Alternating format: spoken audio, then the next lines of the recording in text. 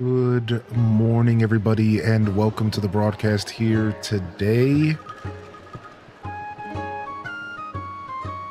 We're ready to lock in here on a Tuesday. Play some Animal Crossing New Horizons. The villager hunt continues.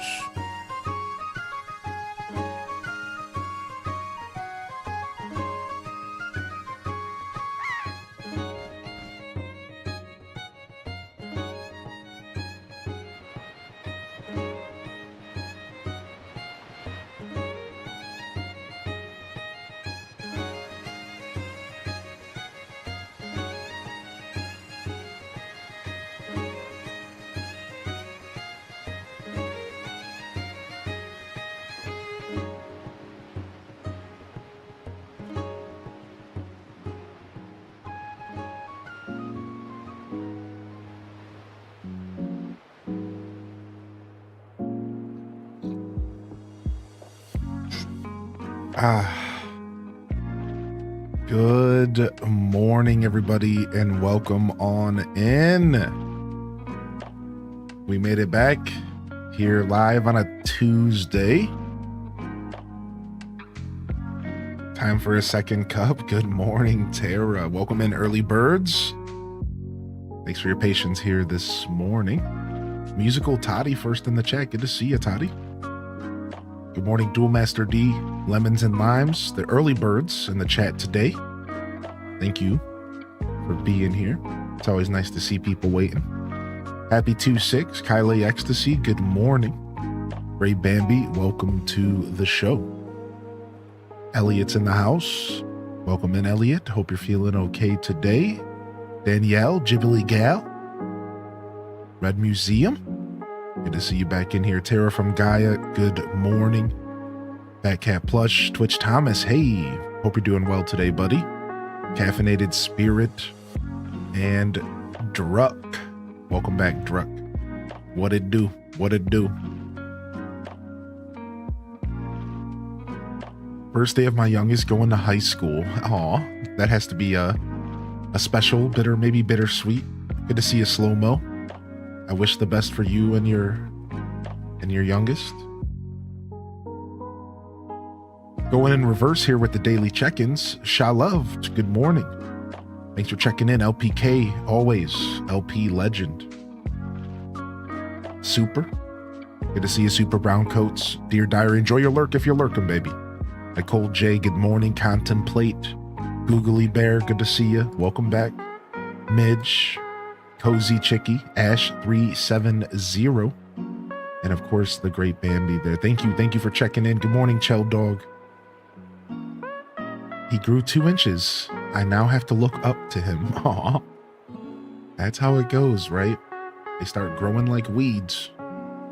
Legend of Tay Tay, good morning today, Day. Hope you're feeling good. Caffeinated Spirit, I hope you enjoy some Tiny Book Shop. Shout out to the smelly hubbies out here doing it right. We appreciate you. The representation is on point. Welcome to the show. I hope everyone had a great rest of their Monday. And a great Monday in general. If you didn't make it to the show, it was a good broadcast. I had a lot of fun. We yapped. And we found Blanche, the villager. Blanche, the ostrich, came home, which means we got up to 8 out of 10 of our villagers.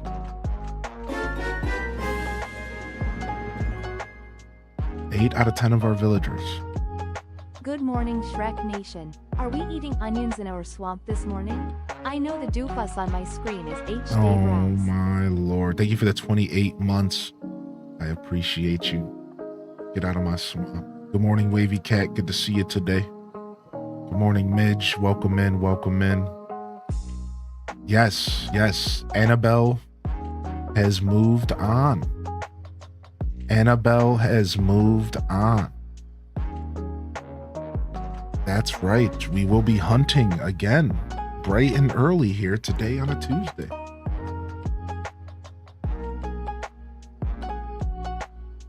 Took me maybe an hour, maybe 45 minutes. But I ended up in October in game, so it took a lot of time traveling. At one point, I realized I was dancing around these dates that I kept revisiting, and the game was remembering I had played those days, like July, August, and September. So I had to just get out of that, right? I had to just time travel to days that were nowhere near that. So I went all the way into October. Finally, somebody I wanted to move out moved out. But it was a process for sure.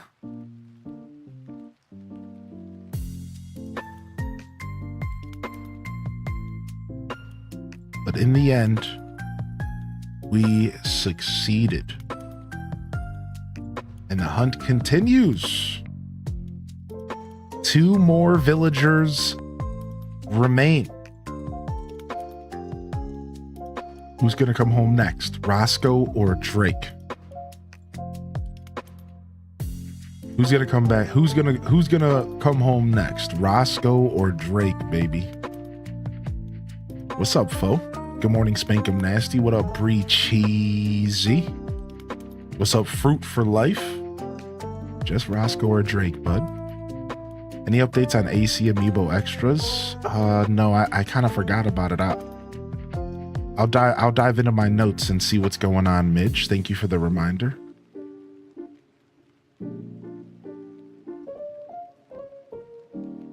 By the end of today, it makes 57 hours and 4 days.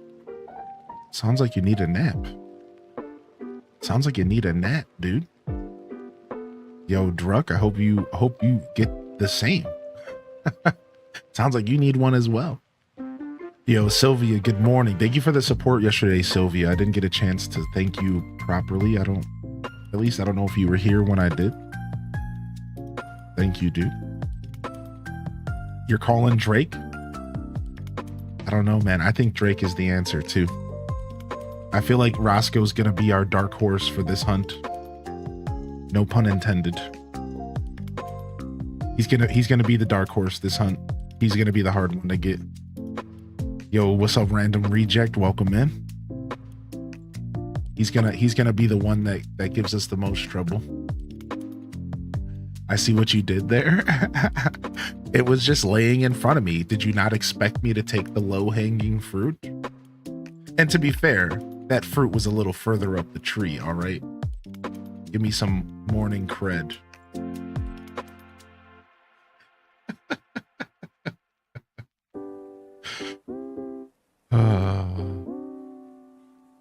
You're usually muted, but not today. Yeah, thank you. Thank you for the support, Sylvia. I appreciate you, dude. Off to the work desk. What up, perpetrator? The Ryan variety. Good morning.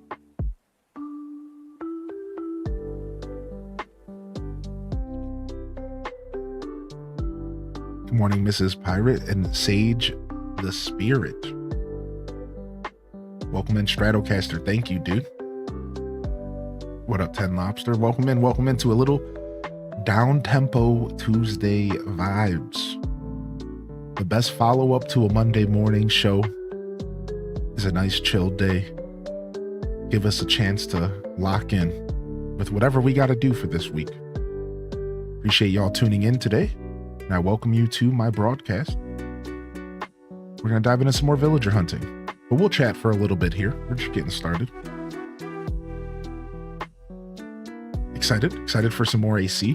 Depending on how long it takes for us to hunt today, I think we're going to do some Tales of the Shire later. I think we're going to get back into, we're going to kick off our socks. We're going to get them grippers out. I think we're going to dive into some Tales of the Shire later today. What up, Daisy Cat? Good morning. Burger Smalls, welcome in. Good to see you as well. And anybody else I missed out there? I might have missed somebody. Alto Girl, good morning. I don't know if I said good morning to you. Sorry to hear about a bad night of sleep. Swifty's got a new album announcement. Oh, Lord, here it goes. Buildings shall burn down. Cars shall be flipped. Swifty's got a new album announcement. All hell is about to break loose. Oh my God. Lord have mercy. Oh my God. Oh my God. You thought the second coming of Christ was going to be crazy. How about the next coming of Swifty? You weren't ready for that. My wife has been freaking out all morning. She's so excited. To be fair, man, when my favorite artist drops a new album, I get feral. I'm right there. Good morning, Chaos Queen. Good morning, Cozy Assassin. I'm right there. I'm not gonna lie. Like, I love music, so when my favorite artist drops an album, I'm nuts. I'm going crazy. I'm excited. Right? It's like a new video game. Yeah, just announced. Right.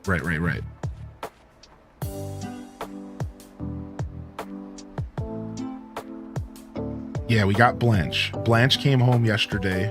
Oh, should have got some eye drops. Blanche came home yesterday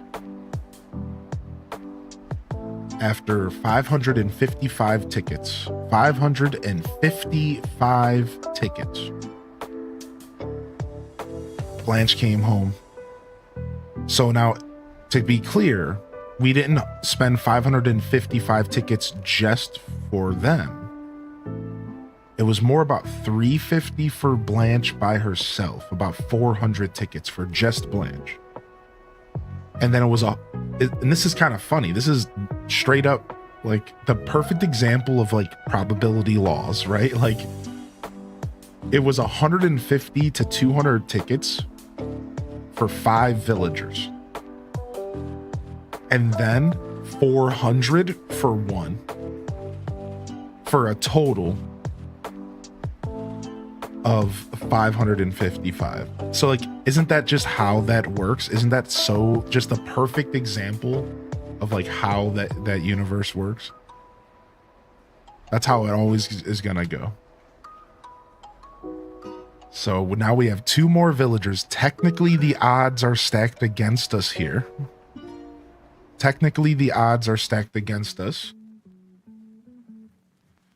But I think today, I think the next villager is going to be simple, and then the one after that's going to be brutal. That's my prediction. My prediction is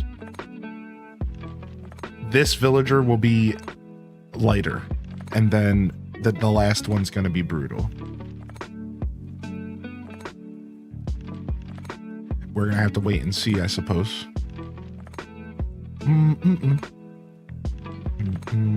Do.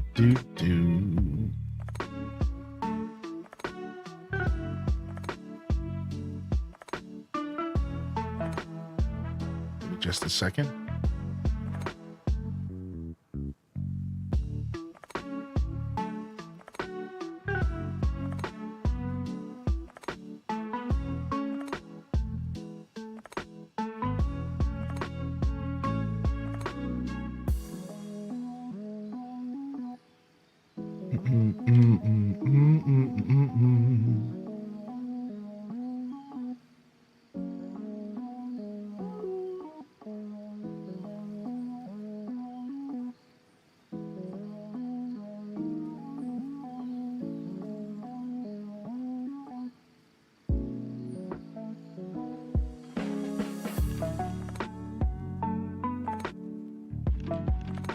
Okay, let's try that out today. So I was messing with my camera. What's up, Famed Guardian? Sorry about that. Just a quick distraction. Been making micro adjustments to my camera recently. I'm excited to take my daughter to her first heavy metal concert. We're going to see Bullet for My Valentine in October. Wow, that's super dope. Talk about power mom moves. Talk about power mom moves. That's so cool. That's super, super rad. Hope you're doing well, Vanessa. Good to see you, man.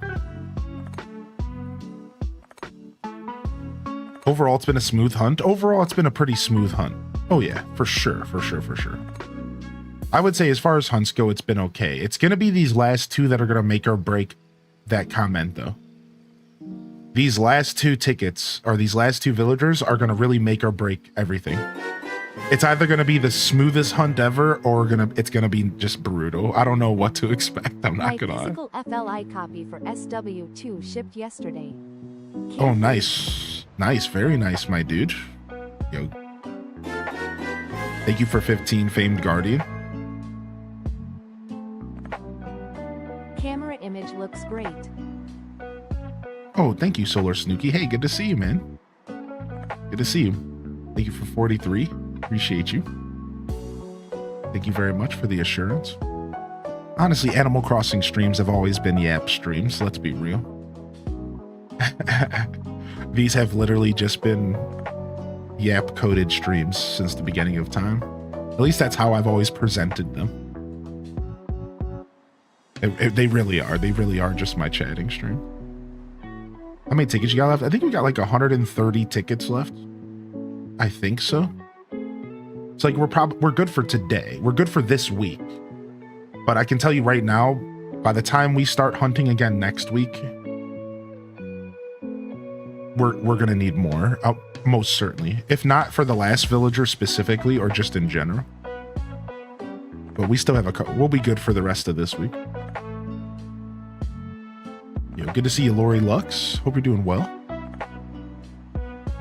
Can't wait for the new iPhone because 12 Pro Max. Oof, 12 Pros. I imagine that's starting to fall apart at the seams. Yeah. Well, it's good that you're getting the most out of your phones, though, right? That's how it should be. They're good computers, you know. They just start to degrade, and the updates start to rip them apart more and more. Good to see you, Sarija. Sarija says God of War Ragnarok or Liza P. I'm gonna say God of War Ragnarok, but that's biased because I want to play that game.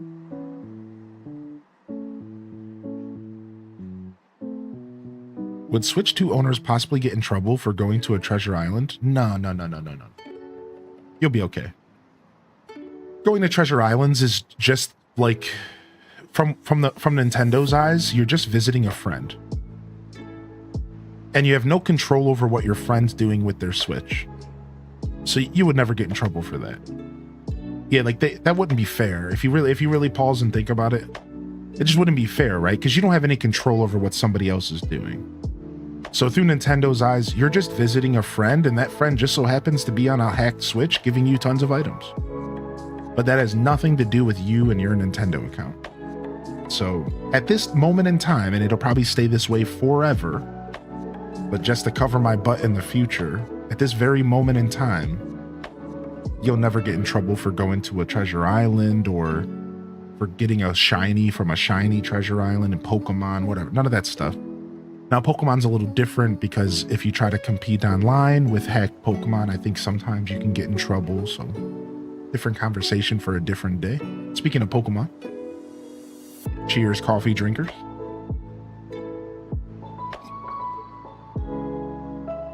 Luckily, she has great taste in music and happy to share this with her. Aw. 25th anniversary tour of the album that got me into them. I think that is such a beautiful thing that you're sharing that moment with your child, though. And like, yeah, sure. Luckily, everything lined up to where this could happen, but still, I think that's cool. I think that's cool for sure. I know I would have loved that as a kid.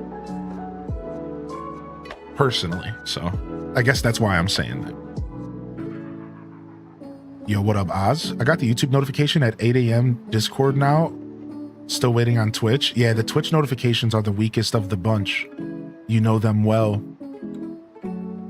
They're finally back to glitch your tail. I don't know. Anyways, Yeah. Yo, YouTube stuff's getting nice. Yo, you need that mug? Thank you, Lori. I got it from like a GameStop or like a box lunch. You know, Think Geek stuff. Think Geek is like everywhere. It's one of those mugs. You can probably find it pretty regularly. They also have a Squirtle head. They also have a Charmander head and a Pikachu and a Bulbasaur. I almost got the Squirtle, but I didn't know if I needed 2 Pokemon face mugs. Like, is that fair? Like, I know Squirtle's my favorite, but I don't really need 2. Like, I like Snorlax a lot. I like this mug, so.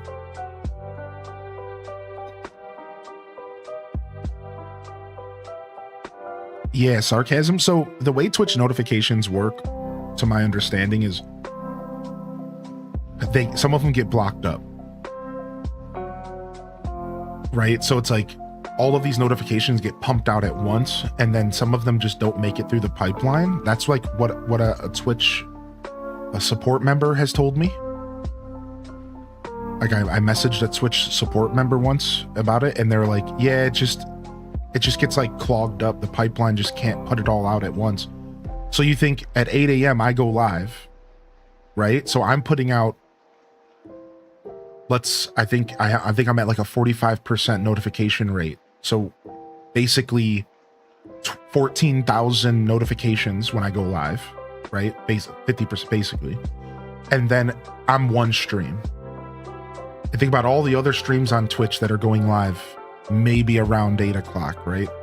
So I think that's what's going on. That's what somebody told me. They're like, it just, some of them don't make it through the pipeline. Not everyone gets the notifications. It just bugs out. It is what it is. So they work for some people. Some days they work for others, other days. That's why Discord, if you really want to make sure you don't miss a stream, Discord's the play. But I'm a pretty consistent creator. So what I always kind of encourage people to do is just show up and see if I'm here.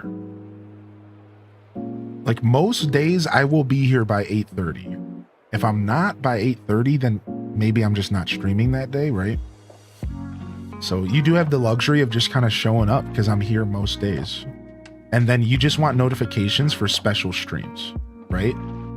Like you want notifications for when I go live at night or when I go live on a day off secretly or something. That's when notifications are really important. Otherwise, you could just pop in and just see if I'm here, you know? I'll probably be here, so. Sounds like Twitch needs a plumber. Yeah. Better than me. I bought 3 Hello Kitty mugs at once because I couldn't pick which was the cutest. You have more restraint than me. I know. I'm trying not to buy too many mugs. To be honest, mugs are a specific conversation because I purposefully am extra restrained when it comes to mugs. I'm still not convinced I'm a mug buyer. I have a mug rack. I literally have a mug tree. I have almost 10, I think, ish mugs. But I'm still lying to myself that I'm not a mug buyer. So when I'm at the stores, I'm like really picky about it. I'm not converted completely yet. I'm not. So, yo, thank you, Leia. I appreciate you so much, dude.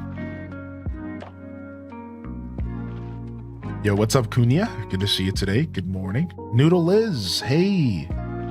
Spilled my whole coffee pot. That's a terrible way to start a day, dude. That sucks, dude. I'm real sorry to hear about the spilled coffee pot. It sounds like you could use a gifted sub this morning because let's see if we can reverse those vibes. Sound good, Liz? Let's see if we can flip it and reverse it. Missy Elliott. Let's see if we can flip that because that's not a way to start a day. Hope you have a good day, Liz. Yo, what's up, National Pokedex? You always need 2 Pokemon face mugs. National Pokedex. What a beautiful Twitch name. That's so sick, dude. Just because you told me, the next time I see the Squirtle mug in the wild, I'm buying it. Just because of your Twitch name.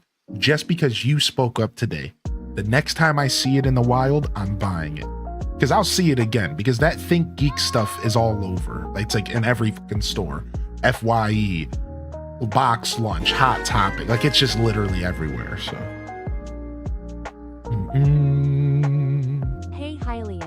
just wanted to stop by and say what's up. Been weeks since I was able to join a live. Jessica, Life has been dude. crazy. I've been But wondering still where you've loving been. the best place on the internet. Day way. I was wondering. You know, as a streamer, especially one that I can kind of confidently say, like, I'm good about remembering stuff with the community. But anyways, like, I feel like as a streamer in general, like, we notice those little things, but it's not a bad thing. But we totally notice the absence of viewers and people who maybe take breaks from Twitch. And, you know, it's never a negative thing. I always look at things positively, like, oh, that person's maybe busy, or maybe that person's taking a break from Twitch. Good, healthy, do it. So it's funny. I did notice, but I try not to overthink it, right? I'm just, I'm sure they'll come around. But thanks for the 16 months, and I hope you've been well, man. I hope it's been a good crazy. You know, sometimes crazy is good. Sometimes busy is good. You know. What's up, Loud Felix? Good to see you, man. Thank you, Lori. Thank you so much for the lurk today. Enjoy the lurk. Enjoy the work lurk. Appreciate you, dude. Hope you have a good Tuesday, all right? And thank you, Effie Apples. Always a pleasure to see you in here, Effie. Appreciate you. Thanks for sticking with me all these years, Solar Snooky. Ostrich Breath, enjoy the show. Dolore. Kells, Queen Kells. You're such a treat of a human, dude. Thanks, man. Thanks for popping in. Andromeda, Yuki B. Welcome back, Goth GF, Titch, Variant Hex. Sammy Dot, good morning. Anybody I missed? Toad, I just saw you sneak in here. Good morning, Toad. And welcome in, welcome in. I would go out searching for it and be like, oops, I found it in the wild. I just was at like malls and stuff. No, I don't know when's the next time I'll go out into the retail world. I'm gonna go do some hunting and gathering for some foodstuffs today. I'll be going to the grocery store. What are y'all going to get into today? I played Fantasy Life last night for the first time in a while. And dude, why is Fantasy Life so good? Dude, coming back after a couple weeks, it's like coming home. So I leveled up Blacksmith all the way up to Expert. So now the last thing I did was I unlocked Blacksmith. So I got Blacksmith up to Expert. And I'm going to so I could start making armor. I realized where I left the game, I never even made myself any legendary tools. I was right on the cusp of starting that process of leveling Carpenter, leveling Blacksmith, so I can start getting legendary tools and gear. And like, that's when I took a break. So I played some Fantasy Life for just a little bit last night, which was real refreshing. And I'm going to be playing more, I think. Otherwise, there was a big update that I missed. I missed like a pretty big update. Apparently that added some content and stuff. I don't think it's the big DLC update that we were waiting for, but just a different one.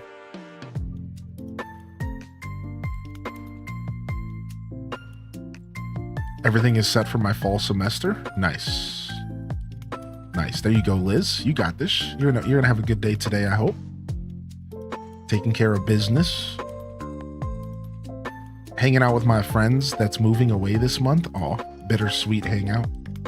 Bittersweet. What up, Spicy Sin Bun Dude? What up, King of Arcadia and Just Jackie? Going outside where the people are? Yeah. Gonna go hunt and gather for some foods. That's about it. That's my day today. I'm taking tomorrow off, chat room. I'm taking off Wednesday and Thursday. I decided 2 in a row is what I need this week. Dude, I battle so hard taking days off. I fight myself so hard. I hate taking days off. But I decided when I went to bed last night, I'm gonna take 2 days off. I'll be uploading a bunch of YouTube content. So y'all can check that out if you want. You can watch VODs. I'm gonna take off because I have like projects I'm trying to do for my stream. And I require a full day to do that kind of stuff. That's just my brain. That's just how it works. Because the way I work, my workflow is goofy. My workflow is ethereal. Like, I just wait for the motivation to come is how I prefer to work on most things. Now you can't always do that. A lot of times, sometimes you do have to just like fight and like push yourself to like do what you need to do. But when it comes to like creative stuff and like my stream, my broadcast, I like to have a big amount of time and I like to work within that time. So like my favorite day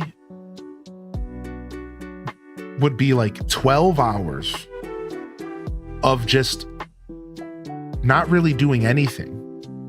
And then once I get that out of my system, then I get motivated to do work.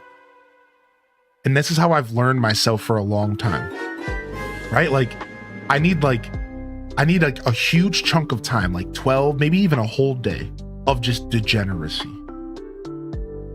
And then once I get all of that out of my system, then I'm like, let's go do chores. Let's go work on stuff. Let's go do projects. And I become a machine.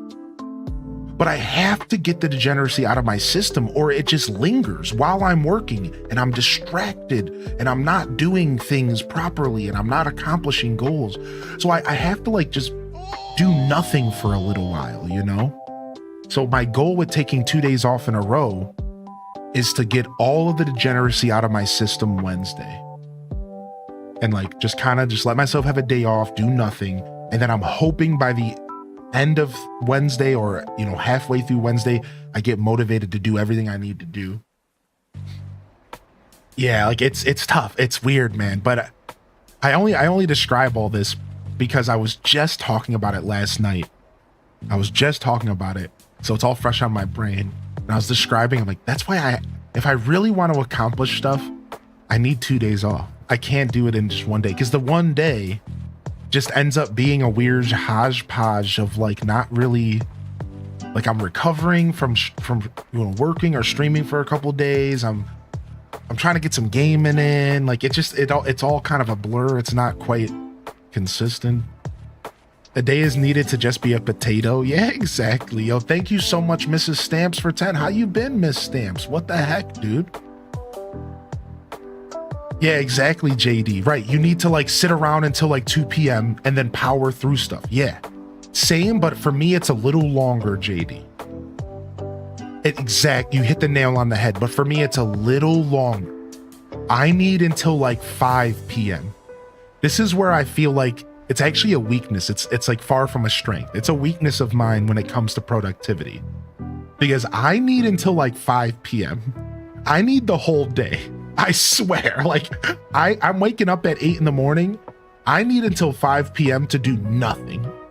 And then I will start working into the evening. I'll stay up till 10 or 11 and then I'll go to bed. Yeah, I need till like 5 p.m. Because man, I like to take my time when I game, dude. I like to take my time in life. Chat room, I'm an habitual saunterer. Anybody else saunter through life? I'm not a rushy kind of guy, man. When I go to the grocery store, I saunter.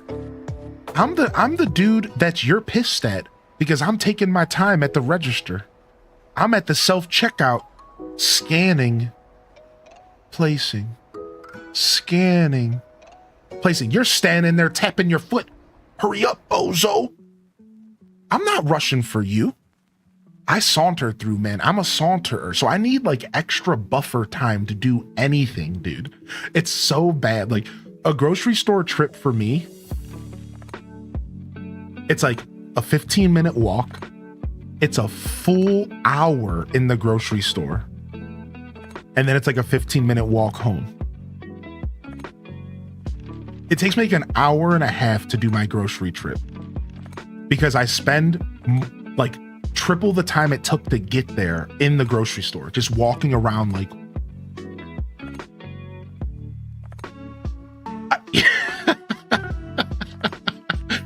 that's just how I am, dude. I've been this way my whole life.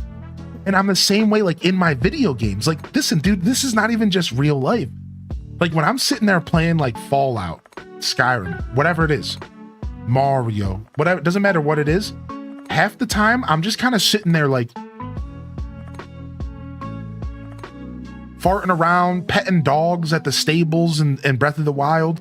Like I'm not, I'm not even actually playing the game for like most of the time. I'm just kind of hanging out. And then I'll like lock in and I'll like do a dungeon. And then I'm like, okay, I'm good. Like, but I'm like, I even like saunter through my games. I'm a saunterer. I'm a habitual slow moving guy. I've always said that turtles are my spirit animal, and I truly feel that way. I truly feel that way. Turtles are my spirit animals, man. Sounds like you're a human who needs actual breaks, not pseudo breaks. So you're the guy in the middle of the aisle getting in the way. To be fair, I am self-aware enough to not get in the way of other people when I'm out in public. But I will say that I do take my time. So like if I'm standing in front of the chicken section trying to pick out some chicken and you come by, I might scoot over and be like, do you need something? Go ahead. Go ahead, do your thing. You don't have to wait for me. Because I know I take forever. So good thing I'm a social butterfly in that sense, right? Because like, it's not like I'm standing there with my elbows out mad. You know what I mean? Like, no, I'm like, yo, do you need me to step aside? Like, go ahead, because I'm going to be here for another 15 minutes. And I'll like get a laugh out of them. Like, I'm like, they'll be like, oh, yeah, no problem. And they'll grab their food. And I'm like, I don't even know what I want. I'm like, there's too many options. I'll like turn it into a joke and like, I'll let them pick what they want. But I'll stand there for 15 minutes. Sure. Yeah, sure. Like, so you know what I mean? You get what I'm saying? Like, I take my time. But like, sure, I'm not going to get in your way. I try not to be like a nuisance. But I firmly believe it's my right to take my time, though. That's the thing. And I think more people should understand that. Yeah, it's my right to take my time. You don't try to rush me through my shopping experience because you're in a rush. You're the one who needs to adjust around me. That's how I look at it. You need to adjust around me. You're the one rushing through. Figure it out. I feel the same way. Traffic, no matter what it is, you're in my way. You gotta work around me, son. Like, this is my world. You're just living in it. That's how I am on the weekend. After 5 days at work, I need Saturday and a half of a Sunday before I do anything productive. Exactly, Vito. Yes, you get it. Coexisting at its finest. That comment was perfect, Katie, after I just made that comment. Like, you typed coexisting at its finest as I'm over here saying it's my world and you're living in it. Yep, coexisting at its finest. Yes, welcome to my show. Happy Tuesday, everybody. That's the way it goes. That's the way the news goes. Here, let me catch up on chat and then let's jump into the game, all right? We don't have to do as long of an intro today. Thank you, Kels, for the gifted, by the way. Thank you again. Miss Stamps, I hope you've been well. Thanks for the continued support and patronage. Thank you for the Prime. I hope you enjoy the emotes. I hate that I've been missing your Fantasy Life streams. Oh, well, there's a bunch of the episodes on YouTube. And you should know that we took a break from Fantasy Life, so you haven't missed much. We honestly haven't played Fantasy Life for about 2 or 3 weeks, besides for the occasional episode. But I am just about to finish. Not finish, but I am just about to upload everything Fantasy Life oriented up until about 2 months ago-ish. I don't know how far behind I am, but either way, I have like 3 more episodes of Fantasy Life to upload, and then we're almost done with uploading the playthrough on YouTube. Like, it's pretty much, at that point, we're completely caught up to like now. Same thing with Animal Crossing Deluxe. So quick little updates to the YouTube, y'all. We're almost caught up on Fantasy Life and Animal Crossing GameCube to current. So, and I'm doing some dumping because as these episodes get further along, they get shorter and they get more yappy and there's less content being showcased. So I'm releasing them just in bulk, not episodically. So you can just go in and binge them. All right, so because I'm not gonna ping my YouTube audience for just an hour-long episode of Animal Crossing with me just like yapping. So you're gonna want to go to the playlist and check, because like just last night I released 3 episodes in a row, and I just made it to where they didn't notify subscribers. So those playthroughs are both gonna get really like fattened out, and I'm just gonna like dump a bunch of episodes at a time. So look out for that. Look out for that. Graveyard Keeper starts tomorrow evening. Episode 1 of Graveyard Keeper releases tomorrow evening. We're going to start that playthrough. We'll be releasing it for a week straight, and then it's done. It's like 8 episode long playthrough. So if you haven't seen me play Graveyard Keeper, that's coming soon. And I think we're going to maybe try to get Coral Island going as well. So just got 1,000 Koroks in Tears of the Kingdom, and I'm still only at 99.35%. Oh no, I bet you're missing the name of a bridge or something. I bet you it's that. All right, let me just catch up on a couple messages here. I wasn't done catching up. Are you still trying to get your driver's license? Yeah, but I just... It's not even about trying. I just need somebody with a vehicle to take me to go do the test. I just unfortunately don't have anybody to do that in my life right now. That's it. So once I can just get the test lined up with a human, I can just go take the test. And like, that's it. That's all I have to do. So it's starting to get to the point where I might just buy the car first. And then that might help. You know, if I just have a car and then I can just get someone to go with me and help me out, you know, we'll see what happens. Watching you play Deluxe inspired me to emulate ACGC on my phone. Nice, dude. Nice. I'm so glad you're playing Animal Crossing GameCube. I know that feeling, needing a car to take a test. It kept me from getting my license for years. Yeah, it's like I need a car to take the test, but I can't take the test without a car. It's just all yeah, it just sucks. And the problem is, and then the other problem is that now you can't just go to a test exam and just take your test. You have to schedule weeks in advance, months, because ever since COVID, everything changed. And the last time I tried to sign up, the reason I don't have my license right now is because we had everything planned. I had my partner coming into town. We were going to go take the test, right? And then I went to go sign up. I was like 4 weeks before they were coming out. I'm like, all right, let me go see if I need to set an appointment up, you know? So I call in and they're like, if you don't try to set an appointment up 2 months in advance, you're never going to get in because of all the students, because now everything's all slow and backed up, and all the kids who are trying to get their first license are clogging up the queues. So you just need 2 months in advance or you're never going to get in. And I'm just like, what? Like, what happened? What do you mean? So now it's like even harder because I can't just like my partner has a life and they have responsibilities. So I have to plan 2 months in advance and then line it up with them and like make it work. And it just has made everything way harder for me. So it's like, yeah, it just sucks.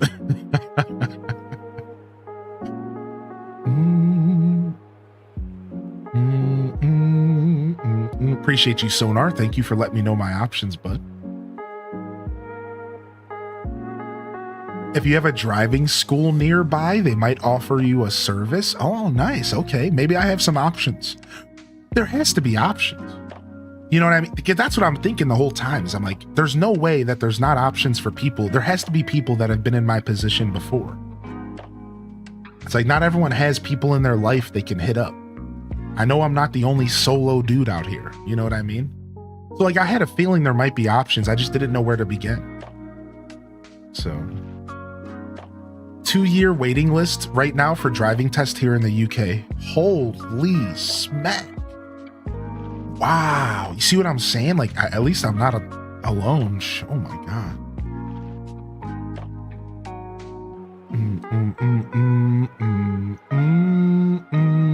Yo, what up, Pages Peaches? Good morning. Good Good to see you. All right, any other messages I missed here before we jump over? I just started TikTok for my art. I posted something this morning and thought I received my first hate comment, but I looked up what it meant, and it turned out to be the sweetest and most inspirational thing. It has me in tears. Aw. Nice. I'm glad your art journey's going well, dude. Hylian needs the speed boost ability. Yeah, I'm a habitual saunterer, dude. Here's the thing, though. I do know how to hustle, chat. Like, I do have a good sense of urgency, which is why I was so good in the kitchen world and the retail world. So like, when I need to step up, like I have a sense of urgency when needed, but I really don't like it. That's why I moved away from kitchens and retail, because like I didn't like enacting it. That's like not my favorite thing to activate. It's like activating, you know, like a certain ability in me. I have to like flip the switch, like, okay, now we're in urgency mode, but I don't like it. I prefer to saunter. But I do have the ability, if I need to, I can just, all right, we have to get in and out.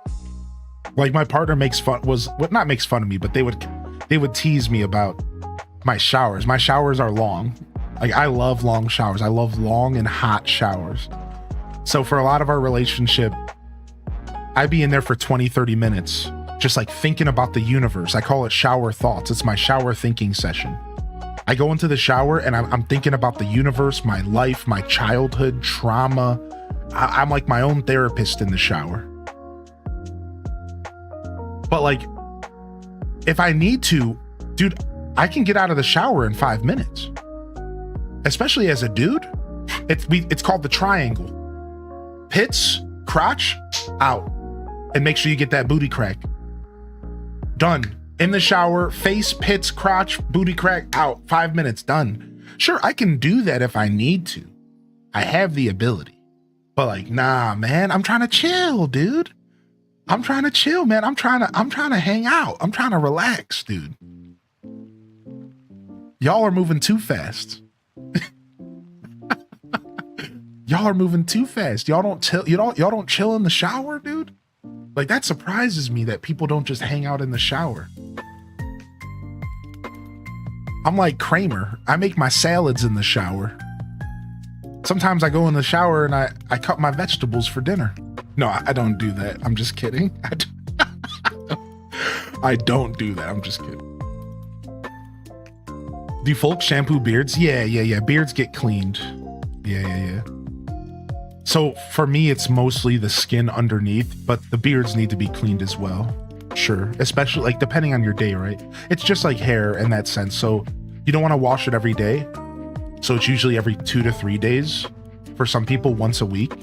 But it also depends on activity. Like if I go and I work out and get super sweaty, then I'm likely going to wash my beard the next morning. Right. Like, not always. I'm a natural guy. I like to let my body kind of do its natural things, like natural oil producing and stuff. So I try to keep it to like 3 days.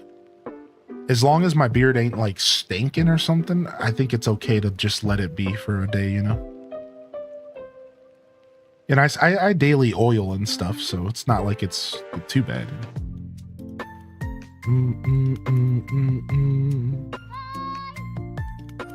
I'm the same. I used to the time in the shower to really think and relax when I'm overwhelmed. Yeah, dude, it's the best feeling ever, man. But I've always been kind of in tune with water, you know? So like for me, it's like, I don't know, something about being surrounded by water feels good to me. It's like extra special to me. I like being naked and wet.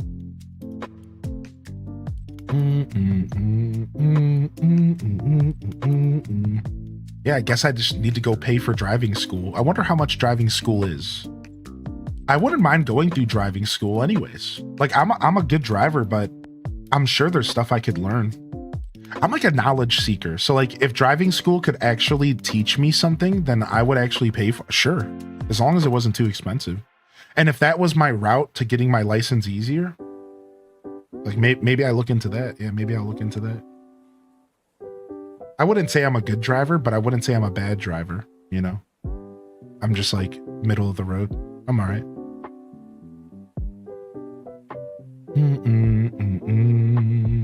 Sometimes you get a discount as well. That's cool. Yeah. My husband named me Aquatrina because he said I'm such a water type. That's super funny. That's super funny.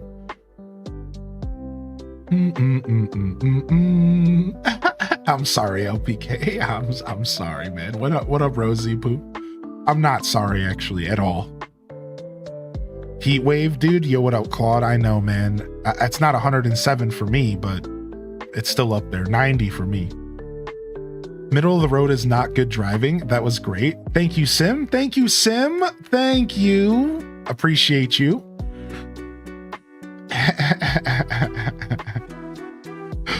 Appreciate you, buddy. Yo, what up, Ann? Welcome to the show. Diana, good morning. Hope you're doing well today, Diana. How you been, man? You got a Switch 2 yet? You been playing it? What up, Dista? Welcome back. Here, let's talk over AC. Let's go. Today's one of those days where I just want to keep messing with my beard, but I'm gonna resist.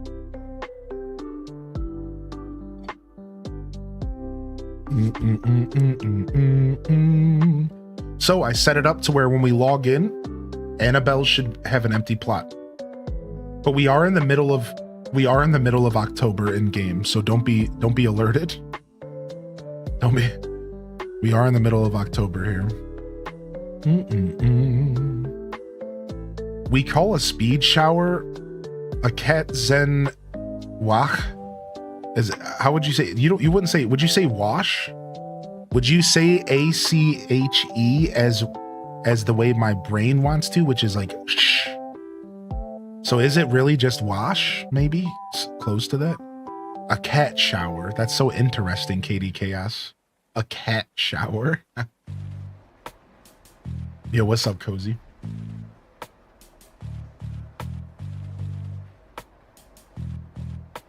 There it is. You see that empty plot?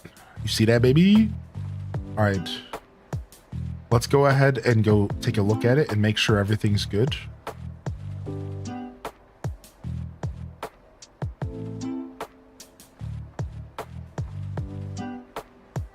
The hunt continues. Bum bum bum bum. Heat wave, and I'm about to spend 10 hours landscaping. I didn't know you were a landscaper, Decade. I didn't know that, dude. What's up, man? Are you just doing it for your own house, or is it your job? Oh, you said for your job, right? Right there it is. You might pick up a Pikachu Japan 3DS XL for $500, but they're asking for $380. I have one of those, sarcasm. It's just not Japanese, but I think you're talking about this guy right here. Hey, Bubbles. I saw you pop in there, Bubbles. Good morning. Sorry I missed you.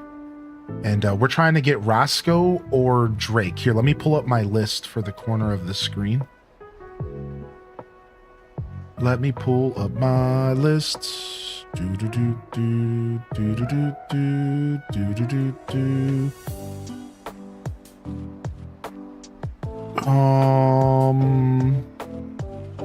Here it is. Boom.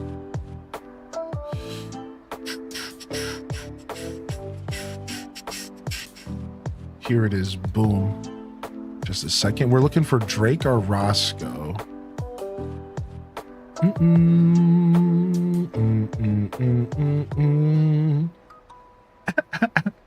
I just found this fake letter that I wrote that I never actually sent to anybody on my notepad. Look, it says, "Dear Leakers." It says, "Dear Leakers, once again, you've once again taken advantage of the Animal Crossing community. Stop using us for your clickbaiting treachery. We are not your little playthings. You predicted an Animal Crossing drop in this direct and we didn't get it. I hate you."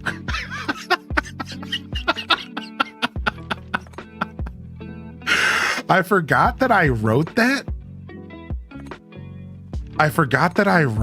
And then I didn't do anything with it. I forgot.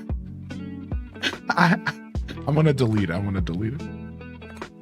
That's so funny to me. That's so hilarious.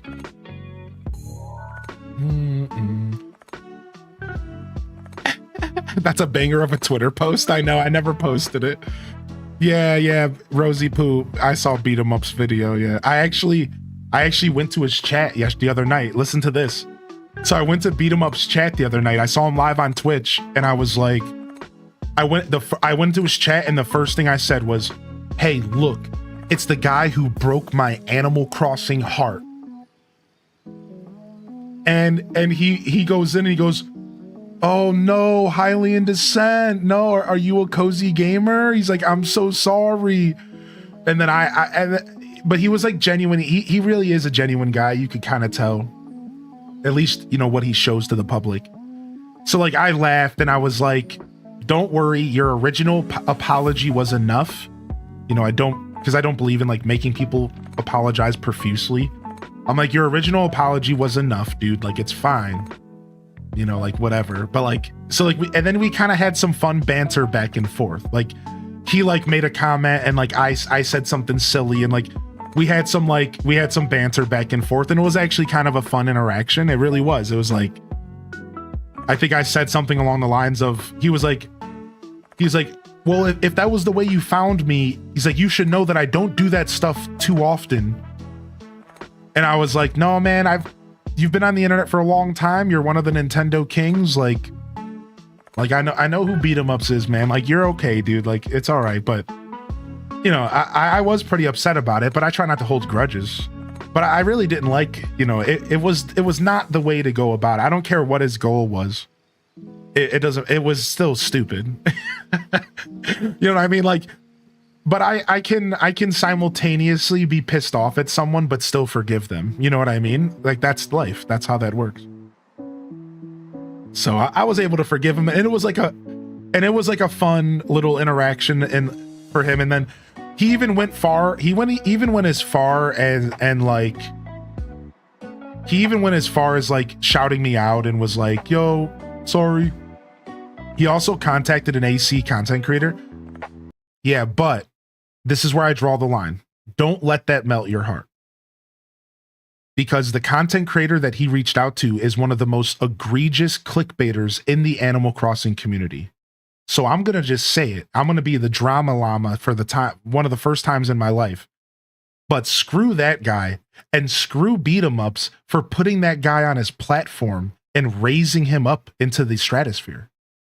So while again, for 2 times in a row, he thought he was doing something good. "Oh, I better reach out to this random Animal Crossing creator and make myself feel better about the thing I did wrong." All he really did was give this guy thousands of millions of people in front of him, and he's one of the worst people in the Animal Crossing community. He sits there and makes videos. "Oh, there's an update," and it's like nothing. It's like merch. He's one of the worst clickbaiters, literally just squeezing attention out of people because we're all hungry as Animal Crossers. So like, nah, don't even get it twisted.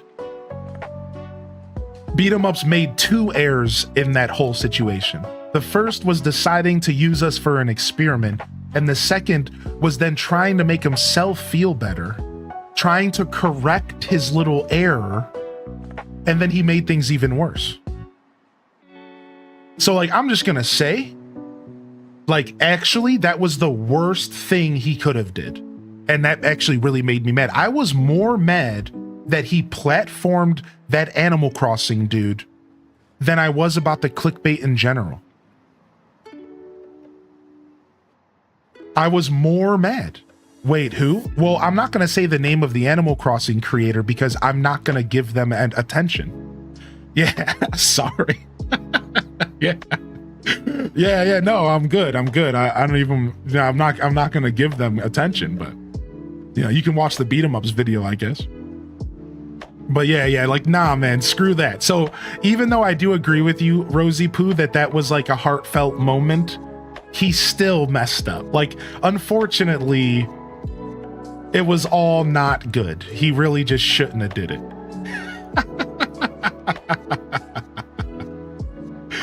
Yeah. But it was a sweetheart moment for sure. Right. Like, I agree with you. It was like a, okay, my bad, you know, but he got me, you know. Yeah, I got as well.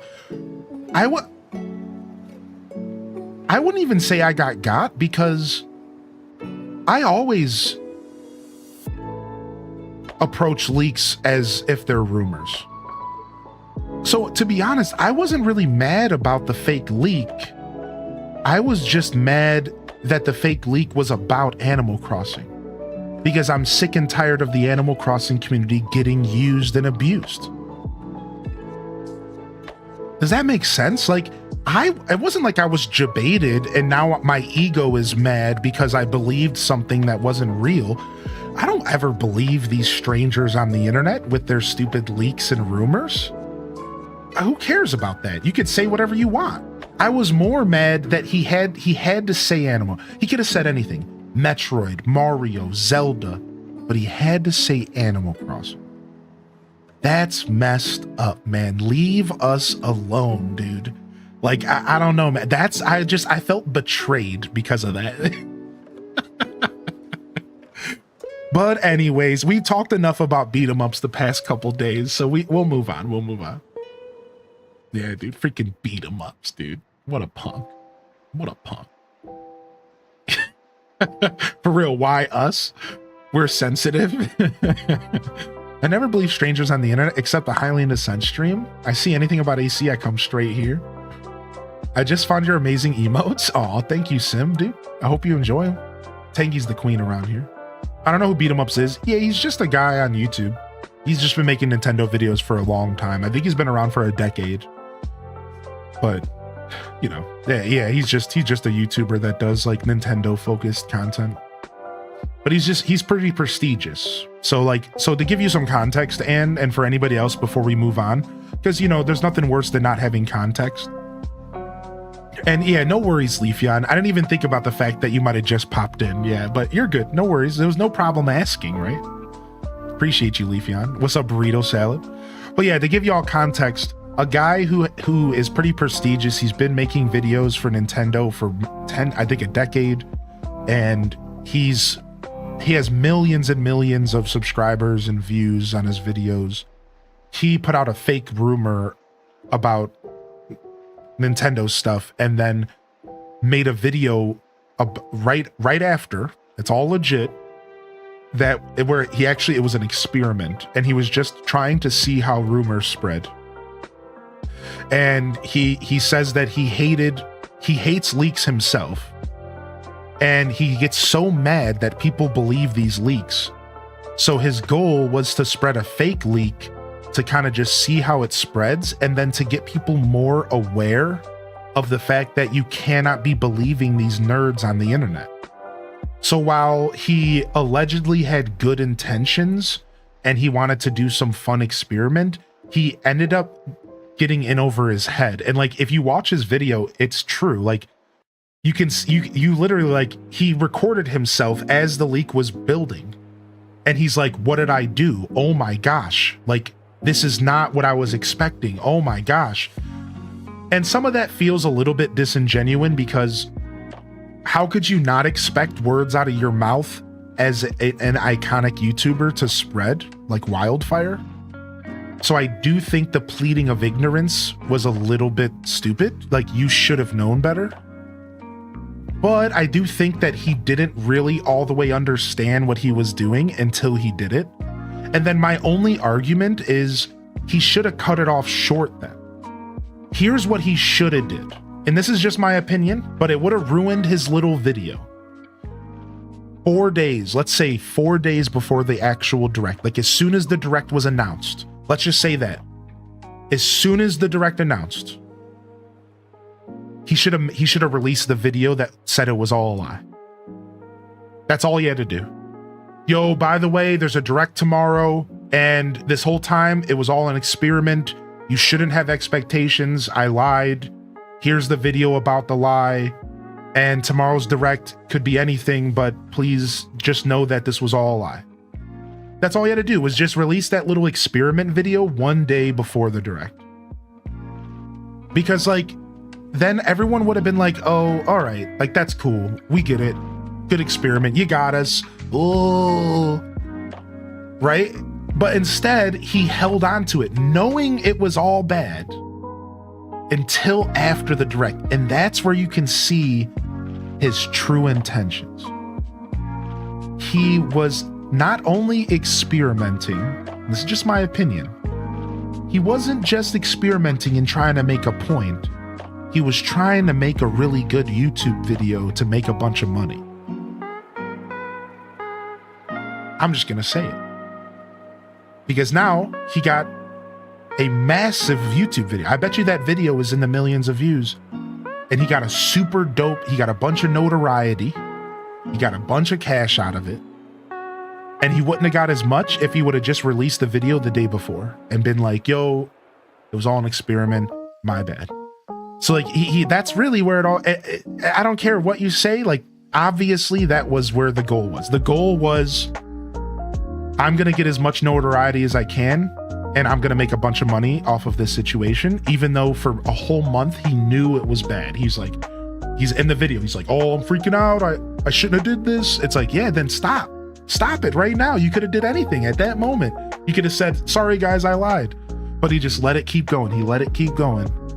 So I try in my life, I try really hard not to think too negatively of people. I try to go for the best intention approach, but I cannot help but to believe that his intentions were not as good or pure as they mentioned. I'm sorry, I've been around the block. When money's involved, like, what do you want from me? You know what I mean? You need to be able to bounce back. Oh, he already has.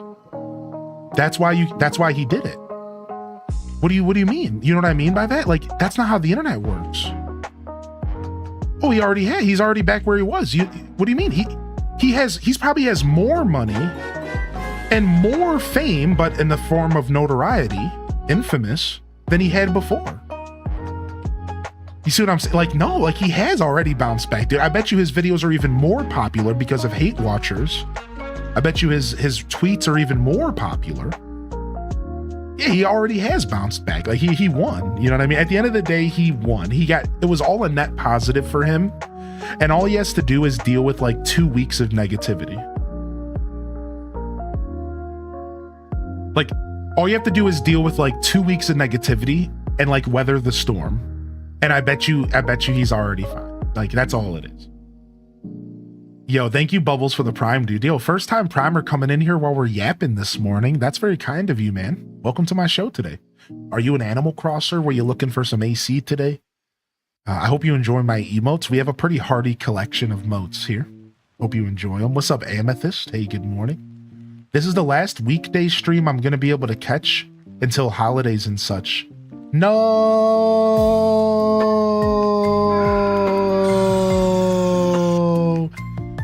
It bummed me out for sure. Oh, I didn't realize his analytics and stuff were bad. Yeah, I didn't know that, JD. So maybe I misspoke a little bit, but I apologize. But to answer your question, I think he's going to bounce back faster than you think. But I didn't know he was going through a down spiral like that. Yeah, I didn't know that. Yeah, I would say 2 weeks and then he bounces back. Haven't been here in a while. How is everyone? I'm doing pretty good today. How are you, Amethyst? I wish him well, but it was annoying. Yeah, look, at the end of the day, man, life is too short to like be really mad about stuff. You know? So like, that's why I was able to go into his chat and have some banter with him. And like, just like, you know what I mean? Like, life is too short, dude. It's whatever. I'm not saying that people can't be mad or disappointed by him, but you know, at the end of the day, it's like, whatever. Am I going to watch every one of his videos? I don't know. Maybe, I don't know. I mean, am I going to boycott him? Probably not. I don't, you know. At first I was thinking about it. At first I was like, I'm never going to watch a video he ever made ever again.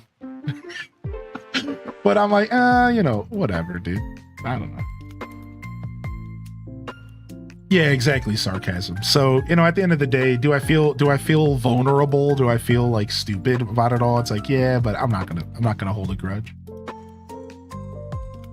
Yeah, right, JD, right. And I think you're 100% justified in that. I appreciate you, Diana. One day I'm gonna do the same experiment though. So just letting y'all know. I'm just biding my time. I'm gonna drop a big bomb, get myself a bunch of internet clout and fame. Wait, don't play. No, I'm just kidding.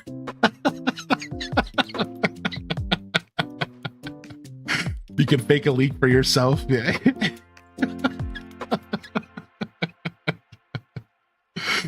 I'm dropping merch tomorrow.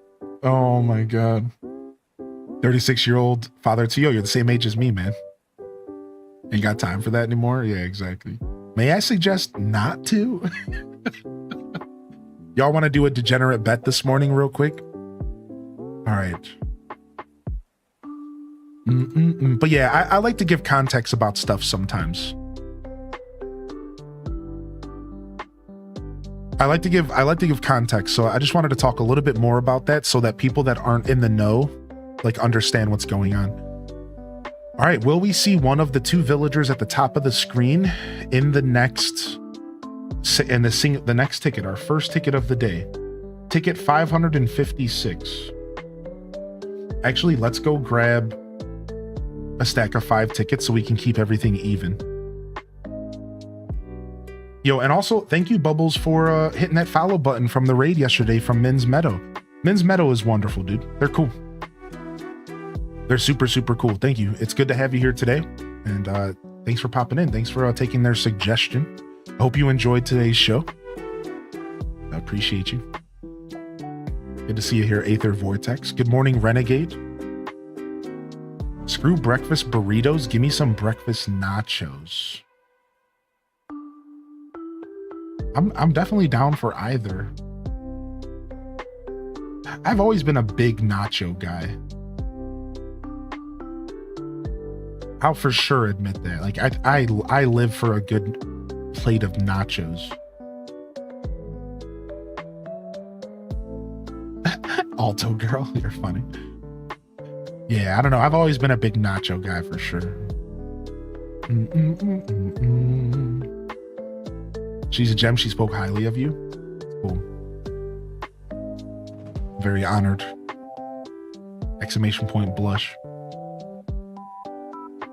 Make nachos, tots, and put breakfast stuff on them. Yo, Alice, welcome back today. What up, Ron? Dude, it's the first hour and we're talking about food again. That's the 3rd day in a row. Y'all are making me hungry. Jay Kaiser, good morning today. Thank you for the kind words, Diana. Thank you again for the first time Prime. It really does all add up. Thank you for the follows as well. And good morning. If you're over there on YouTube today, enjoy the show. Enjoy the show. And thank you for tuning in.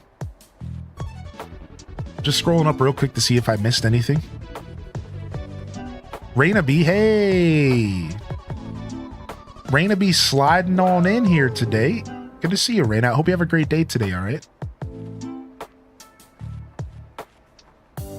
Have a good day today, Raina B. Appreciate you. And thank you, 10 Lobster, for the gift over to Ron. Ron's been around here for a long time. So you picked a good one. You sniped a good one there. Hope you're feeling good today, Leafeon.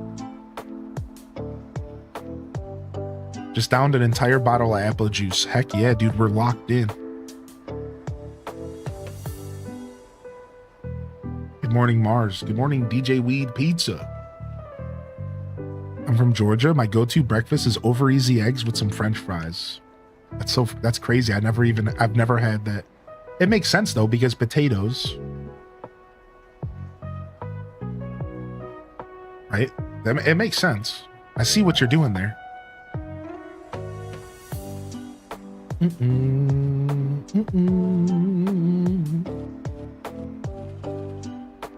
I swallowed too much chlorine in the pool. I think I'm dying.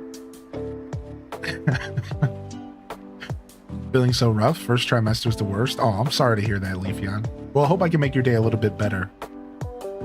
I didn't appreciate you, dude. Feel better soon, all right?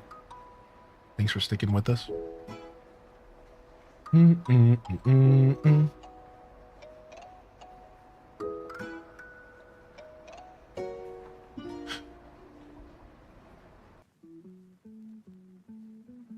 Ticket number 1.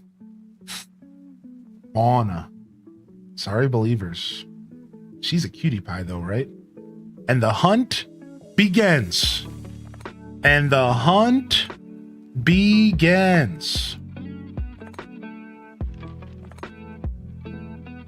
You know what to do, chat.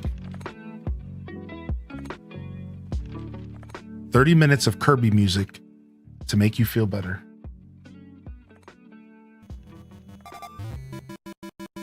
Let's go.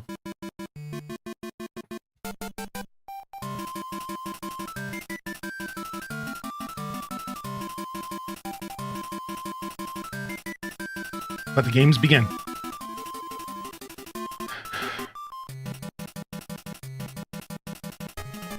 Fauna is babe for sure. What's the best sandwich? Well, I'm partial to sour diesel or maybe some Skywalker. Oh, wait, you meant real sandwiches. Oh, excuse me.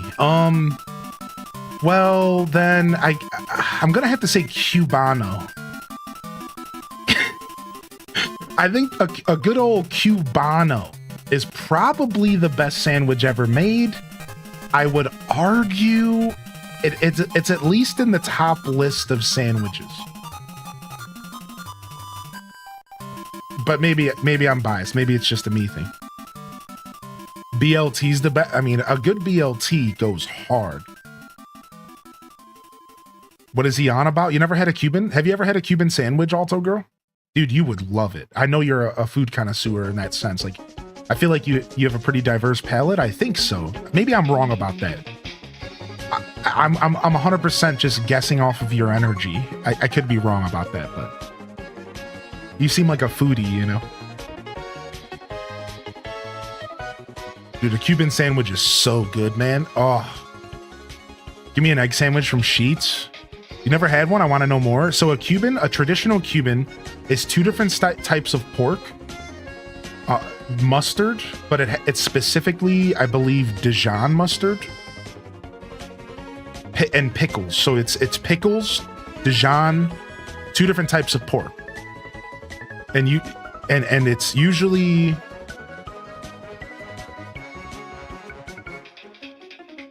I forget the 2 different types of meat, but it's 2 specific types of pork, pickles, and mustard, and then I think Swiss cheese, right? Am I thinking correctly? Is it Swiss? Just cheese in general, I guess. Yeah, Swiss. It is Swiss, right? Yeah. And you grill it. That's the key. You're grilling it. That's the key. It has to be grilled. Yeah. Oh, and it's seriously perfect. Oh. But it's got to be made right. Yeah, it's ham and something else. Yes, Sidey, ham is for sure one of them. Pernell sounds right. For sure. Yeah, it is kind of like a melt. You got that right. There was an episode of Scuffed Eats that we made a Cuban because you remember in Pokemon Scarlet and Violet, it had the whole sandwich thing, right? We did that. We did a sandwich stream on Twitch where we made sandwiches like Pokemon Scarlet and Violet. It was one of the funniest streams ever. It was so good, dude. We were throwing ingredients at the bread. And then after we messed around for fun, I made a Cuban and it was delicious. I made a fresh Cuban. Yeah, pork loin. Is that what it is? It's ham and pork loin. Thank you, Witchin. Yeah, it was hilarious. I gotta go dig up the VOD for y'all. The VOD's on YouTube, but it's just not released. It's a funny episode. And again, you might not understand what I'm saying if you didn't play Pokemon Scarlet and Violet, but there was this whole thing in the game where you would make sandwiches by dropping ingredients on the bread. And we did that, like, live. I was making a sandwich by like dropping and throwing the ingredients, and then I had to try to eat the sandwich. It was honestly a blast, dude. It was really good. It was probably one of my best episodes of Scuff Beats, dude. It was so funny. Yeah. I'll dig it up and we'll get some Scuffed Eats released here soon. Yeah. Reminds me of the Lilo and Stitch sandwich game.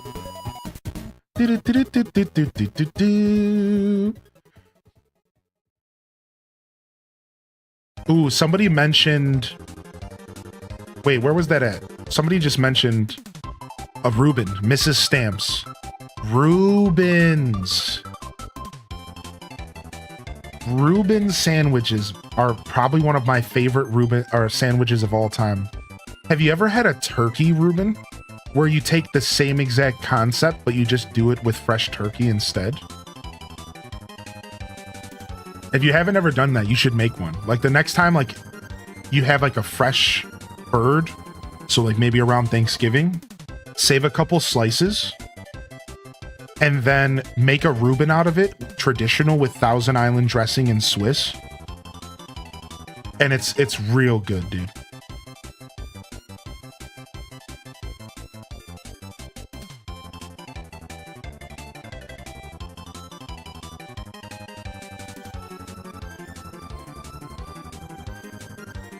If you were to remove one meat from your life, chicken or beef, which one would you remove? It has to be one of those two. That's a really good question, but I'd probably remove beef. I think I like chicken more. But if I had to remove any meat, I would remove pork probably. And I'd keep beef and chicken. Because I like beef. But out of those two, chicken wins. I just like chicken. I grew up eating so much chicken. I don't know. I could go without beef. I don't know if I would like going without chicken. That's basically why I answered that way. Yeah, like, it's like, I'm pretty sure I could live without beef. I don't know if I could live without chicken. I really love chicken. Kashmir shows up. Let's just go straight to the next ticky. Do you have beef with people, man? Get out of here. Where's the beef? Y'all remember those old commercials, dude? Do they still make those terrible commercials, dude? Hold on. Let's go see. Where's this? Oh, there's the sandwich clip. Oh, nice. Hold on, let's pull it up. Let's show people the sandwich stream. Next up, we want some meat, baby. Let's see how we do. All right, this is turning out a little whack. Oh, well, let's go for a third here. All right, sick, dude. All right, let's get some ham on that bad boy.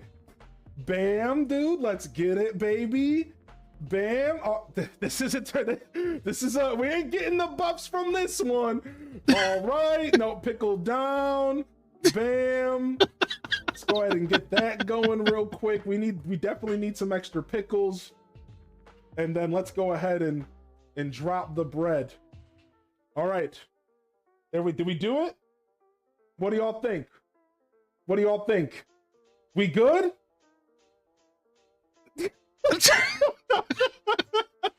All right. How we do? How we do, baby? How we do?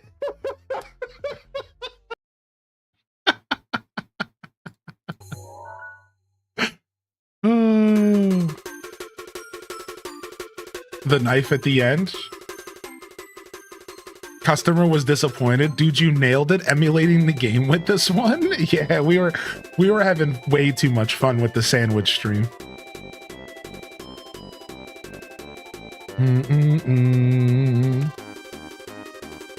All right, Emerald. Yeah, I was emulating Emerald there. Bam! And throw some sandwich on it. Oh yeah, right, Planet Kitties. It's such a nice upgrade. I hope they do that with so many other Switch games.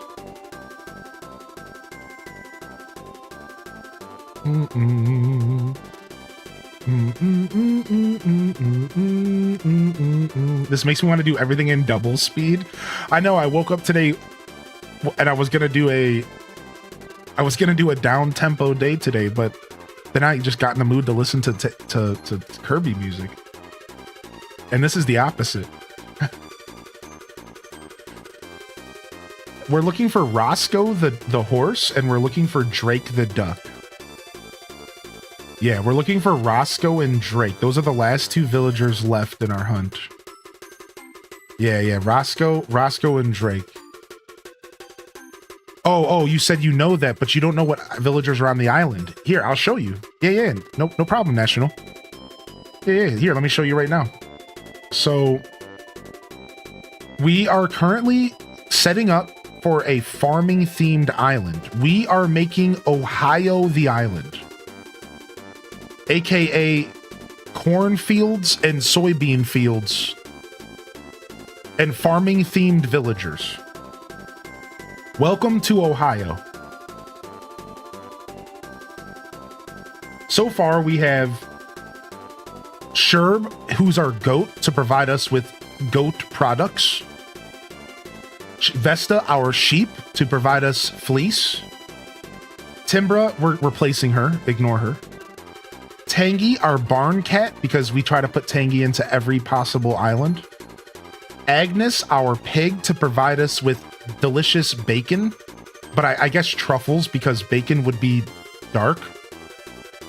Blanche, the ostrich, and this is where we started leaning into Stardew Valley vibes. And that answers the Drake question as well, but we'll get to that in a second. We decided we're actually kind of leaning into Stardew vibes. So we decided to go with Blanche because we wanted an ostrich. The other option was maybe like a bunny rabbit. So we went with an ostrich. We have Shep, our shepherd dog. It just made way too much sense. We have Goose, our chicken, who actually is modeled off of HDes Gritty, my emote that's actually modeled off of a Zelda Cuckoo, which is just a chicken that's white and red, but it all just made too much sense. It just looks like a traditional chicken rooster, so we went with it. And then we have our cow named Tipper, which might be one of the more elegantly named villagers. Tipper, the cow. Nah, Patty's probably better. Let's be real. Anyways. And to go to your comment about Drake, well, the thing is Drake looks exactly like a duck from Stardew Valley. So Funkow, that is why we went with Drake and not Ketchup. And there's also another reason. We wanted one of every personality on our island. So in this game, there's 8 total personalities in the game, and we wanted villagers to fill every personality slot, and then we had 2 extra to double up on and to play around with. So we chose Drake because of his personality and because he looks exactly like a Stardew Valley duck. And we are kind of leaning into some Stardew Valley vibes a little bit here. Just a little bit. Because it's a farming themed island, so. Yeah, Ketchup's a cutie, believe me, people wanted me to choose Ketchup. Also, the other one that people fought for was Cranston the Ostrich versus Blanche. I did let the chat vote on a couple of these. So Cranston was fought for, Ketchup was fought for, and I think there was another that people preferred, but these are the villagers we went with. Rudy Doot Doo. Met you in the channel you rated yesterday. I wanted to drop on by. Holy heck. Well, welcome in, Min's Meadow fam. And thanks for taking the time to check me out, dude. That's huge. I honestly, I couldn't ask for anything else, you know? Like, that's actually super cool. Nice to meet you. Welcome to the show today. We're doing some Animal Crossing villager hunting here. And we are currently on the hunt for 2 more villagers. We've hunted for 6 so far. 2 of which, so we've hunted for 8, 2 of which we got outside of a villager hunt. We got one of them in a tent, and we got one of them as a starting villager. So we didn't have to hunt for 2 of them, but we're on our way for 2 more. Once we finish this hunt, we're going to start decorating, and we're going to create a massive farm complex on our island. And I have some really cool ideas for how we're going to make this super dope.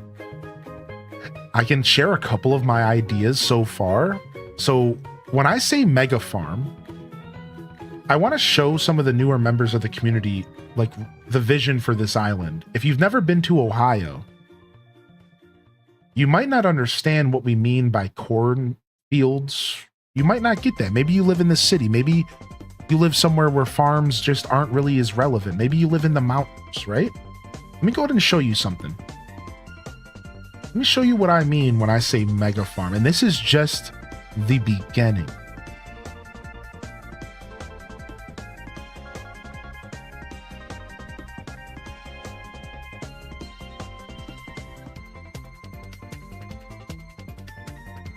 And this is just the beginning. We actually stopped farming because we wanted to do our villager hunting. So this island's going to be one of the most unique things that I've ever put together. And I think it's going to be one of the most unique islands that have ever been made in Animal Crossing history. We are going to create a massive farming complex. The whole island is going to be massive farm fields. And I think I'm going to be running a road through it because there's road patterns and we could run a road through it and really make it like Route 80 Ohio. Like we could truly like lock into the Ohio vibes. And then on either side of the road will be cornfields, soybean fields, or in this case, wheat and sugarcane and carrots, whatever. And then we'll decorate and we'll do barns and silos. And we are going to be doing some legit decorating and creating some farming experiences. Little houses, like the villagers that live here will be kind of placed in a way to where it makes sense. Maybe the villager houses will be barns, or maybe they'll be sheds, or maybe they will be just put out of the way if they don't make sense for the build. But that's all I've thought about so far. I haven't put a ton of thought into it. I just wanted to give y'all a rough idea of like what you could expect from our journey here. Yeah, a rundown, fully abandoned barn. Yes. Like we're gonna have a lot of fun with this. It's gonna be super cool. We're gonna be gutting the whole river pretty much out of the island and just instead having a couple little lakes, little ponds, maybe one for the ducks. Stuff like that. Yeah, it's gonna be super cool. I'm really excited to see how we go about this. How will you get a balloons? Where will they drop? Breathes into a paper bag. Reminds me of home.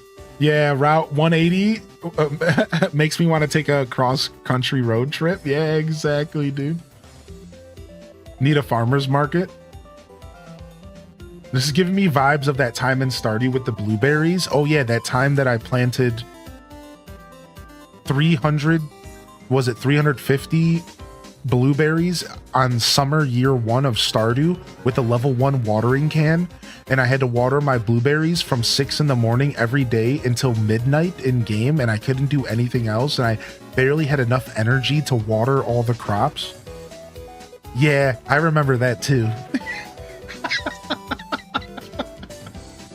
That was when we played Watering Simulator 2023. That was a great game. I'm not sure about that Stardew game, but I do remember playing Watering Simulator 2023. That was a dope game. I really enjoyed that. Hopefully they make a sequel soon. That was quite a treat.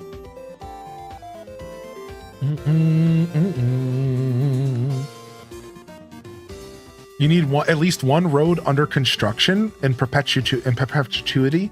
Ohio roads stay under construction, dude. Isn't that so the truth, man? Isn't that such the truth? I literally have construction happening outside of my house for the next couple weeks, and I'm pissed, dude. Ohio mentioned? Yes, your people. Yeah, I've been in Ohio here my whole life. Of course, between the themes and the vibes I picked up from the clips and such, it was highly unlikely that I wouldn't check you out.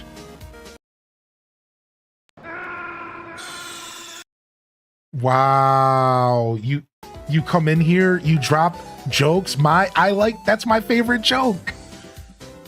Oh my gosh. Well, you should be warned because sometimes this stream gets highly indecent here at the Highly Indecent show. Nah, it's not that bad, but we do talk about butts sometimes. -2.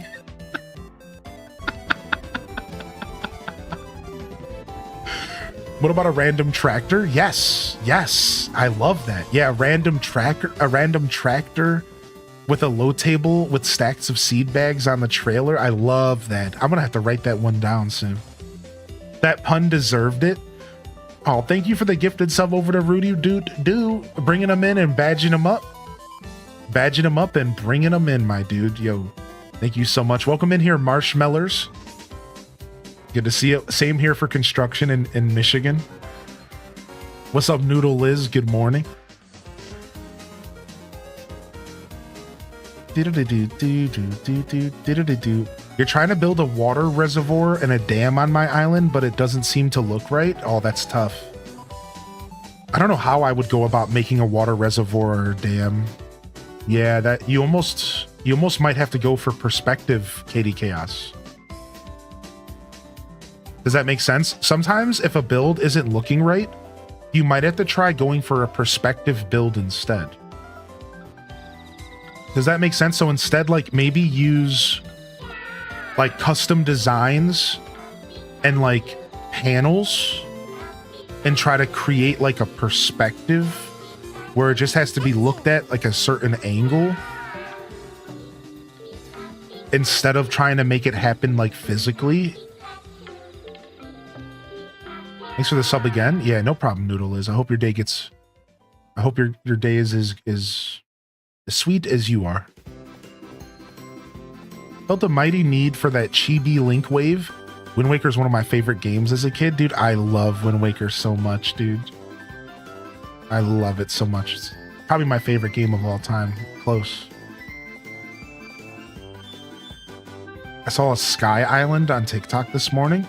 Ooh, that's cool. I can already wrap my head around how it maybe looked.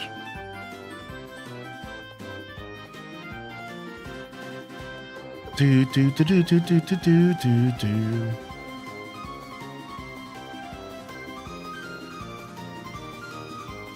Yo, Major Beef. Michigan has 2 seasons, winter and construction.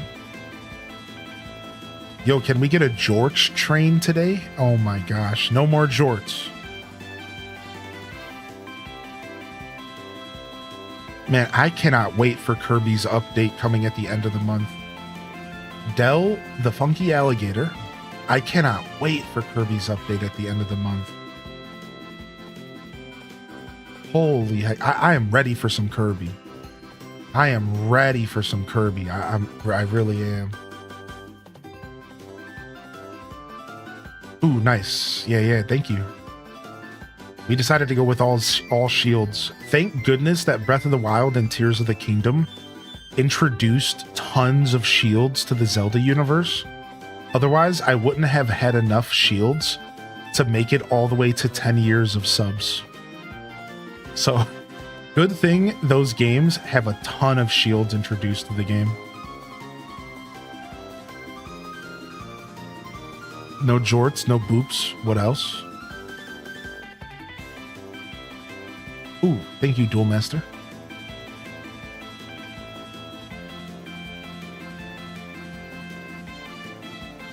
I wonder if that has something to do with like... Whoa, WB Tech, you sleep. This is epic. I couldn't even speak words. You got me, partner. Thank you, WB. What the heck, man? Chicken Tendo's, probably Louise, the book cover, Dane, Alex, and Feli Sora. If you just got a gifted sub, make sure you drop your appreciation in the chat. I know I sincerely appreciate you. Thank you, WB Tech. And good morning, dude. Good to see you in the chat today, man.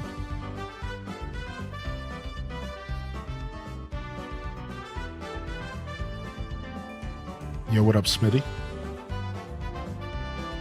As a fellow, it's really refreshing to me to find a cozy mask streamer. Kind of heals something in me a little bit. I appreciate you saying that, actually. I feel like I kind of represent a niche. We've talked about that on the channel. I feel like I kind of represent a niche of people who are like me, you know?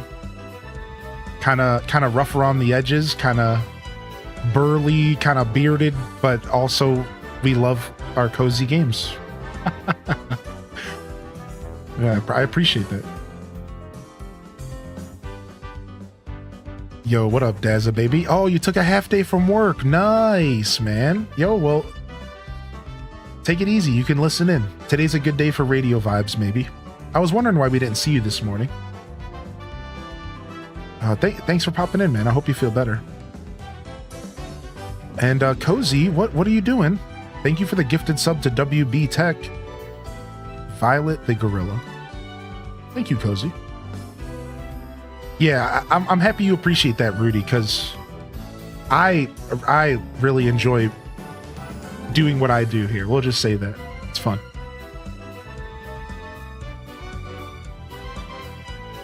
Was that my appointment? Just gotta wait for the drops to wear off before I can see again. Trusting my touch typing ability? You trust more than I do. I can barely type when I can see. I'm not sure how you can type when you can't. Assumes everyone is saying nice things about me? Don't worry, we've already deleted 3 messages. While they were derogatory and maybe accurate, they just didn't belong here. I got your back. What's up, Bomb-like? Good to see you, dude. And I know exactly who sent them. Yeah, it was me. I sent all 3. The mods got your back. Sorry, I lied.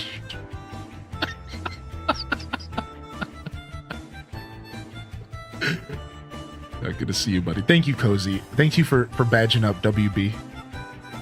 Gotta head to work? Yeah, no worries, man. Lurk if you can lurk. If you can't, have a great day today, Rudy. Even if you just pop in for just a minute. Seriously, the fact that you popped in at all means the world to me. And that goes to anybody out there. When you visit my stream, if you give me a minute, 5 minutes, 5 hours, if I see you once a day, once a week, once a year, thank you. Have a great day. Have a great journey. And I appreciate you. It was nice meeting you. Nice meeting a fellow, I assume, Ohioan, Cozy, Zelda fan. I don't know. Anyways. We got a Viking here. What's up, Gabby? The Blathers Museum Lego set is $80. So wait, are those when are those coming out? Those are coming out soon, right? Or did they already come out? They just came out? Ooh, ooh, ooh, ooh.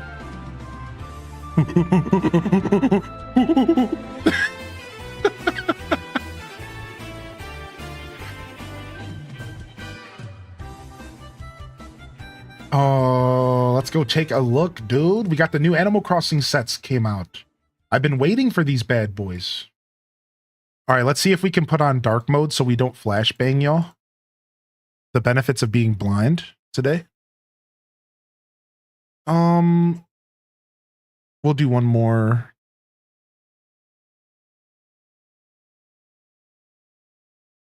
We'll do one more. All right, here we go.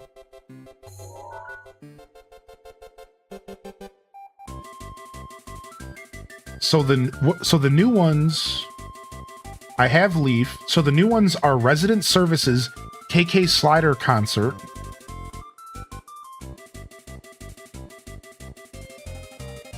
I think no, Bunny. I think Bunny's been around.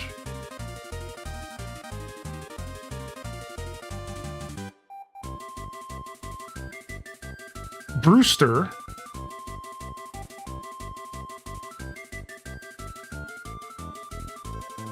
I don't know if Goldie's new. I can't remember if Goldie's new. Goldie, Blather, and Seasons are new. So it's the top ones. Okay, thank you. So it's the top ones. Do do do do do do do do do do do do do do do do. So here we go. Look at this. We have. Here we go. We have this set. We looked at these when they got announced. Yeah, we looked at these when they got announced. I think I'm getting the Blathers set. And we'll do a Lego stream. We'll do a Lego building stream again. I think I'm gonna get the blather set. I'm not as interested in the seasons. I do love the winter season over here. In the top corner, the winter is so cute, but I think I'm less interested in the houses, even though Stitches is in it. Goldie's cute, but I can pass. I think I'm going for Blathers. $80 is a lot, but I think it'll be worth it. Blathers seems fun. Cool, man. Thanks for saying something. I knew these were coming, but I couldn't remember if it was August or September.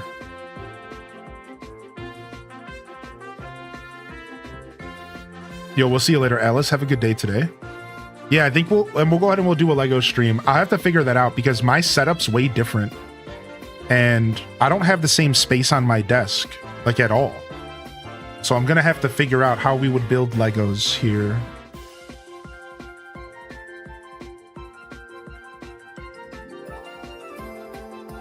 I have some ideas. I'm already cooking. I'm already cooking. I found the Plaza set at Myers for 50 instead of 80. Oh, wow. Jackie getting the slaying over here. What? Crap, it's 10 a.m. It did just turn 10 a.m. That is a thing, yeah. I think the Triceratop is modular. Celeste set's 7. Yeah, the Celeste set is the perfect little set, Alto Girl. If you'd like to have something for like your desk, you know, something just to you know, commemorate one of your favorite games. Yeah, that one's perfect for sure. $7, nice little cute set. I think the Goldie set will be pretty cheap as well, right? Probably $10. I need to find Lego YouTube videos to watch on YouTube for fun. I have a couple that I can upload soon if you'd like, Gabby, but there's a whole community of Lego builders on YouTube and on Twitch as well. We even know a few of them in our community. Check out Buy the Brick Book. So BY the Brick Book. And they do video games, but occasionally they do Lego builds. I'm pretty sure. Pretty sure they do. Pretty sure they do Legos, yeah. But yeah, I can upload those videos if you want. Give me a couple days and I'll find. We did the Deku Tree. We did the whole Deku Tree on stream. And then we did Leaf and Tangy. We've done 3 sets. We've done 3 sets on stream so far, so.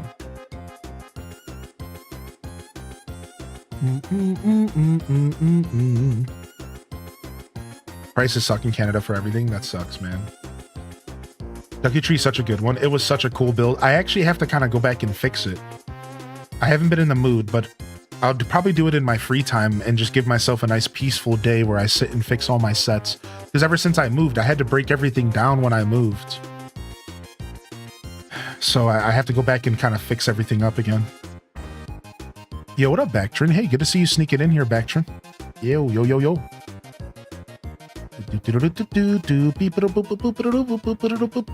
Sonar's in the house. Welcome to the show. Bomb-like. Sonar. Good morning, man. I did the tiny plants. The tiny plants are great. I did those with my lady friend. Yeah, we bought a whole bunch of the tiny plants and we built them all together, and they have them scattered all over their house and they love them. They're such a big fan. I'm a big fan of the plant stuff as well. It can just be kind of expensive. I would love to have more of the plant Legos around my house, but they're just kind of expensive, dude. Like the bigger plants, $80, $100. It's like, woo. I almost got the poinsettias last year around Christmas, and I couldn't justify the price, dude.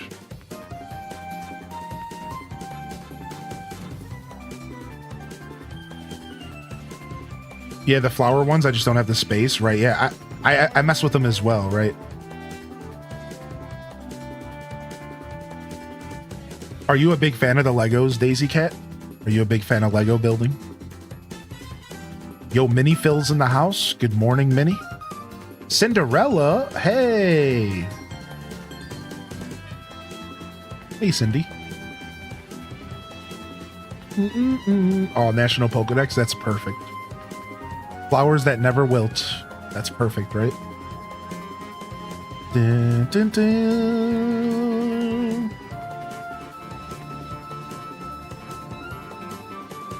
Do. I have to show my sets on Discord. Dude, please do. Someone start a Lego thread in the media share. Please, someone start a Lego thread in the media share channel in the Discord, and we can all share our Lego sets. I would love that. Maybe some of y'all have Lego rooms. Dude, yeah, somebody start a thread for us, man. And I'll take a picture of where my set is right now, and I'll post it there too. You want the Rivendell set? I want the Hobbit, the Shire set. Lily Tazi, I want the Shire set so bad, dude.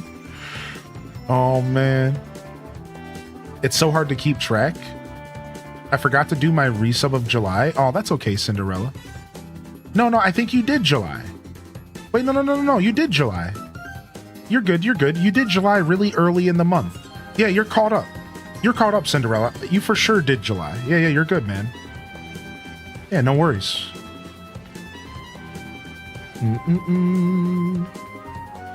Have you seen the Zelda set? I have the Deku Tree set. You might be talking about that one. I think so. I actually have it. We did a big giveaway and everything for it. We actually gave away one of the Zelda sets. They're about $250. I bought 2 of them because I took a sponsorship and I made a deal with the community. If they supported the sponsorship, then I would buy an extra set and I would give it away. And we gave away the Deku Tree. Our friend Detective Rach won, and it was the perfect person to win because apparently their hubby is like a big Lego fan, so it just like really worked out. Aw, another pig.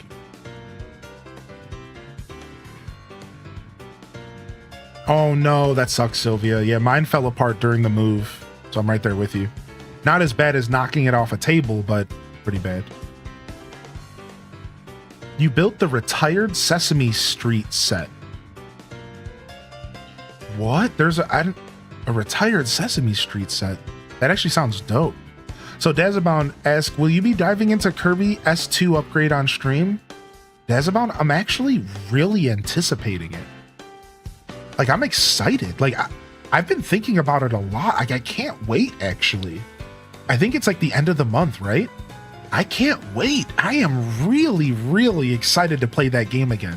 I think I'm going to play the whole game again. I'm going to do from the start. I'm going to go in raw. I'm going to do a fresh save file. And then I think I'm going to do the DLC stuff. I think now it just depends because I did some reading. So they put out a video. All right, hold on. They put out a video and they actually talked about it. Let's watch it because funny enough, just the other day, we were talking about the new Kirby game, and we were like, I had mentioned that they didn't really describe what the DLC was going to be like and how it was going to work. And then like the next day, they put out a trailer for it that's 4 minutes long that exactly explains what it's going to be like. Let's watch it together right now. So in this video, they're going to explain that not only is there a whole new DLC mode with a new boss rush, there's also the world itself is being adjusted. So here's the thing I'm confused about before we watch this. Is I'm confused, like, so are you going to be able to play the regular game? Or is the regular game going to just be adjusted forever? Does that make sense? Like, this video makes it sound like not only are they adding a new zone, the regular game itself is going to be changing all around you with new monsters and new stuff, and you're going to be able to use new powers to reach areas you weren't able to reach before.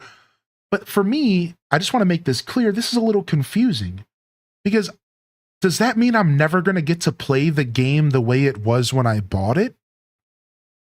Is that a fair thought? Like, is there going to be a toggle for the DLC? Like, how's this going to work? Because I want to play the regular game again.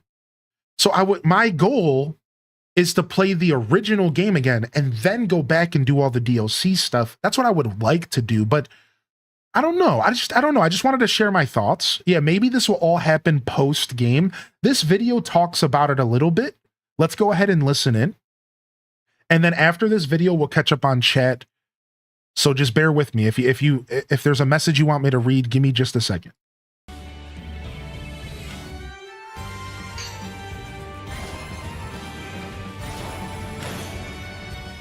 Kirby and the Forgotten Land game is getting an upgrade on the Nintendo Switch 2 system.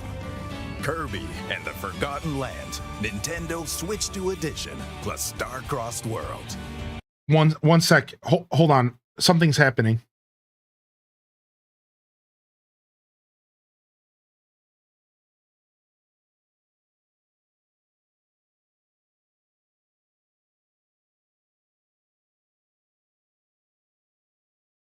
Okay, it's not that urgent.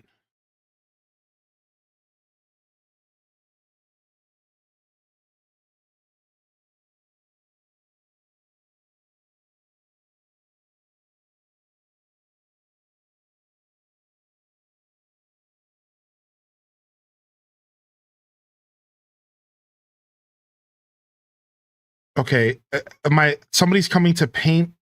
What's happening here? Somebody's coming to paint the garage in an hour, and they need me to unlock the side door so they can access the power outlet in the basement. And I got this message 2 minutes ago. So I got to get up and take a break here soon. All right, cool. Anyways, sorry about that. Rarely do I ever let real life step in, but my phone vibrated more than once, right? Like normally it vibrates once, I ignore it. I'm like, whatever, screw you, I'm working. I like to give you all my attention. It vibrated a second time. I'm like, all right, screw you, I'm busy. I like to give my chat my attention. It vibrated a third time. I was like, all right, screw you, I'm giving my chat my attention. But then it vibrated a fourth time and I was like, okay, someone obviously needs my attention right now. That's what it takes to get a hold of Hylian Descent, by the way. That's how much I love my community. Let's go. The upgrade expands on the original game and adds a brand new story called Star-Crossed World. A massive meteor suddenly crashes into the Forgotten Land. Its impact causes a strange volcanic island to rise from the ocean. To seal away an impending evil, Kirby must now gather the Starries, fragments of stars scattered across the land. The meteor's impact has caused other changes in the Forgotten Land as well. In the brand new Starry stages, familiar locations have been transformed. Oh, so they're separate stages. Oh, maybe they're just completely separate stages entirely. That were previously inaccessible. Like within the same areas, because the way the game was set up was like worlds. Okay, that makes more sense. But watch out! The Beast Pack have also become more powerful under the meteor's effect. Newly added foes will also try to slow you down. Break crystals scattered throughout stages to discover new paths. Cool. I'm gonna like this. Rescue the Starries at the end of each stage to open up the next one. Yeah, this makes sense. Once you complete the first area, Natural Plains, you'll be able to access the Star-Crossed World. Ah, okay. So, and then if you want to play the DLC, you do have to beat the first area. Yeah, like it just showed on the screen. It said, Starry stages appeared where the meteors fell. Let's go save the lost Starries. There are also 3 new mouthful modes. Bounce around with Spring Mouth. High jump to reach lofty platforms, and smash down to squash enemies or break objects and surfaces. It reminds me of Donkey Kong Bonanza. Latch on the walls with Gear Mouth. You can even get rolling vertically. Gear Mouth seems fun as heck.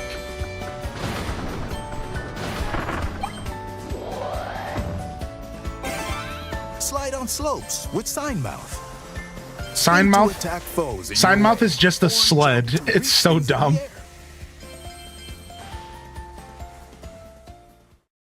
Collect Starry coins in each stage, then spend them to acquire new figures from Astronomer Waddle Dee.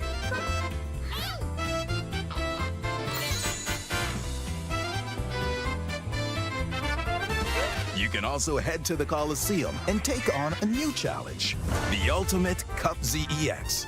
Test your mettle and might in an even tougher boss rush. Sick. Additionally, with the enhanced capabilities of Nintendo Switch 2, enjoy improved graphics and faster frame rates when playing the main game on Nintendo Switch 2.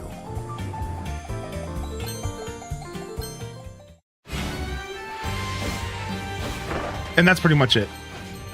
It looks good, right? So they did answer some questions I had there. It looks like it comes out at the August 28th, which sucks. That's so far into August, but you know, it is what it is.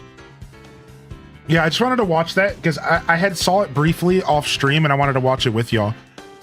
So yeah, I'm diving into that. I'm looking forward to it. I think I'm gonna do a whole fresh playthrough just because like I'm excited. And I really love the game and it's been a year since I played it, so. What's up, Panda? Good morning. Good morning, Big Doggo. Welcome back. Woof, woof, baby. I hope you're doing well, man. Good to see you back in here, Big Doggo. One day after Grand Bazaar, I know it sucks, but we'll balance them. We'll be playing both for sure. I know it sucks. I'll probably do Grand Bazaar first and Kirby second. That's the plan anyways. This month is flying. Yo, what up, Pixie Rose? Did I miss any big gambas this morning? No, not necessarily. We did our first D-Gen bet for the first ticket, and then we've just been chilling. Have we worked out if it's better to start a new game or carry on with the old save? It seems like the way it's set up is either or is good. If you continue on with the same save, you can just access the new content right away. If you do a fresh save, you're going to get to access the old content and the new content kind of seamlessly. Like, it's like every time you beat a world, then you can go back and do the new stuff as you progress. So it's going to be like, do you want to do new and old together kind of simultaneously, or do you want to do just new? It will just be personal preference. Probably personal. Yeah. Are you getting Grand Bazaar? I sure am. We'll be doing Grand Bazaar day 1 release. 100%. That's my bread and butter. You know we love our farming sims. I'll never forget when you popped out the P word while playing that game. It was so out of nowhere.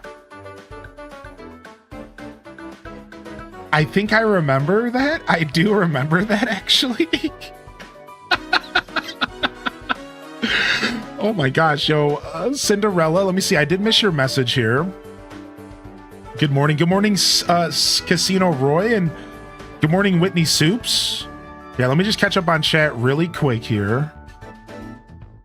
You once built an Eiffel Tower and Arc de Triomphe in Lego, but when it was painted here, I had to break it down and I haven't built it back up yet. That's the worst part, right? That's what happened to me with my Deku Tree when I moved.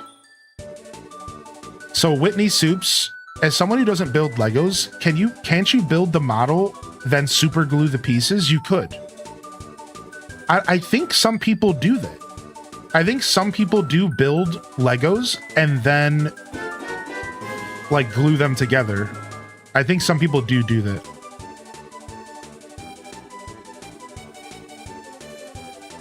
Pootie? Yeah. I think the context, Mrs. Pirate, was like I called myself. You know, I use the term like old school, like 90s. Like 90s style, you know? Yo, what's up, Atomic? Good to see you, man. Thank you for 5 months. How you doing, Atomic? Yeah, we'll be doing Grand Bazaar day 1. We'll probably do Kirby like the following week. Right, we'll do Grand Bazaar day 1. We'll probably do Kirby like the following couple days, like after we get our like settled into Grand Bazaar.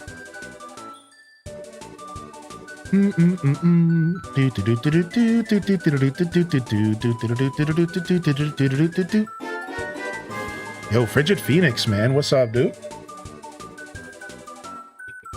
Lurkin, and dare I say twerkin. Much love, brother, and thank you for the nearly 3 years of amazing content, and here is to 300 more. Dude, holy heck, thank you for 35, man. Appreciate you, dude. Enjoy your working. Enjoy your lurking. And dare I say, don't you enjoy that twerking too much now. Let them cheeks out, but not too hardcore now. Kids are at school and I don't know what to do. Nobody knows what to do when they taste true freedom for the first time in months. Nobody knows what to do. Enjoy it. Do nothing. Go lay on the center of your living room floor, complete starfish pose on your back, and just lay. And just enjoy doing nothing for like 10 minutes. I promise you, it's the decision. I'm looking forward to the Contraband Police DLC, but they're only giving us Q4 2025 as a release date. That's the worst. No, but real.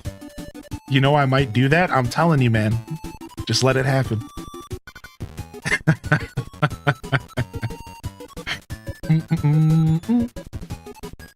Pause. I'm only getting out of Lurk to warn people about gluing Legos. Some glue solvents dissolve the Lego and makes it permanent. Crazy. So you have to use a special glue. It reminds me of one of my friends in a very endearing way. My friend's incredibly nice and funny. That's not weird at all. Yeah, no problem. Oh, let me turn down the music, sorry. Yeah, not weird at all. Yeah. No, here, let me check your message log instead of scrolling up real quick. Not broken. 1.5 weeks ago. I feel like that kept my brain super busy. Oh, sorry to hear that. I'm glad it's not broken though. That's brutal. Has anybody ever injured themselves in that way? Like broke a foot or a toe? I feel like I've stubbed my toe hard enough that it felt like it was broken, but I think obviously it wasn't. Because I feel like you would know. I've had a couple bad stubs though. I've had a couple bad stubs for sure, dude. Like no, dude. I once broke a toe tripping on a highlighter, dude. Oh no. I bet you that wasn't a highlight of your day. Okay, sorry. I'll be here all week. You stepped on a fishing hook? Ow! Never broke a bone, but I was in crutches from a bad fall. The pain.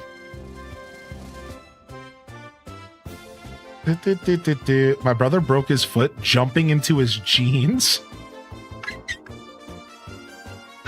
That's what he gets. That's what he gets.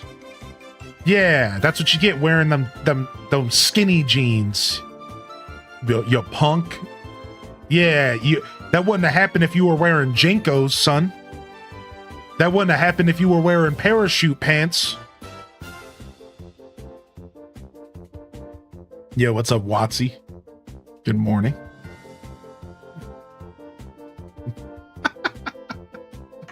Bring back the 90s.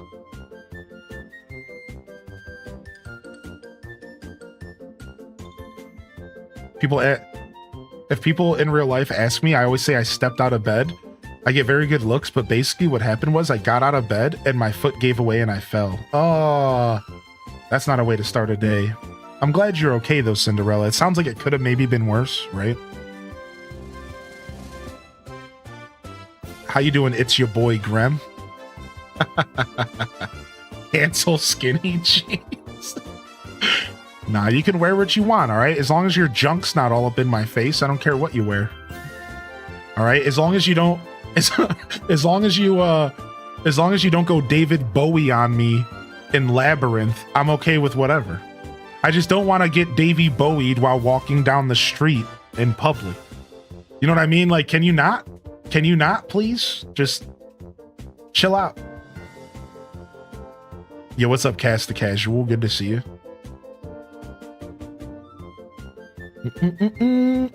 You've been slowly collecting the Lego video games. I still have only ever played like one of them. I really need to sit down and play the Star Wars ones and the Lord of the Rings ones. Those are on the top of my list. What about y'all? Have y'all played the Lego games? And if so, what's your favorite? Give me a recommendation, just one. Right now, Lord of the Rings and Star Wars are the top of my list. I have played a little bit of the Harry Potter ones, but not a lot. Just like co-op with a friend, like nothing. Hey,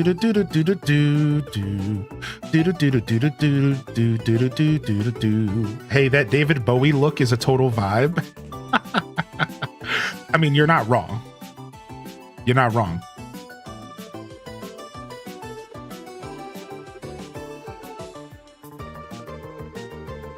Marina, Lego Indiana Jones, Lego Batman, they're all kind of the same to me. For the next 5 days, we had a whole discussion on this platform. What Kinzing is in English. I eventually gave up, and now I even call it Kinzing in English chats. If I do it enough, everyone will know what it means. I know I'm butchering that word. I'm sorry. Dutch is harder than German, in my opinion. I'm just gonna say it. I think Dutch is even harder to read as an English speaker than German is, because I feel like once you understand some of the German isms, you're okay, but like Dutch isms like don't make any sense to me ever.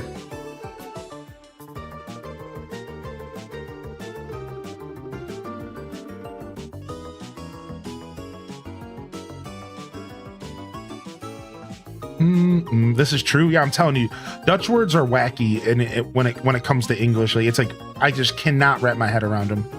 But I feel like the more I look at German, the more like it actually makes sense once you understand a couple isms, right?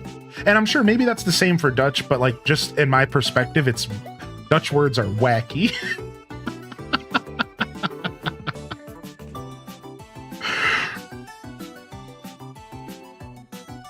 I'm so clumsy that my high school gave me a copy of the elevator key because they got tired of me falling down the stairs. I was only a freshman. Oh no, what's up? How you doing, FL girl? Welcome back. Lego Marvel Superheroes. Bro Dan, whoa, legends in the chat. What's up, bro Dan? How you been, dude? Always good to see you pop in and say hello. Rex the lion, he's kinda chill and smelling some flowers over there, hanging out with a bunch of dragonflies. My save files in fall.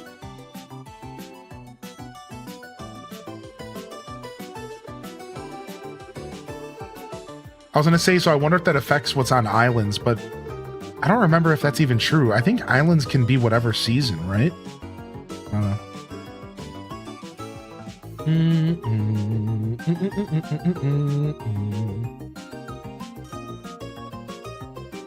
Yo, what's up, Gil?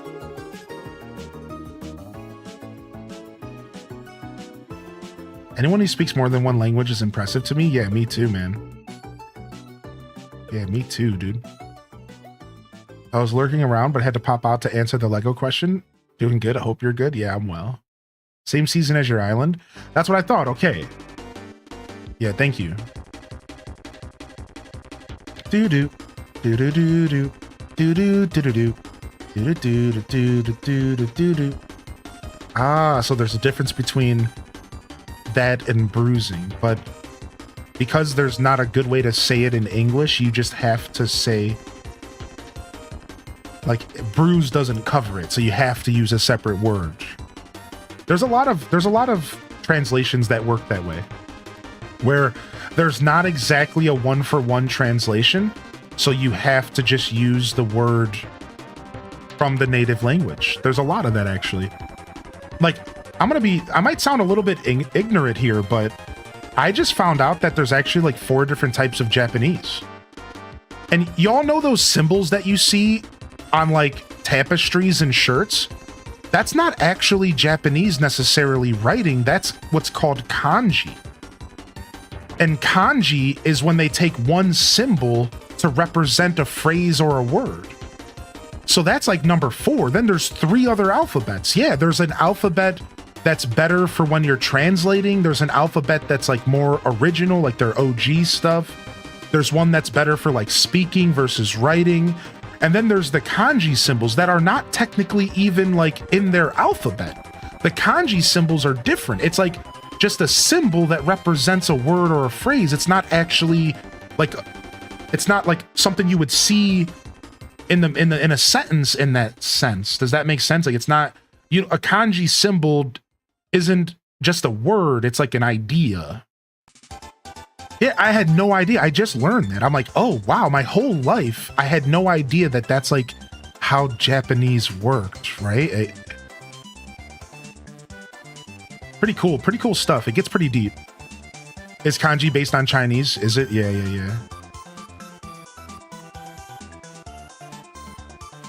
Yeah, I don't know. I just thought I'd share that because it just randomly fell into my brain the other day. I was watching a video or something. So we had a question here from Claude. They said, can I ask what you use for your audio interface? I'm pondering on getting the same microphone. So I'm using the Wave XLR. And I went with it because it was cheap. So the Wave XLR is a mixer. But instead of being $500 like the Behringer, it's $250. But it still does the same thing as a Behringer, just only a couple of those features. The main thing is that it lets you mix your audio. But here's the key. You're not going to be using your Wave XLR like a Behringer. You're going to be using a program that they let you have with it, Claude. So you're going to have to run a program on your computer. Does that make sense? The program is called Wave Link. So the mixer itself is super simple. It's literally just your headphones, your voice, and then like another feature that I don't even fully understand. That's it. But once you get the program loaded up, that's where you actually can mix your audio and mess with your microphone and adjust the sound levels and do all the stuff that $500 physical device does. So it's a combination of the Wavelink and the Wave XLR. So it is a software and hardware combo. You have to have both or it doesn't really do the job, I think. And it's worth it. $250, it's totally worth it. I'm really happy with my decision. I will tell you this though, for me,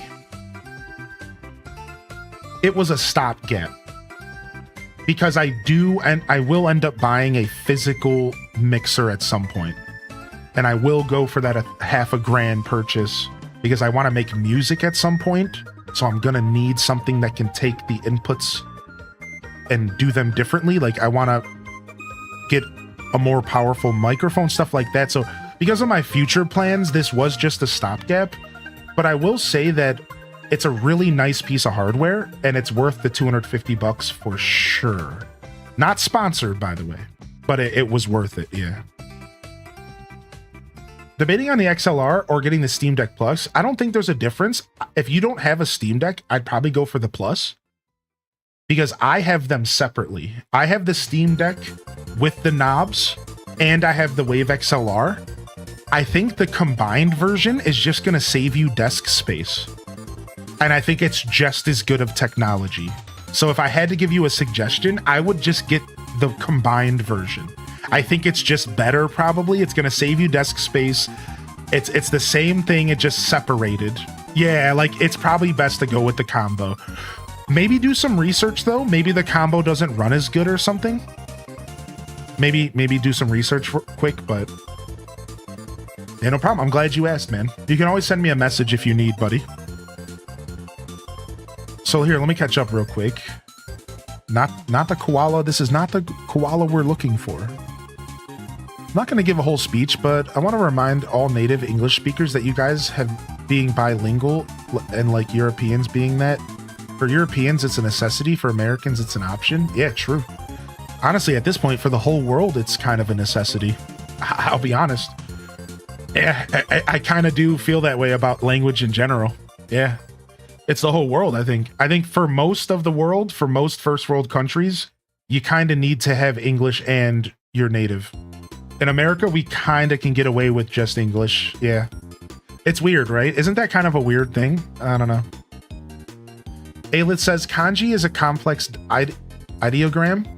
Its origin is from Chinese. Japanese created their language out of Chinese ideograms.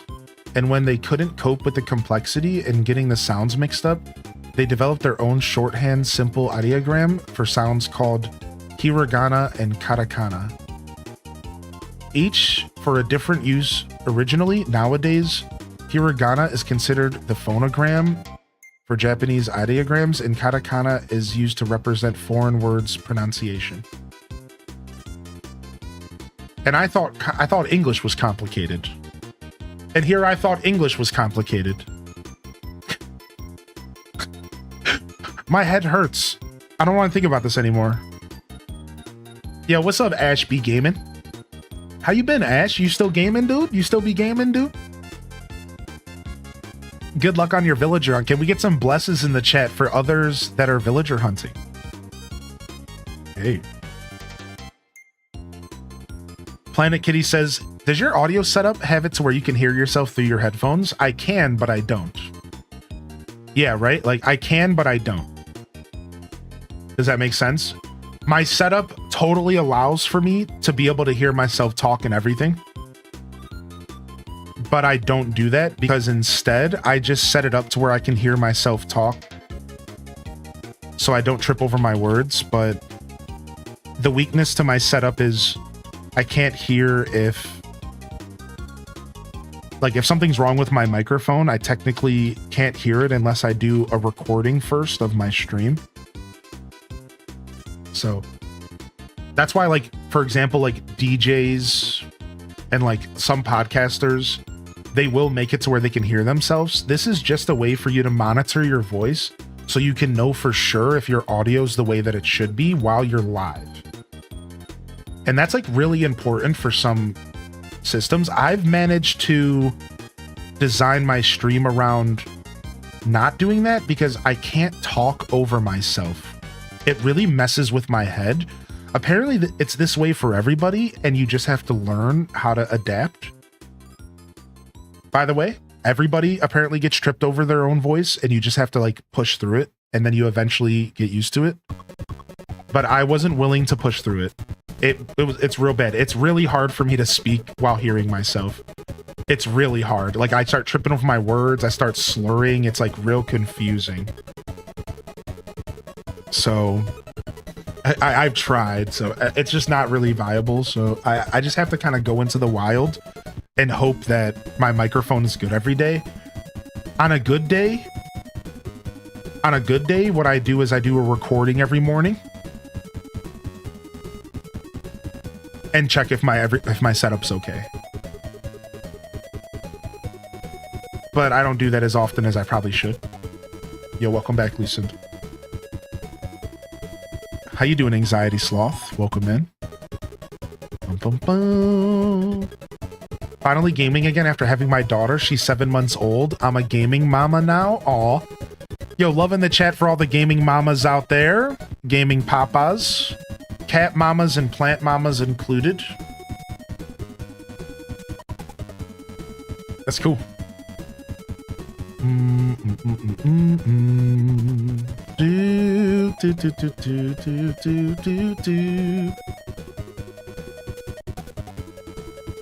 Nice, Claude. Do custom PC. That's the life. What is her name? Charlize? Charlize the bear? She's cute. Charlize is cute. Pretty sure chat will tell you if something's wrong. Yeah, it's fine. Right, I'll give you an example of where not hearing my voice actually sucked. So in the past, I have a program called Voice Meter.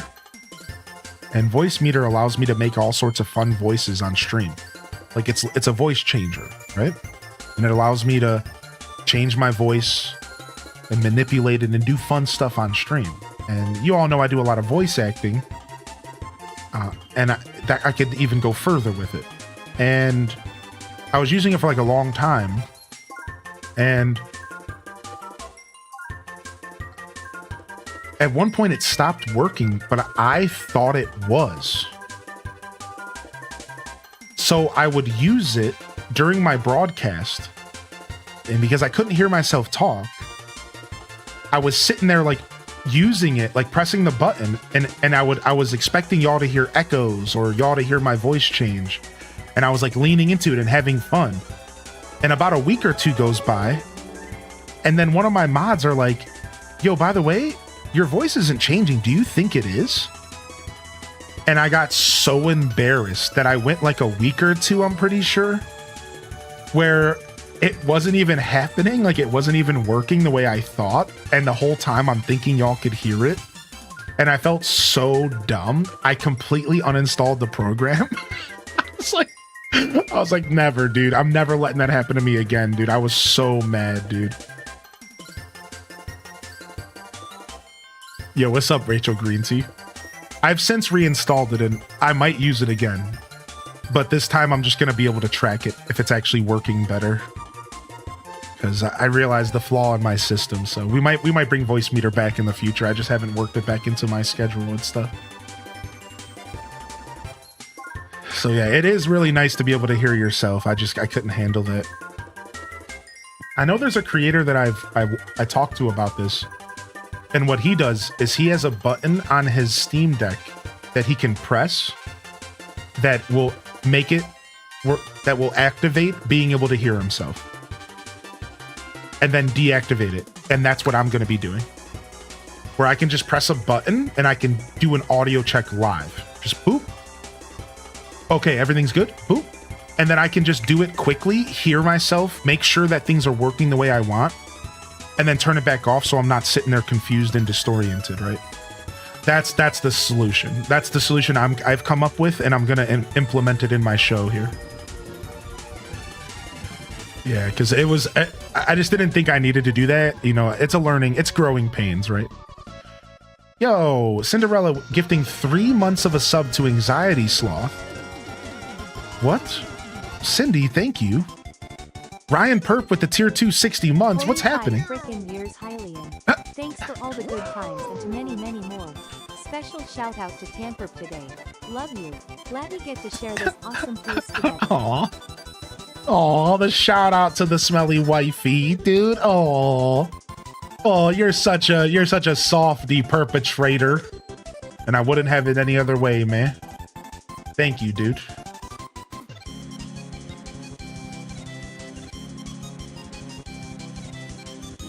Thank you so much. That was cute. All right, let's run a quick prediction.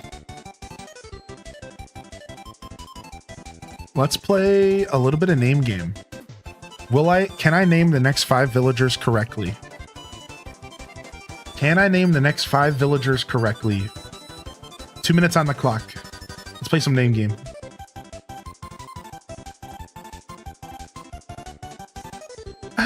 Minty, I hope you feel better soon, dude.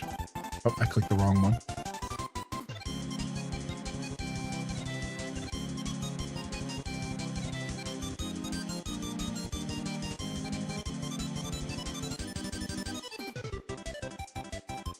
I once recorded a video for something special. I haven't watched it for 1 second because I can't stand seeing and hearing myself.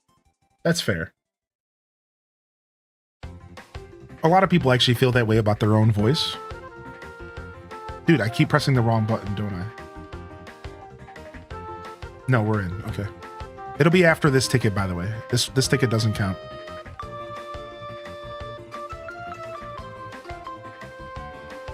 Yeah, Planet Kitties. How you doing today, princess? Hey. Good morning, everyone. If I missed you rolling into the stream, yo, don't be shy to jump into the chat and say hello. I appreciate you popping in. I'm going to go ahead and quickly do a shout out here for Rachel Green Tea. They came in with the beautiful raid. If you haven't checked them out, they're a part of the Hyrule Gaming Group. And honestly, they're a wonderful creator. I think they're also a gaming mama who's just doing their best to get through the day and, you know, live their life while also sharing their passions for gaming alongside the Twitch universe. And they were doing some co-working and studying today. I didn't even know there was a category for that. What the heck? There's a category for that? Nice. Yes, I hope you had a great day. I hope you had a great stream, and thank you for the raid, Rachel. I hope you have a good Tuesday. Yeah, Tuesday, August something or other.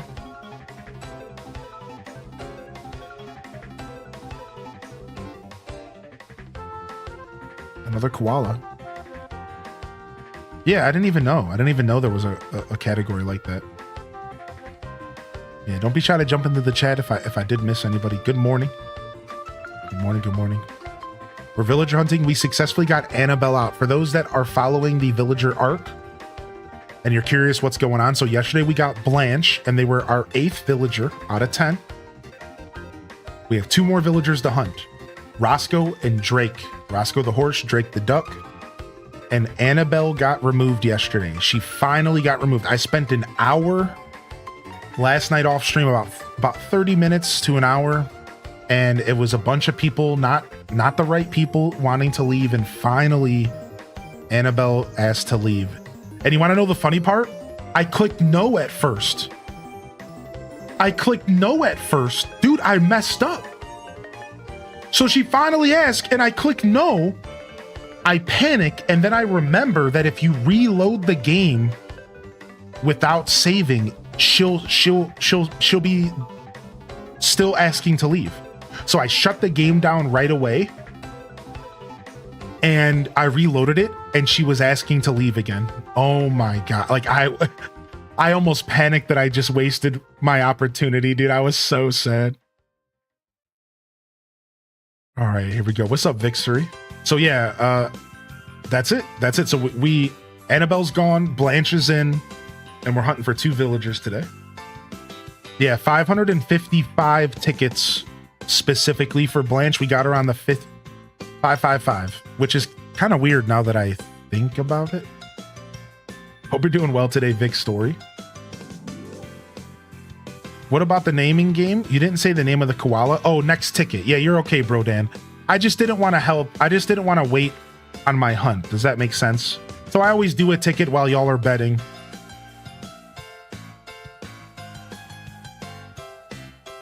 All right, here we go. Is there any Scuffed Eats on the horizon? Scuffed Eats is currently under construction, and I'll be doing my best to make it happen within the next month. I'm hoping September is the return of Scuffed. I'm hoping.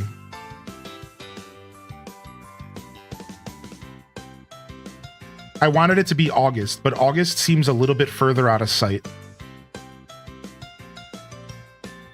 They did not start me with one of my biggest weaknesses ever. I think Mo's the one with the yellow eyes, Tom's the one with the regular eyes.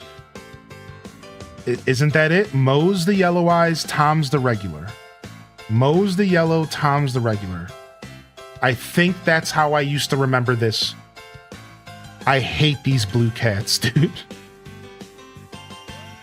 So I think this is Mo. I think I gotta see his face. He's not turning around. I think Mo's the one with the goofy mouth. Yes. I think this is Mo. I think Tom is the other one. If we lose this bet on the first one, I'm not even gonna be mad because I hate these cats. They do this to me every time. Okay, Mo. No! Dang it, dude! Oh, well. It was the other way around, right? I told you, I'm not even mad. I hate these cats so much. It was the other way around? So Tom's the one with the yellow eyes?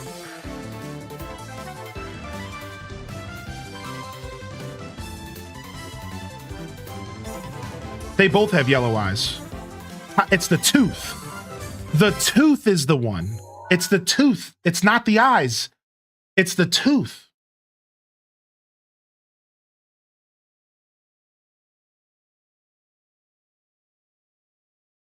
So this guy has like stripes. That's what I'm going to have to use next time. He has like a stripe pattern. Maybe that's what I should be focused on.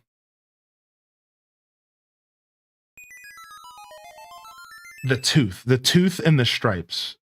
I knew there was something with the mouth on Mo. So the worst part about this is I was actually right. Mo is the one with the messed up mouth. Well, not messed up. I'm coming off rude. I just thought this was weird enough. Like, I thought that Tom's mouth was weird enough. I was like, okay, this is a weird mouth. It's totally Mo. No, Mo has the tooth, dude. I'm not even mad. Y'all just got so scammed. Believers just got scammed out of their mind, dude. And I'm honestly real sad about it. I'm real sorry. I'm not even sad, but I'm sorry. Very ooh mouth. Yeah, believers, y'all just got actually scammed. Like, this is a big scam. This might be the biggest scandal of the century here. Let's take a look at who got scammed. Just Jackie with 130,000 just got scammed out of their mind. Ryan Perpetrator, 75,000, scammed. Petite Lapine, 50,000, scammed. Enchanted Ascari, 50,000, scammed. Minty Mott, 40,000, literally scamazed. I'm so sorry, dude. I'm so sorry, dude. Meanwhile, Tiny Bit Stressed, bank. Cast the Casual, bank. Sylvia, bank.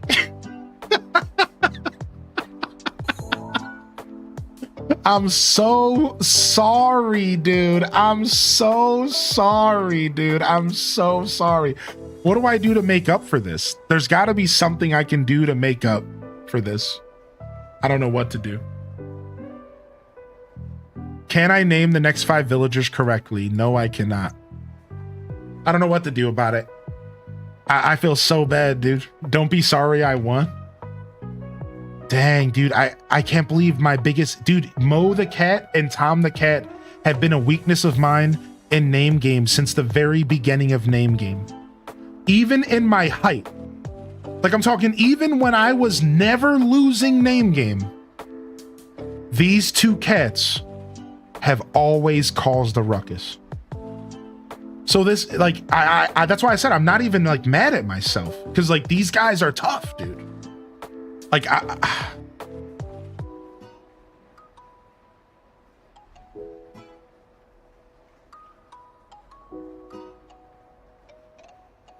give me a diamond so I don't have to lose my points.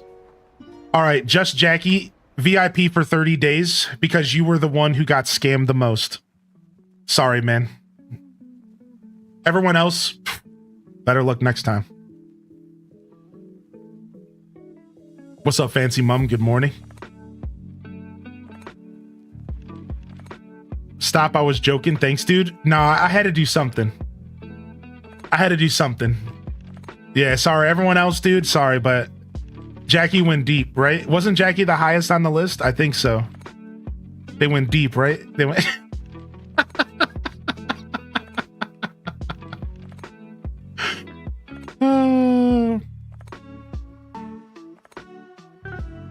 I love this place. You know, the VIP stuff's only... They went hardcore. Brutal, dude. Hopefully the karma swings in the other direction and we get one of our villagers. My mind is in the gutter. We gonna forget why Jackie was a VIP? Yeah, I know. It always happens. Another one for the Chaos Club. Do do do do do do do do do.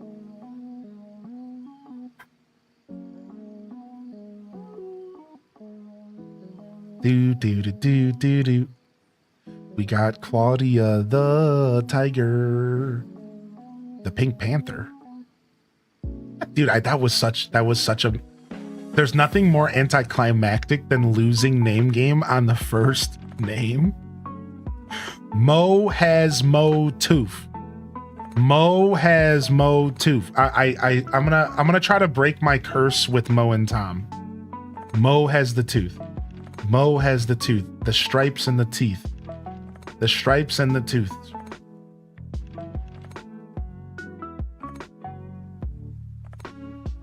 Mo Stripes. Yo, what's up, Titus? Hey, B. Kimberly, thank you so much for the 49. You must be resubbing because you won the bet. Thanks. You're welcome. Just kidding, dude. Thank you for the support.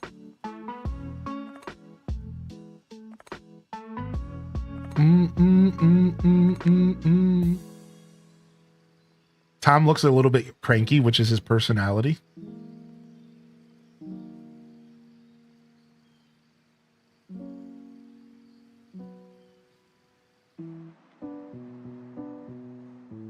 I feel like someone's going to kick me from my #1 spot. I don't know if that's even possible. Ever. It might take 10 years of streaming. I don't think it's possible. I don't think so. Mo's ugly as heck. Hey. I said that out loud, and there might be a Mo in the chat that just got jostled.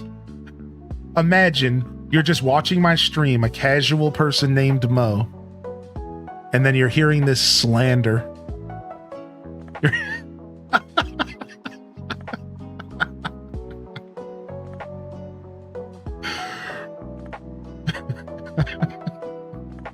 You're at 2,000, am I?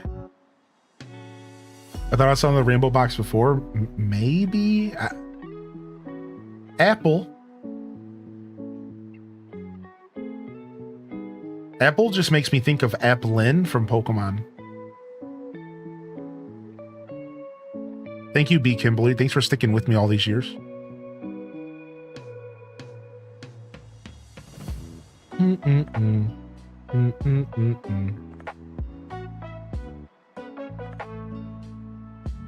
Good morning, Arquette. Welcome back, Sierra. Good to see you back in here. Sea salt.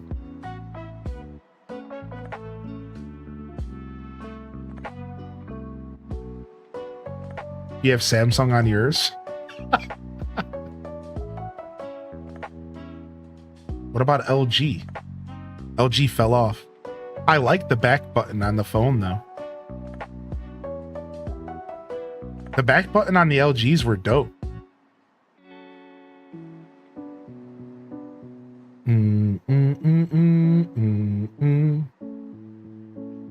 Yeah, the back button was sick, dude. I had a pretty nice LG. I had the LG 5 when it was like a little bit old, and it lasted me for a while. I got it for $300 because I think it was fenced. I remember I went into the store and it was sitting on the bottom of the shelf, flipped over.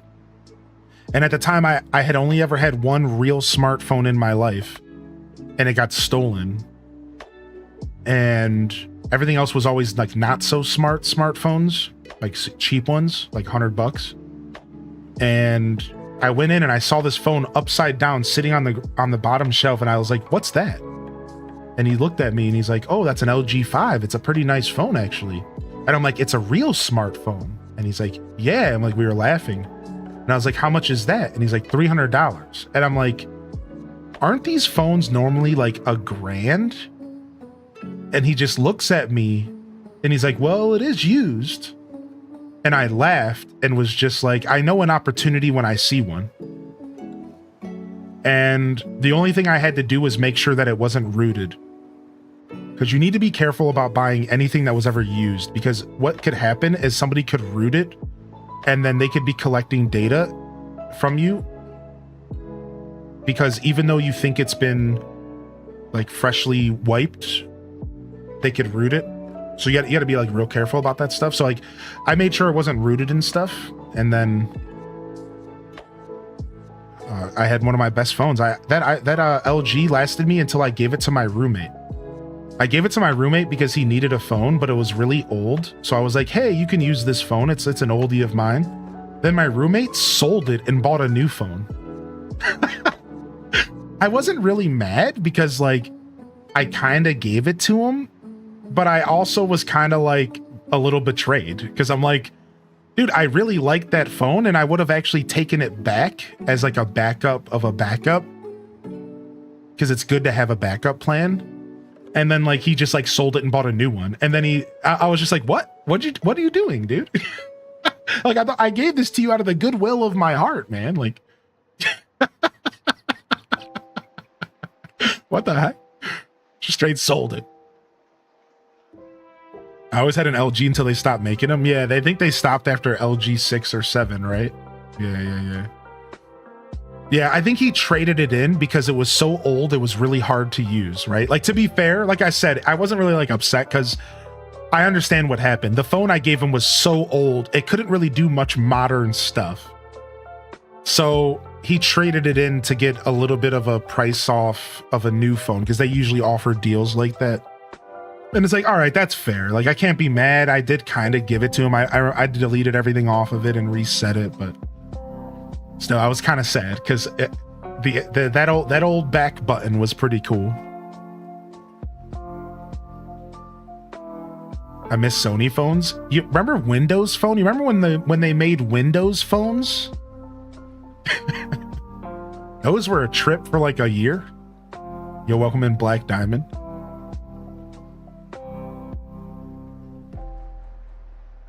Thanks. Then at least I'm not going crazy. I'm waiting for an answer that was supposed to happen at the beginning of August, so I might call the company tomorrow. Yeah, the Windows phones, those were hot garbage. Yeah, they ended up not really doing well, huh?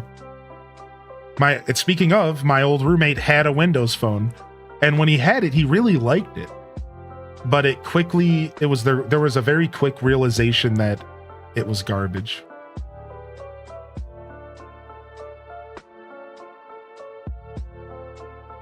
You miss your BlackBerry? I think BlackBerry still makes phones, don't they?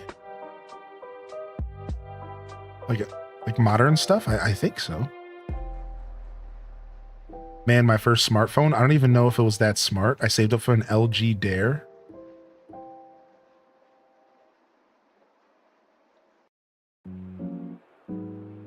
What up, Dragon Martinez? Good to see you. I don't think I could survive without my iPhone. I tried an iPhone for the first time in my life recently, and that's what I've been using. I was a Android boy till I died because Android just had way more freedom. But recently, when I was making my purchase, I had a Samsung in front of me and I had an Android. And after doing research, I had a Samsung, like an Android, or I had an Apple in front of me at the store. And I did some research, and Apple was allegedly going to be better for streaming off of. And at the time, I thought I might stream off my phone sometimes. So I actually sucked it up and I went with the iPhone. Turns out I can't stream off my phone because streaming off of data is truly hot garbage. So I would need like a better setup anyways. But I have grown to love my iPhone, actually. I thought I was really going to miss the freedom, and I've grown to love it. So, it's all right. Yo, Vic Story hit us with the first-time prime. It's a first-time primer in the building. They said, give me them emotes, baby. Thank you, man. Accessibility settings, customizable double, triple tap back for iPhone. What does that do? Are you giving me a pro tip? They're good for vlogging? Yeah. Like I think they're still the better phone for vlogging. You're right about that. Accessibility.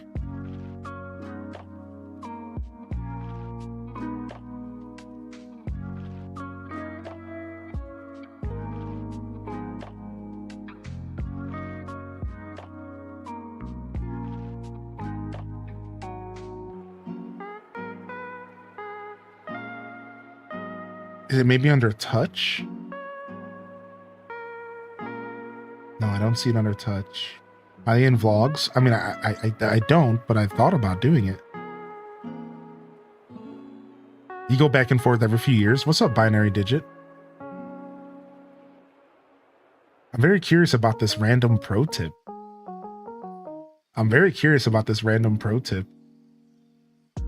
At the bottom of touch. Okay, so it was in touch. Back tap. Double or triple tap on the back of your phone to perform actions quickly. Oh, what? Which one should I do? Double or triple? Maybe triple, because double, I'm probably going to double tap all the time on accident. Oh, you set it for a specific thing. What? So you could say like triple tap for like a screenshot, or like triple tap for like Zoom, or triple tap, like you set it for a specific activity. So like flashlight's an option. So if I choose flashlight,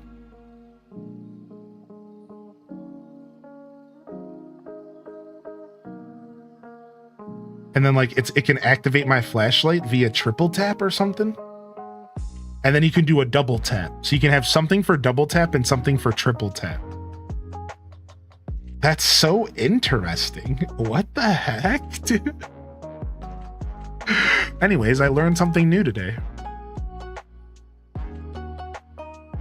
Cheers. What's up? What's up, Exhaustion? Good to see you. Naomi the cow shows up. That's utterly ridiculous.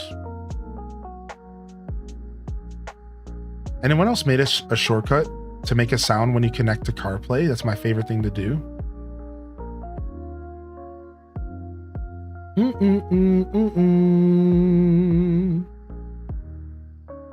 Sick. Appreciate you, Ham Labs. Thank you again, Vic Story, dude. Thank you so much.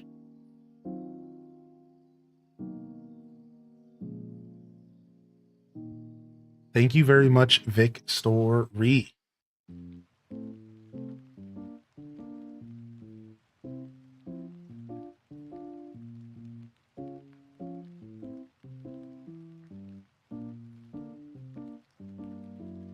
Heat makes me nauseous. Once I adjust the heat, I'm okay. Once I adjust the heat, I'm okay, but it's the first month of summer that is the most brutal. Like this year, because I moved out of a house with central air, which I know, first world problems. I had the worst first month of summer. I wasn't ready. It went from 0 to 60, man. It went from 60 to 90, and it was too fast. But now I'm good. Now I'm going out and walking around in the 90-degree weather as a big dude, and I'm fine. All I needed was the adjustment.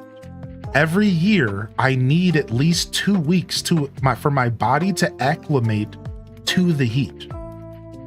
And like, so now I'm like, whatever. But it's just those first 2 weeks. This year it was about like a month. I was like, oh, it was just so hot out, dude. But we're okay now. I'm feeling good about summer now. Now I'm locked in. First month of summer, Clyde's in Floridian. Yo, what's up, Miss Scargan? Yeah, we only have to deal with summer from June to October. And usually it's not really until July. Yeah, July to October. So, you know, I can complain all I want, but I got it pretty good in Ohio. So.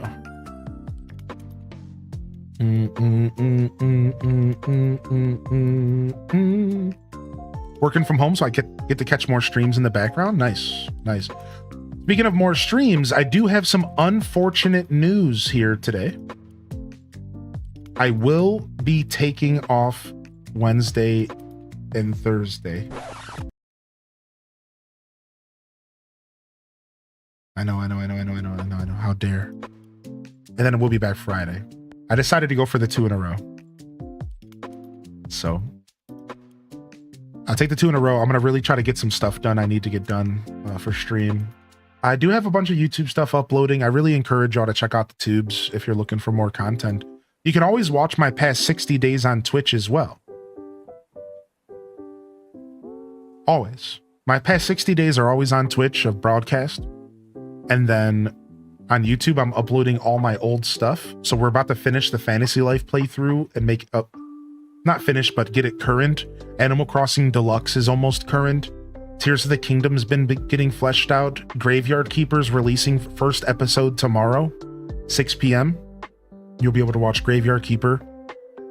I also am going to be doing a massive VOD, dump of Breath of the Wild, and I think Coral Island's on the way. People are requesting Scuffed Eats, so I might try to get that going here on my day off. So just a heads up, we do have a bunch of stuff for you. So there will be stuff to watch if you are looking for my show. And if you are in the Discord, I do encourage y'all to check out the content archives.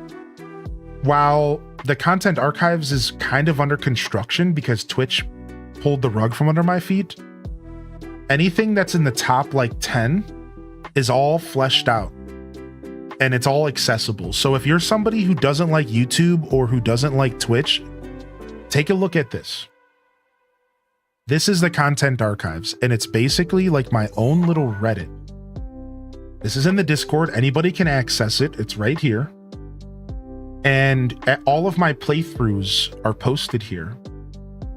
You can click. Once you're in, you have every episode listed out perfectly. Part 1, part 2, if it's a 2-parter. The name of the episode, the YouTube link, even the playlist if you want to just bookmark it and binge. Again, not everything in here is caught up because unfortunately a lot of these videos are dead because of Twitch. But everything above Pikmin is all pretty enjoyable right now. So I do have a lot of accessibility stuff going on with my show. Like if you're looking to watch my content, if you're not a fan of digging through YouTube, if you're not sure how the YouTube UI works, I got you covered. If you're not a fan of digging around on Twitch and you're not a fan of the Twitch UI, I literally got you covered. You don't have to dig through those platforms. I am providing a space for you to just find my content. You can go here, you can search. You can say, oh, has he played Zelda? You can type in the word Zelda, right? You can even go even as far as you can use the tags, right? So like if you click this tag right here, it brings up every playthrough that's been tagged Zelda ever in my history. Look, every single Zelda playthrough. You can say, you know what? I don't want just Nintendo. I want a miscellaneous. What kind of stuff has he done that's out of the normal? No Man's Sky, Fallout 3, Scuffed Deeds. Now, again, a lot of this stuff is under construction. I apologize because Twitch, again, messed everything up. So a lot of this needs to be cleaned up. I just wanted you to know that this exists because I know I have a lot of people that like my VODs. I have a very VOD frog heavy community, and I'm doing everything I can to make sure that my show is as accessible as possible for you to enjoy the way you want to enjoy it. So you're not forced and routed to figure out platforms you don't want to figure out. You can just click on the link, the video pops up right on your phone, boom, you're watching it, right? So just want to let you all know that exists. And yeah.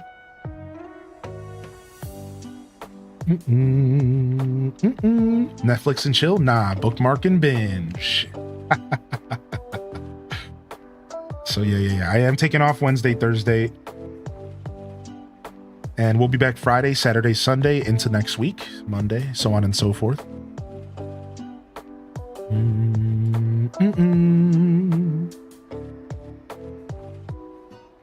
How you doing today, the Morgan? I noticed the other night it's getting darker earlier and it made my soul happy. You too?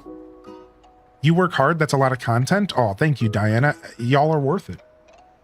And I'm going to be honest, selfishly, my content's worth it. And I realized over the years how much value that my content has, even years after it's been made. And I realized like this is my legacy in a weird way. And people don't think that way. This is kind of a deep thought. I know like for some people that you might even scoff at that. Oh, your legacy. Nah, like this is my legacy. And I want it to be presented and accessible for the rest of my life. I eventually want to take all these videos and put them on hard drives and label them and put them on shelves in my house so that they can be archived years later and people can be like, oh, the Hylian Descent show, what is this? Like, I really take it serious. Like, this is my legacy, man. Like, I want it to be, I want to get it all on YouTube so it's preserved on the internet for the rest of history as long as YouTube exists. Right? So like, yeah, like I really do take it serious. So I appreciate the compliment. Like I do work hard, but I just want you to know, like, I do a lot of it for me as well. It's for the community and it's for me. My content deserves to be archived and accessible, man. I put a lot of work into my show for sure. Yeah, right. Exactly. Sarcasm. Like, so when I started thinking about that, I started taking my backlog very serious. And I'm sad I didn't take it serious sooner. I lost a bunch of cool playthroughs in the past. Man, you want to know the biggest heartbreak? And I don't even want to talk about it, but I'll say it, but then I'm moving on. There's not a single VOD from New Horizons release until June. The game came out in March. Just clips. Because I didn't understand this. I was overwhelmed. It was my first year of streaming. I just got my partnership. My channel's blowing up. And I was overwhelmed. I'm streaming 12 hours a day. And I couldn't keep up. And all of a sudden, before I knew it, 3 months have gone by and I lost all of the first days of New Horizons. And it's the most tragic thing. It's so tragic because that is such an iconic moment that we had on this channel. So I have learned my lesson, dude. I've learned, like, I'm never letting that happen again. The next time we get an Animal Crossing game, it's all going to be documented. Our whole Tears of the Kingdom playthrough, it's all going to be archived. It is. Because, like, I'm never losing those special, moments and releases ever again. You know, because, like, it really is tragic. And when you look back, you realize, like, dang, that was a missed opportunity, dude. So... Yeah, right? Sarcasm. I think there's something special about it, dude.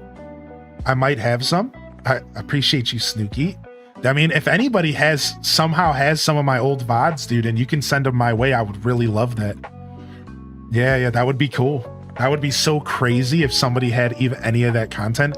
Yeah, the first VOD that I can release from that era was like our Genji villager hunt, which didn't start until June. That's when the videos start emerging, is June. So there's like 3 months of just like dark age, like just missed content. And then there's a bunch of clips. We do have a bunch of cool clips and stuff, which is cool. So. Yeah, what's up, Jess? Yeah, exhaustion. So like, for example, on YouTube, the first playthrough you'll find, the oldest playthrough you'll find of ACNH is when we made a new island in 2021, March 2021. And that's still a cool playthrough. It's like a 7 episode one.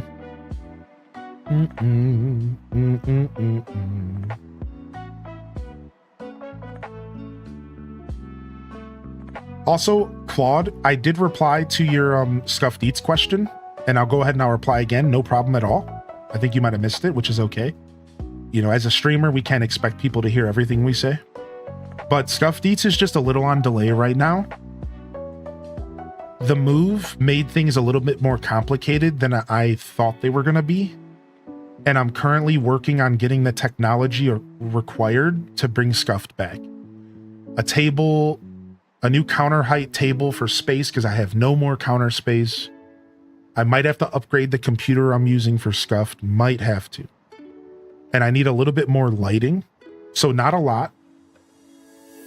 And then I need to like reapproach it mentally. Like, how am I going to now present it? Because I'm in a new space and there's new, I have to figure out new stuff.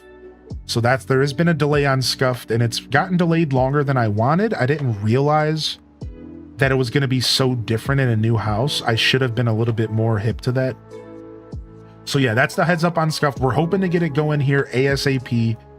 I just want everyone to know that I love Scuffed, so it's not something that I'm gonna let lie for too long, even if it ends up needing to be super Scuffed, which, if that sounds oxymoronic, it's, yeah, like, even if it ends up being super Scuffed, like season 1, it's gonna come back. But my hope is that I can make it really nice and presentable, and season 3 can feel really special. But I'm going to do everything I can to bring it back regardless. So. Yeah. Season 3 is going to be dope regardless. So. And once we get to season 3, we're actually just about to hit episode 50 of Scuffed Eats. So it's going to be pretty special. Like, I don't want to say too much, but for me, it's going to be real special. We're pretty close to our 50th episode of Scuffed Eats. I don't exactly know how close we are, but we're pretty close. So it's gonna be a cool, once season 3 gets going, we're gonna have some fun with Scuffed Eats. I've been cooking ideas up, no pun intended. I still owe the chat a homemade pizza, and I do have a pizza stone that was brought on my throne. Exclamation point throne. We have a pizza stone. We're ready to make our first fresh pizza in my house. And that's going to be exciting. I owe the chat a pizza. And then from there, I also wanted to do, there was one other thing I owe the chat. I owe the chat a pizza. And then there was something else I owed y'all, but I don't remember right now. It was a pizza and something else. I said I would do something else, but whatever. Might have to check out some VODs. Yeah, I have some real old stuff on YouTube, Sarcasm. And then I actually have a whole separate YouTube channel for Scuffed Eats that is secret that nobody knows about. Well, I mean, you know about it now, but I plan to actually release Scuffed Eats episodes on a separate YouTube because I was going to consider my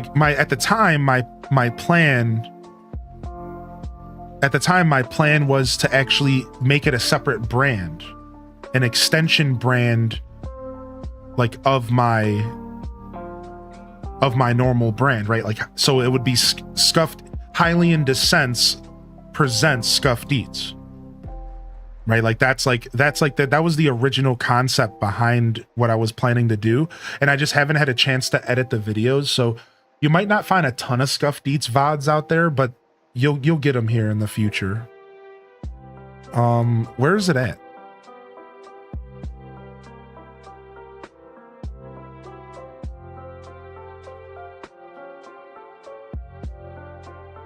Here it is. Found it.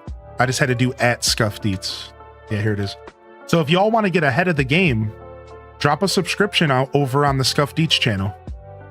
If y'all wanna support, if you're a fan of cooking shows, drop a sub over there. We got 87 subs. It's a secret channel. It has 0 content on it yet, but we're getting there. What? I also have social medias and everything for it too. I was gearing up for a big release and I just didn't get a chance to get it going yet.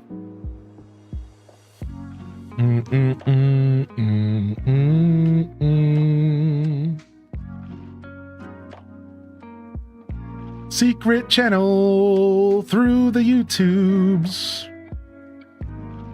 Did you owe us Daz's brownies? We did talk about making Daz's brownies. Yeah, we did. If I'm owed a pizza, I want pepperoni and bacon on mine. That's funny. I would feed y'all if I could.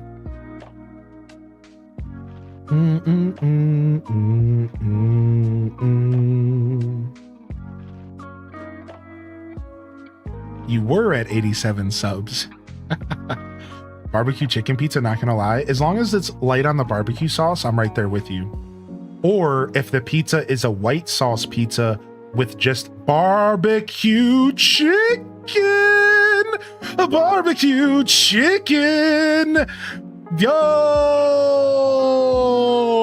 there it is. Drake comes home in a timely fashion. Drake the Duck. I told y'all the dark horse was gonna be the final candidate. I told y'all the dark horse was gonna be the dark horse of this villager hunt. Roscoe is the last villager we're gonna be hunting for. Would you look at that, dude? I knew it, man. I knew it, dude. Dude, there it is, man. You know what? That wasn't too long of a hunt. But let's cue the music anyways. Even though that wasn't too long of a hunt. That only took us... Hold on, let me check real quick. That only took us... We started at 555. And we're at 593. So that took us 40 tickets. Right? Basically 40 tickets, right?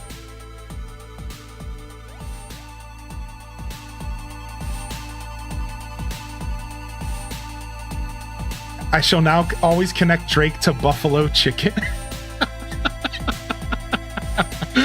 38 tickets. Yeah, dude. Not bad at all, dude. Wow. Holy heck. Come on home, Drake. Come on home, Jimmy. Why don't you come to mine? I'll be waiting for you. This is perfect. This is absolutely perfect. Drake is coming home. Tarum, that means on Monday next week, the final villager hunt begins. The hunt for Roscoe. Let's go ahead and do some time traveling and let's get Drake officially home. Let's get him officially home. Let's get ourselves back to the regular date, August 12th. I know I've been Mia a lot lately, but the mental illness struggle has been very rough for me, but every time I lurk I always feel better, so thank you for continuing to do what you do. Wait, we gotta go check the plot real quick. We gotta go check the plot for tradition, baby. Yo, Miss Kristen coming in to help us celebrate. No matter how much time you put between yourself and this community, we're gonna welcome you back with open arms, my dude. Don't you worry about that. Don't you worry one bit. Thank you for popping in, and I hope you feel better. I hope that whatever you're going through, I hope take it a day at a time. Please be honest, be kind, and be gentle with yourself. Take it a day at a time. Thank you for being here today.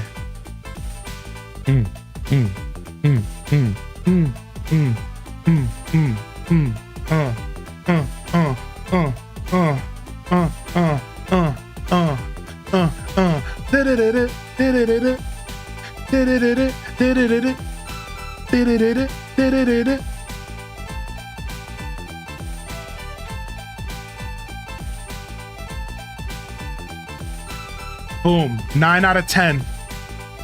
Drake the Duck. Hit it, baby.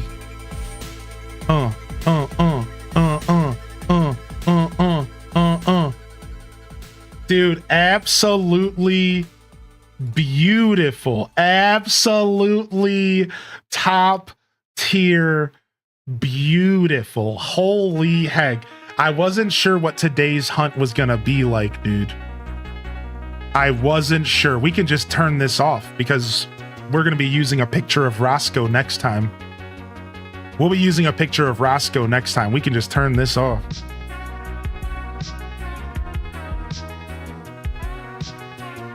Whew, there it is, baby. There it is, baby. The hunt continues on Monday. I'm not even going to bother doing the time traveling on stream. I'll do it this weekend. Let's just get Drake moving in fully and take a deep breath and enjoy our accomplishment of 9 out of 10 villagers in.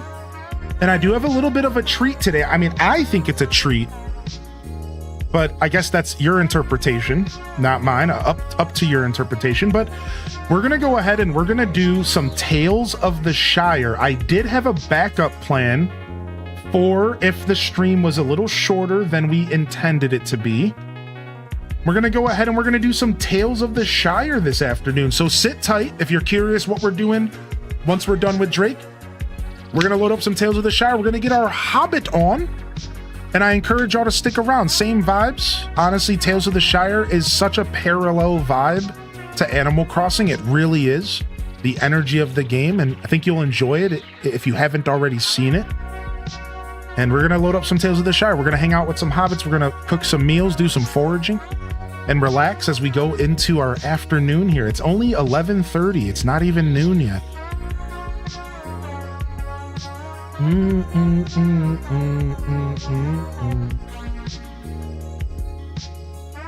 It's not even noon yet. We're going to do some more Tales of the Shire.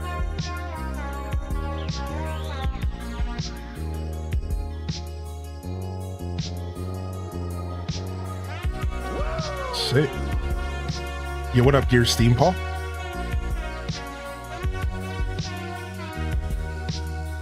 Dude, super stoked. Super stoked. Always excited when streamers find their dreamies. I honestly don't think I've ever been present when it happens. I'm honored to be a part of it. Aw. Yo, what's up, Shep? Got a reaction for me? Yeah, I could talk pizza all day though, because I worked in Italian cuisine for most of my cooking. I did some gastropub, I did some hole in the wall bar stuff. I did mostly Italian cuisine, and I worked in what I would say is like arguably like maybe a 3.5, 4-star restaurant.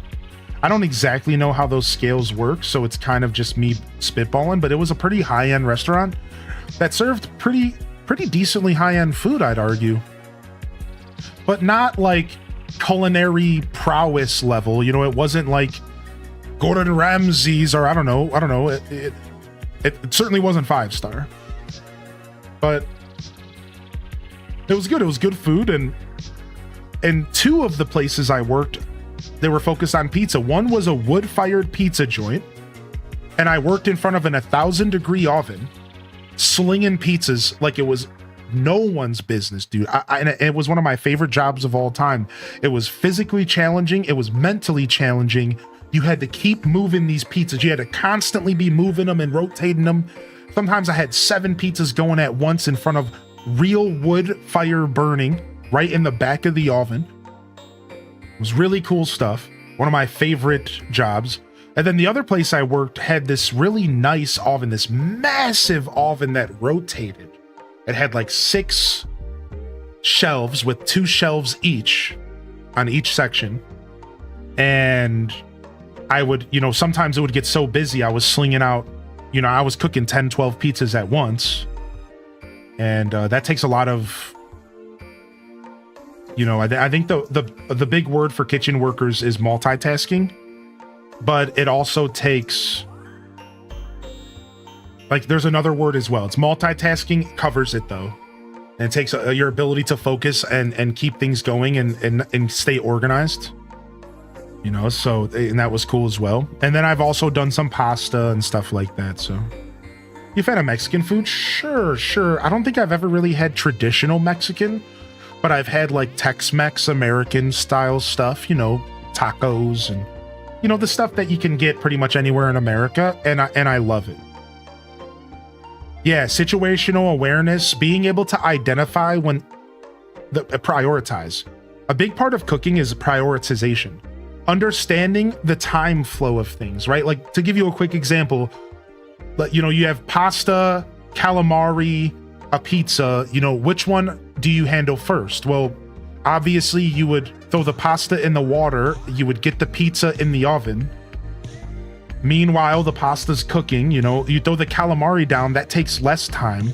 So it's also like priority, and it's like understanding how to get all the food to be done at the same exact time. So hot food is going out always, right?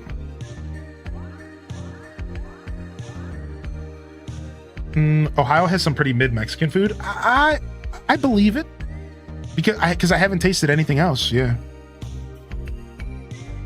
Reminds me of a character in Death Stranding 2 who's basically a pizza chef and a karate master combined. What the heck? Yeah. I've had some good Mexican food though, for sure. Rather stuff that I think is good. Aren't mornings neat? Yeah, we named our island YouTube because I've named past islands Twitch, and we were just being dorks. I have tried Pazul. Yeah, Pazul's good. Yeah, I have tried Pazul. Yeah. Are mums the native flower? Mums are the native flower. Yes.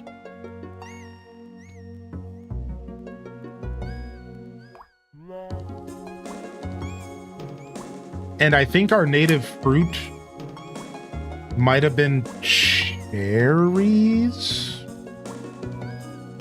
Mm-hmm. And I will only be addressed by that name, which is Dodo. And furthermore, it is not we who will rule the world, it is I. Thanks for the vibes. Thank you for the 666 bits, dude. That's such a good alert. Such a fun alert. Thank you for that. Yeah, it's a fun one. All right, let's go ahead and time travel back to the regular date, and then we can like actually have our switch on the regular date. for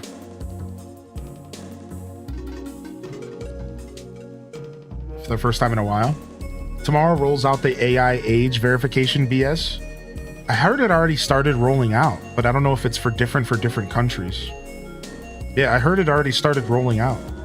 Last night I read on Twitter anyways. Yeah, I don't know how that's gonna go over. We'll see what happens. You know.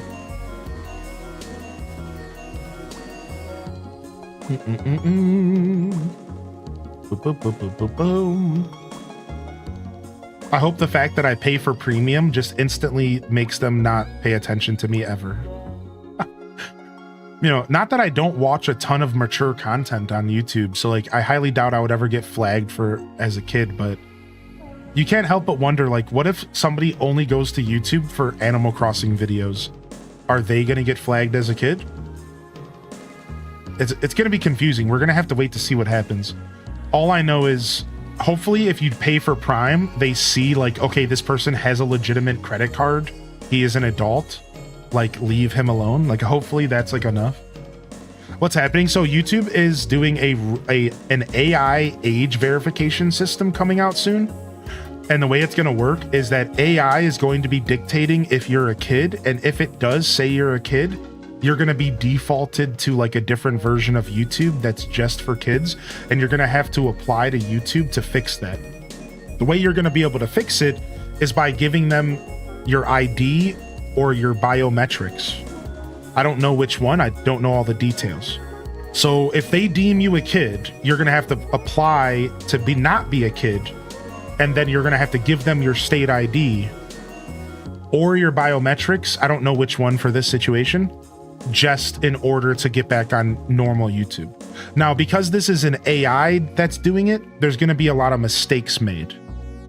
That's the problem. And because of that, people are going to have to be giving up their IDs, or you're going to have to figure something out.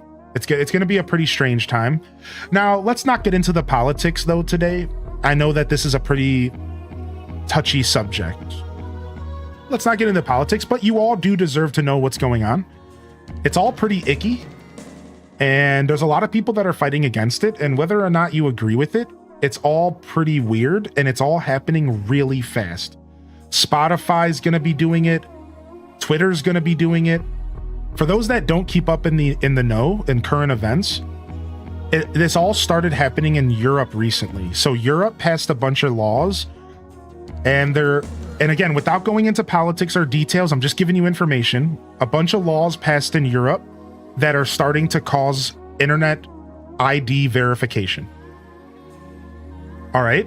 And this is nothing to do with AI. This is nothing to do with AI. That's just the YouTube thing. So now in Europe, there's a lot of apps that you're going to have to identify yourself to use.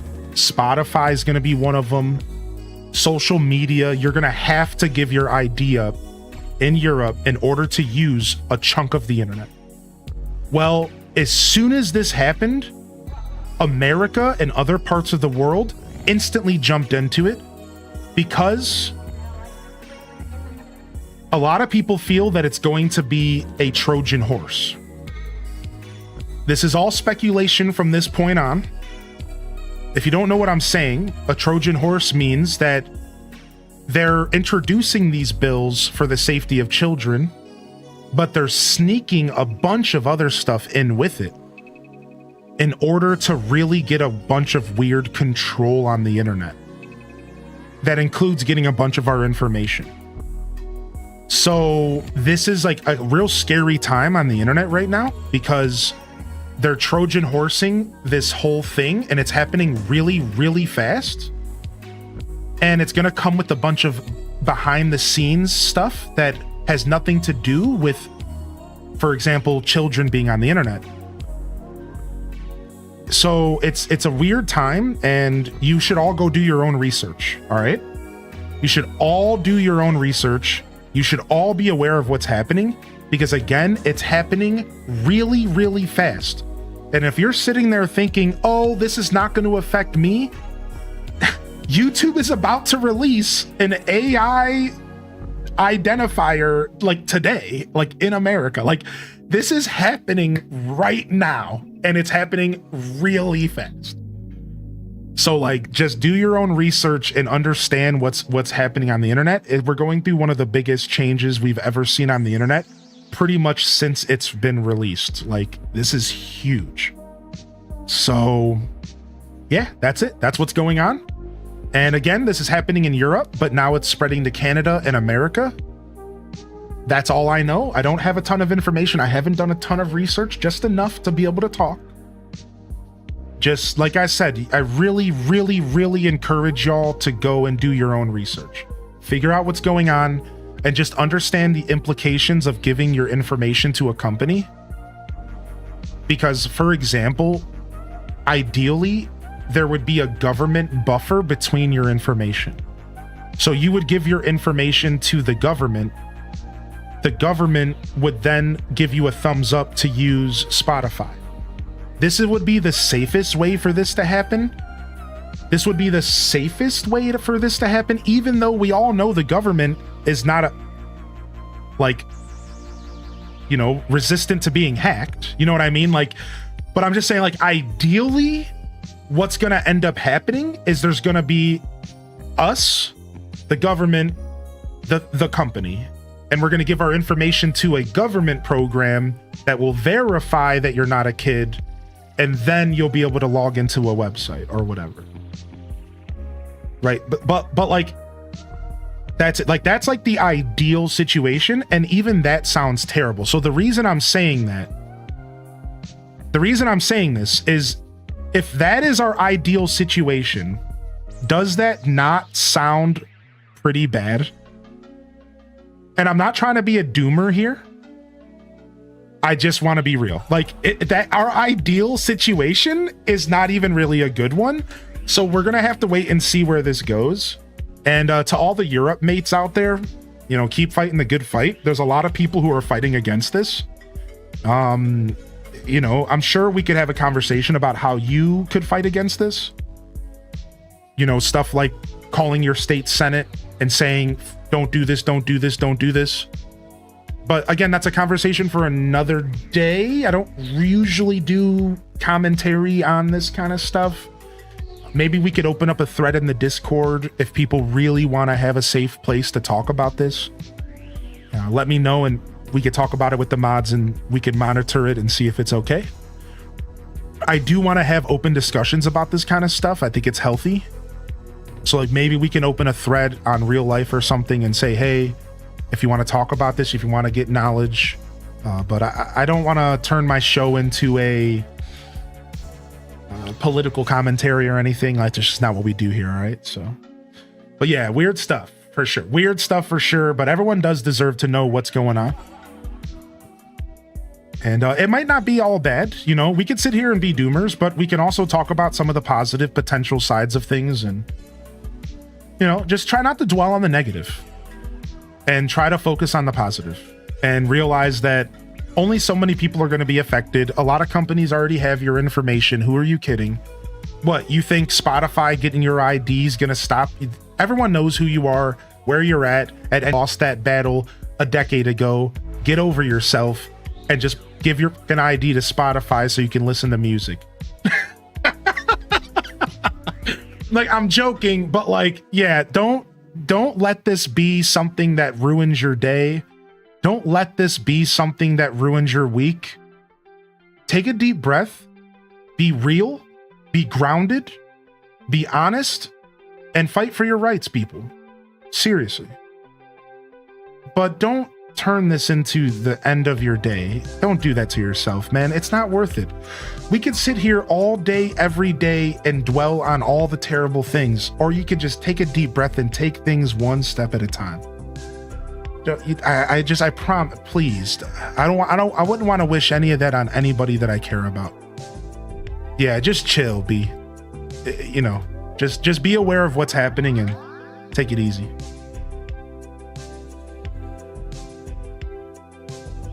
Appreciate you, dude. Yeah, no worries, Bubbles.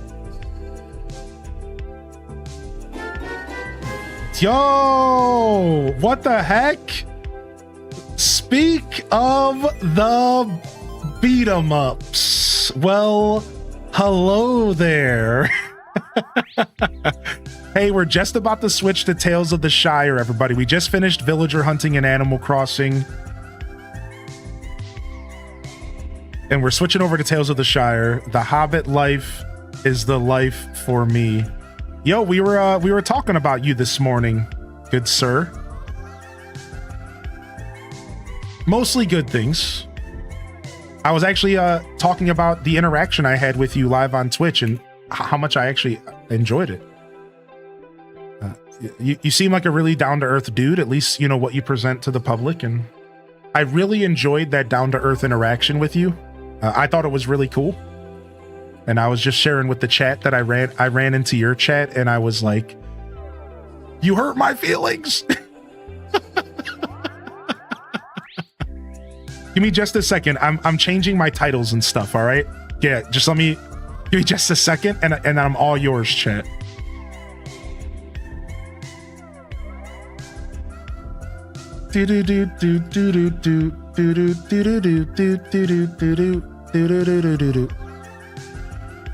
Yeah, I'm just changing my titles and stuff because we're switching over to some tale. We're gonna do some hobbiting.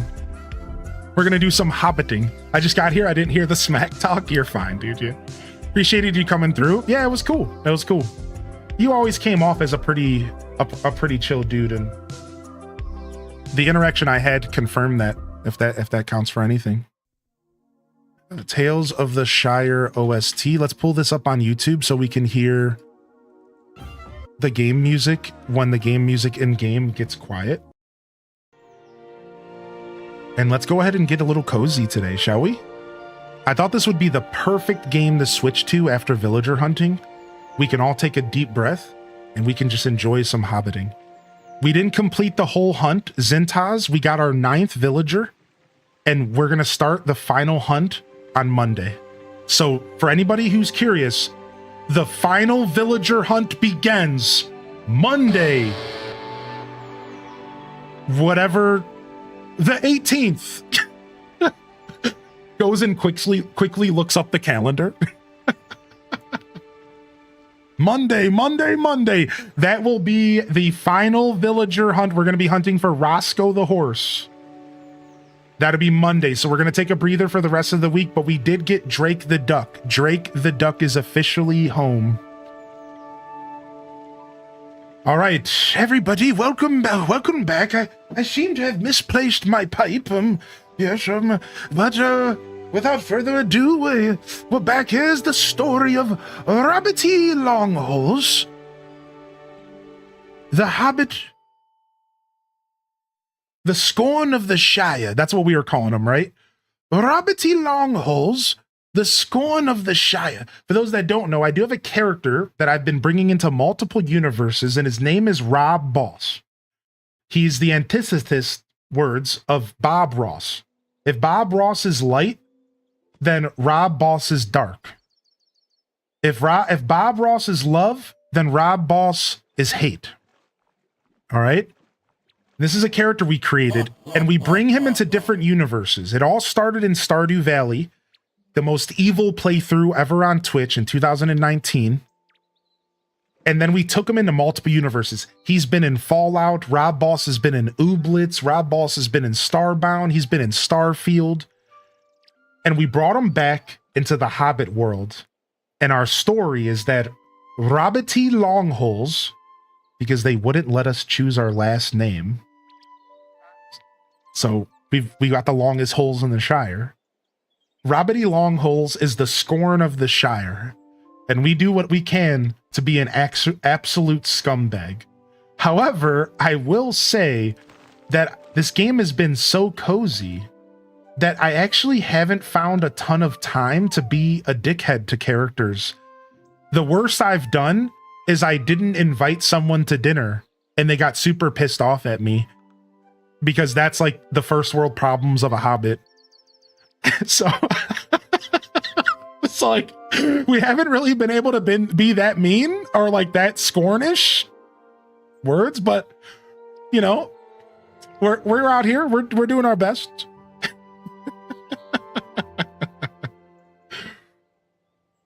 Why'd you go back in time for AC? I just wanted my Switch clock to go back to normal. Yo, welcome in here, everyone. Yo, thanks for the follow, dude, and thanks for the first time sub. Seriously, that was cool. I hope you enjoy my emotes. And thanks for coming through. I'm sure you got a lot on your plate. You seem like a pretty busy guy, especially with the new kid. But it was actually pretty cool for you to take the time to pop in here. You didn't have to do that at all. That's pretty cool, actually. I'm fanboying a little bit, but it's just because I know what that feels like. I've had people tell me that they enjoy when I pop into their shows and put that little bit of extra effort in, and that's cool, man. Thanks for the sub. It goes a long way, as you probably know. Feisty, good morning. Welcome in. Longholes, such names. I chose Goodbody for my surname. Sidey Goodbody. Any frog enjoyers? Zintaz, good to see you today. What's up, Rawsome? Wanted to see the awesome beard? Thanks, dude. It's not too bad, right? Yeah, dude. My beard's going to be 6 years old in September. I think we might actually throw a beard birthday this year. We've never done that before. I might try to throw a beard birthday this year.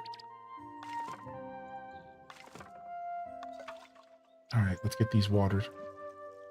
A beard-a-thon, yeah.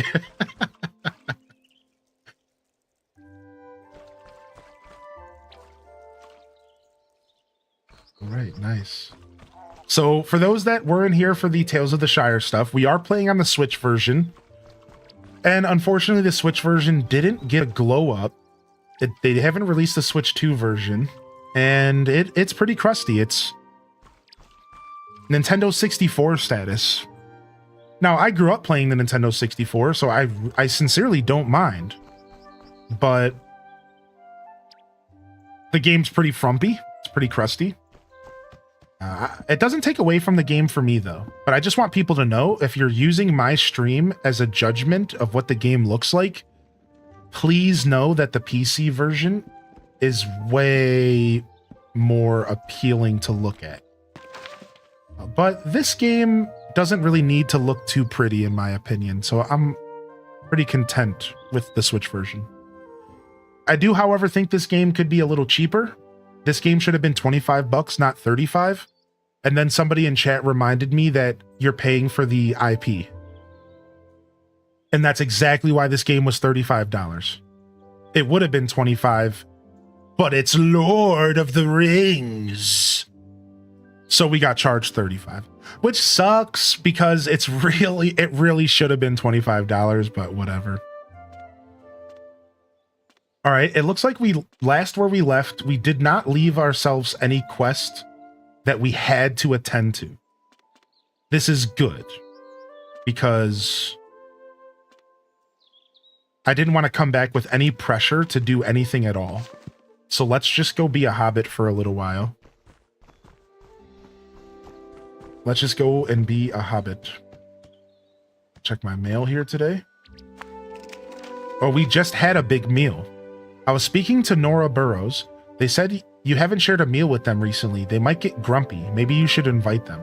Oh my God. Okay. All right. I'll do it. Leave me. Okay. I usually forget what I've eaten, but I can't get your cooking out of my mind or my teeth. It was just what I needed. Here's something from me as a thanks. It's only polite. Cool. Thanks, Tom. That meal was good enough to make the old gaffer proud. Is that what all the cooking is like in Bree? Here's something to say thanks. What a lovely meal you served yesterday. You're becoming quite the cook. Your meals have so much heart and warmth to them. Here's a little thank you present as encouragement. I thought you'd give me bugs on a plate. I was sad at first because there were no bugs, but then happy because the food was so good. I thought you might like this as a thanks. Sorry, it's not bugs. My mom wouldn't let me post them. What is this game, dude? How have you been settling in? I know it's different from Bree, but I hope Bywater's been treating you well. I'd love to see how you're doing when you get a moment, so come and visit me when you can. All right. HDES browse. Lily's trying to get it.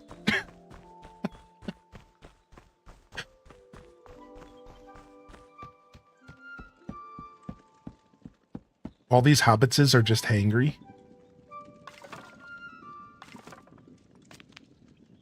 All right, let's drop off these ingredients. We actually did get some nice stuff from the townsfolk.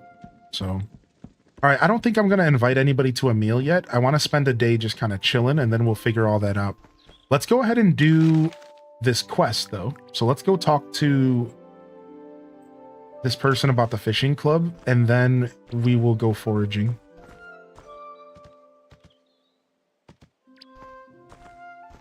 But if anybody here has yet to see the game, and if you have any questions, if you're trying to figure out if it's for you, one of my favorite things as a creator is showcasing games so you can better decide for your purchases, of course. So just ask, man. Just ask. I have already reviewed the game. Exclamation point review will tell you a little bit about my thoughts. In the end, I gave it about a 6 out of 10, and that's because it did a good job executing what I think it set out to execute.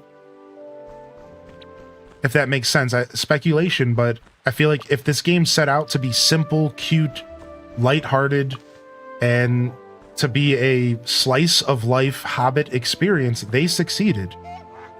But it's rough around the edges, and it's not polished. And polish is really important for gaming. Polish is the kind of thing that when it's good, you don't even talk about it. When it's bad, it's brutal. And this game just unfortunately needed to be cleaned up and polished a little bit more. To be fair, that is my experience on the Switch, and maybe it's a lot more polished on other consoles. I don't know. My only other commentary on this game is it's really simple. So if you're the kind of cozy gamer that needs to be led along and stimulated, not every cozy gamer is built the same. Cozy gamers are very diverse. Some of us like The Sims. Some of us like Animal Crossing. Some of us like Tiny Bookshop. This game, I think, is even more niche than cozy. Cozy gaming is already niche. This game goes even further into the niche because it's very head empty. It's simple. Simple's a good thing, though. In this case, it's simple, it's lighthearted, it's free. But for some people, simplicity is bad. That's boring. That's not what every gamer wants. So I encourage the cozy gamers to heed my words and to be aware that this game is very head empty. It's very Animal Crossing in that sense. You don't really get a ton of direction, even though there are quests and stuff. You really are kind of intended to log in and make your own fun. You're intended to immerse yourself into the universe and then enjoy the little things. Stop and smell the roses. Put your feet in the pond and you know, talk to the villagers. Like, this isn't a normal video game in that sense, in my opinion, right? Like, there's not as much stimulation going on. And I think for some people, that equals boring. Right? Yes, exactly. You get it, Dark Fury. What's up, Jedin? Yeah, it's a cooking simulator wrapped up in a life simulation package. Exactly. Can we buy... Do we have money? Can we buy some seeds? We are broke. But we can buy seeds. Do I have seeds? I think I already have seeds, and I just haven't planted them. Okay. All right, where's Nora at? I think she's this way here. Do you plan to potentially showcase Grimshire? No, I slept on Grimshire. I'm not even all the way sure what it is. Currently early access in Steam as a demo. Yeah, I will have to write that down. I know I've heard the name Grimshire before, but it's really not ringing a ton of bells here. Let me go ahead and write that down though, real quick, because I think that is something we could take a look at. Grimshire.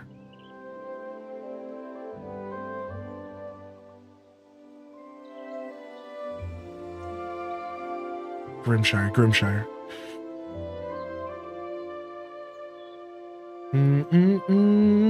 Yo, what's up, Lady Jovia?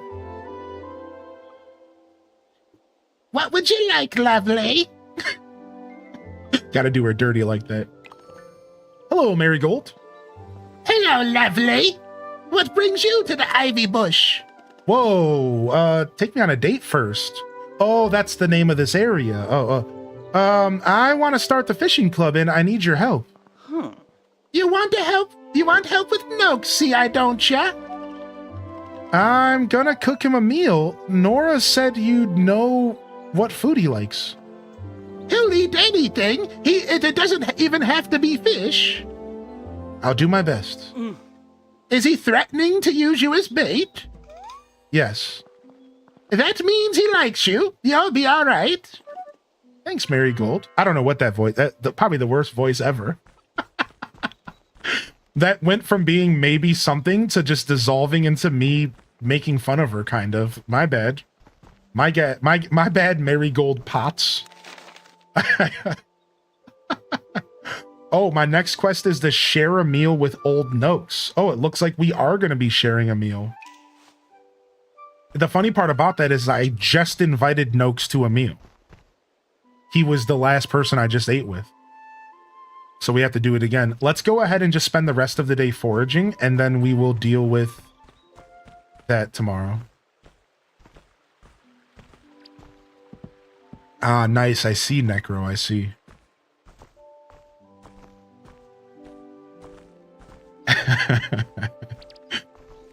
Okay, we're going back to the house to see if we have any seeds to plant. I think we have seeds that we bought that we didn't plant. I think we have seeds we bought that we didn't plant here. Yo, what up, Jimmy? I can complain about one thing. The fish does not stack, which is a pity.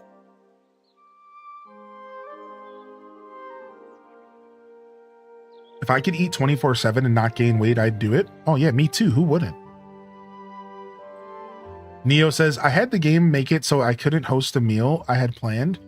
So it made 2 hobbits disgruntled. Gonna see how many days until I can invite them again. It only takes a couple days.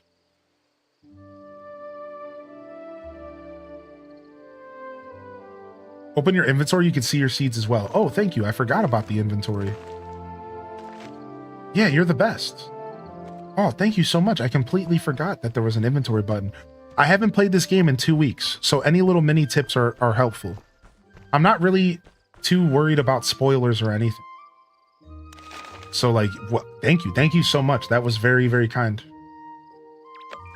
Yeah, I played it on release. We did 2 episodes. We're 10 hours in, and then I haven't played since, so. But I do want to see more of the cooking system. This game, for me, is all about the cooking. So my goal is I want to get all of the cooking equipment. That's my goal. I want to get all of the cooking equipment, and then I'll feel kind of satisfied that I've seen enough of the game. That doesn't mean that I won't like play more, but that's my goal. Dang it. Can't you pick seeds back up again? With a but do you get the seed back? I don't know if you get the seed back. Dang, we should have... Yeah, you just destroy the plant. Okay, eggplants do not want to be mixed in here. What about onions? Onions don't really care either. All right, what about over here? Ooh, we have space here for the pumpkin. Perfect. So you see, we're trying to get those smile faces. Because smile faces mean that the crops are happy to be planted in the same space. And if you see a purple negative face, then obviously that's bad, right? You don't want to plant there. See, like right here, there's all smiles here as well, but I already filled this garden up, so I can't plant here. So let's go back over here and plant these onions.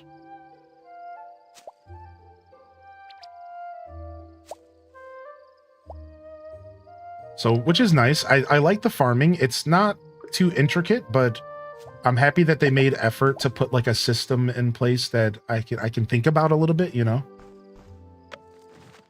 as far as like where I plant my crops and which crops I plant. All right, let's go spend the rest of the day foraging. Can you get recipes outside of hosting meals? I think you only get them through meals. I agree with that statement. I think that's the only way you get them. Which, it makes sense, right? It all goes full circle in that sense. Oh, we'll take these mushrooms. Don't mind if I do. A little bit of Penny's bun. Mmm, delicious. Absolutely delicious. Ooh, a walnut? Don't mind if I do. Hey, what's up, Soulspire? Welcome back. Yo, I was playing some Fantasy Life last night, and I kind of got the bug again, and I want to go back and get all the legendary tools. You know, I stopped playing Fantasy Life right before I started crafting legendary tools. Because if you followed my playthrough, you know that that was like the last thing I was working towards. I didn't level up carpentry or blacksmithing until last. So I was playing the game kind of different, you know, not as efficient, you could say. And I loaded up last night for the first time in like 2 weeks, and I got the bug. I'm so excited to play more. You've been hankering to get back into it? Yeah. I was thinking about streaming some today, but I figured I'd stick to Tales today, and maybe we'll play some later this weekend. Yo, enjoy your lurk. Halcyon, enjoy your lurk. Thanks for popping in. Ooh, nice. All sorts of good mushies here. We're just here to forage. We could do some fishing as well. Fishing's always good if we have the inventory space.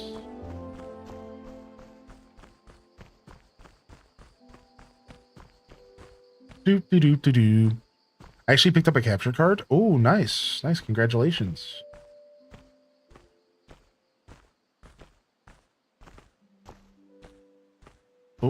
Oh. Ooh, nice. Found the apple tree. Absolutely perfect. Get ourselves some grapes. Ooh, nice. That'll be quite the treat. And it looks like something else is here, but I can't pick it up. Is there something we maybe don't need? Let's get rid of the puffball. And let's grab this apricot. Oh, that's a new fruit. Hey, nice. Got myself a little apricot. Perfect. Morning, Hobbits. What's up, Gira? What's up, L Rob? Does your character pass out? You sure do. You can pass out in this game. I don't think there's any negative things that happen. You just wake up a little late. That's what it is. You miss the first part of the morning. Yeah, that's what happens. So if you pass out, you miss the first chunk of the morning. So in this game, there's early morning, afternoon, early evening, night, or like evening, night. So there's 5 cycles, 5 times of the day, and you miss the whole early morning, which for a Hobbit is pretty brutal, right? Like for a Hobbit, dude, you don't ever want to lose your early morning. That's like 2 breakfasts right there. That's like 2 meals you missed. You don't ever want to miss your morning. Yeah, exactly, El Rob. Yeah, we're skipping around the Shire today. DDV posted a realm character reveal for Inside Out. Oh, I heard about that. Inside Out is coming to DDV. I did hear about that. All right, how do I get home from here? Boop, boop, boop, boop, boop. At least you wake up to 11sies. They need to fix my Peter Pan first. Fantasy Life is a 10 out of 10. I wish I knew if any DLC was due soon. Yeah, they were supposed to give us that free DLC, right, Soulspire? That's gonna have They mentioned a free DLC that's going to have a roguelike feature in Ginormosia. And we're just waiting for that to release, I think. And I agree. Fantasy Life is still my game of the year this year. Even after Donkey Kong Bonanza, I had so much fun with that game. Even after Mario Kart World, Fantasy Life is still for sure my game of the year this year. It's just so fun. You love Fantasy Life? It's such a good game. I never played the original on the DS, 3DS. So this is my first experience, and it's just such a well put together game. It's so charming. I could glaze that game all day. It's so good. It was the first game to snatch me up since Tears of the Kingdom. I dumped 100 hours into that game in the blink of an eye. I was so obsessed. Wish I could send you my copy. We'll eventually go back and play the 3DS version. We'll probably just do it as a casual fun thing. I have a 3DS capture card, but it's been acting up recently, so I'd probably have to emulate it. Unfortunately.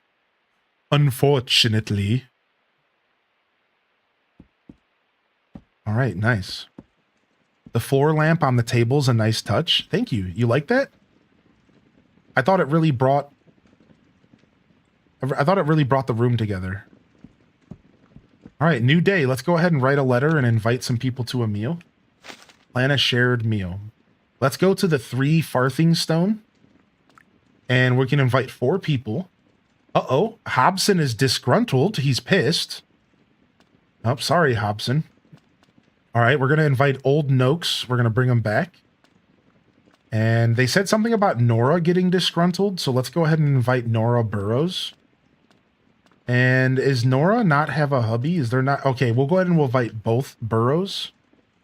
And we'll invite Old Noakes. And then let's balance out Old Noakes with another oldie. So let's... No. Let's go ahead and invite our dwarf friend. Neffy. I think here's the problem. I think the last time that I did this, I used up all my ingredients. And I can't cook at much else. I better double check.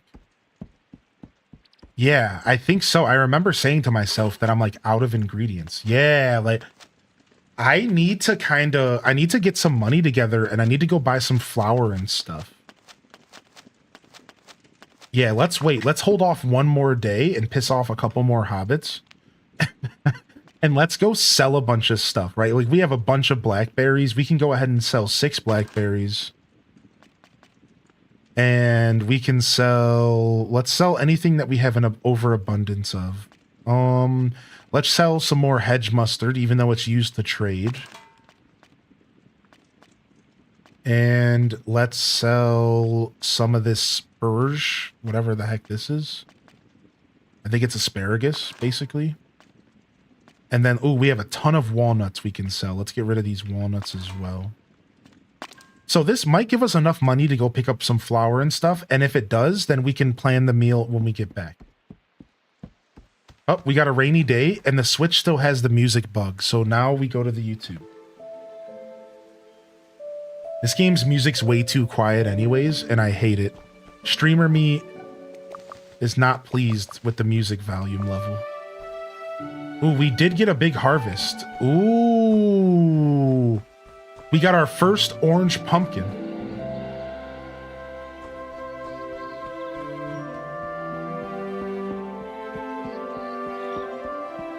The music is so pretty and it's so quiet. I hate that.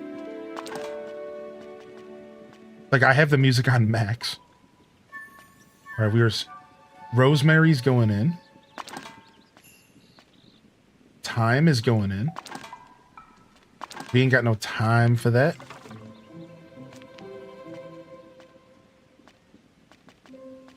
I think that's it. I think that's good. We want to keep all of our herbs if we can. Yeah, we want to keep all of our herbs. So we're selling all this stuff. Yeah, this Steam has the music bug as well. And in the winter it rains instead of raining, it snows. so it's glitchy when it does. Weird. Now, they did release a patch for this game, so hopefully they continue to patch it. I do have faith. They did release a patch already, addressing some bugs, so I think there will be more patches to come soon. Since the developers made the effort to put a patch out so fast, I do have faith that they're going to maybe figure it out.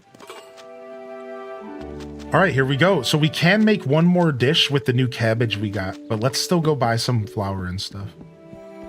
You run in slow-mo when in the winter? That's so brutal. That's so rough. Doop-a-doop-a-doop-a-doo. All right, let's head up to the shops and see if we can make some cash. Grab some blackberries on the way and we can sell those. How long are seasons? 10 days each. And the days can be up to about an hour long? No. How long was that day that we just... How long would you say that that day that just passed was? Like, what, 30 minutes? I think the days are like 30 to 45 minutes. Yeah, I think that's it.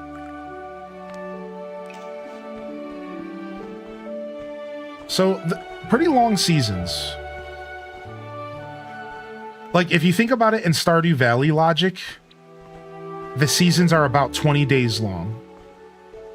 About 15 to 20 days long in Stardew logic. So, obviously a lot shorter than Stardew, but not bad. Not bad seasons. I think they did a pretty okay job with how that all works in this game and like the way the time moves and stuff.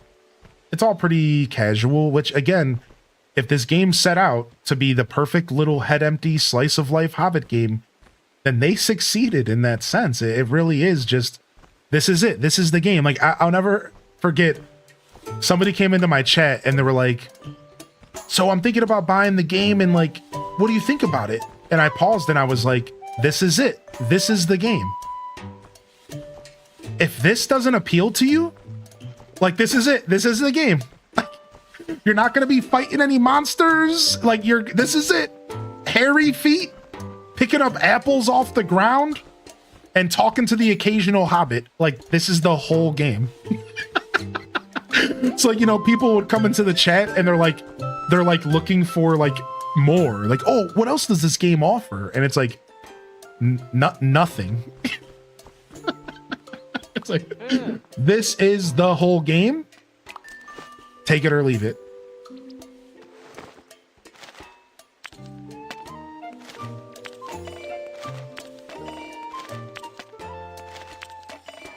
All right, nice. We just got 200 bucks.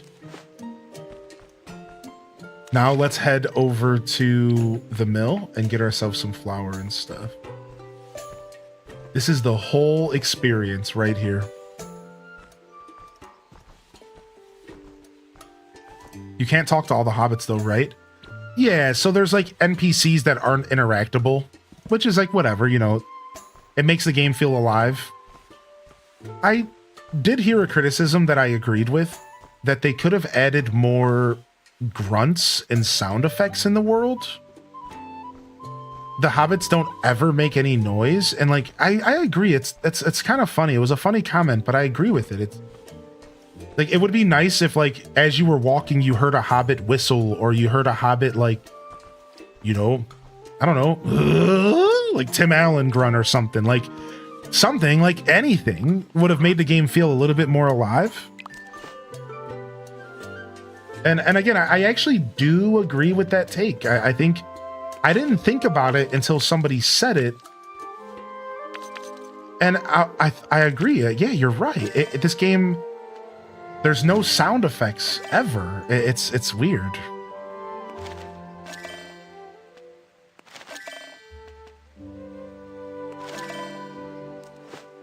All right, nice.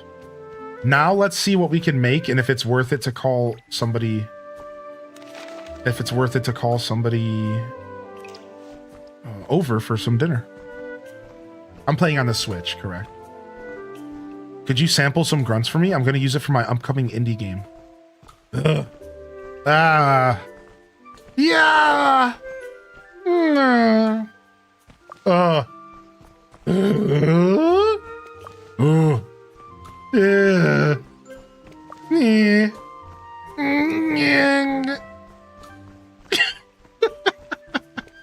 I've been playing video games for 33 years, chat. I can grunt all day if you want.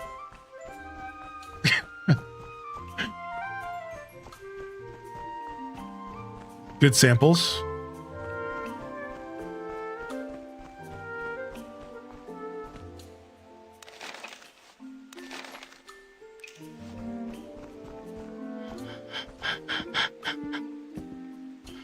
I missed that someone asked you for sound samples and I was very confused. Well, that's one way to get lurkers to jump into the chat, so I'll keep that one in my pocket for next time. So let's take notes after the stream today. Remember to make grunt noises when your chat gets quiet. Good notes. Good notes.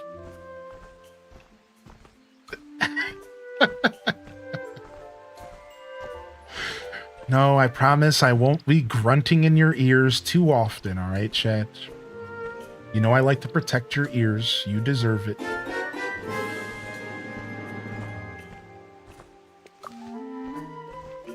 The grunt noises did, in fact, work. Candy Boo with the 56! Nice! Thank you, Candy Boo. Hope you're doing well, Candy Boo Boo. Lurker approved. That's one heck of a way to do an ASMR stream.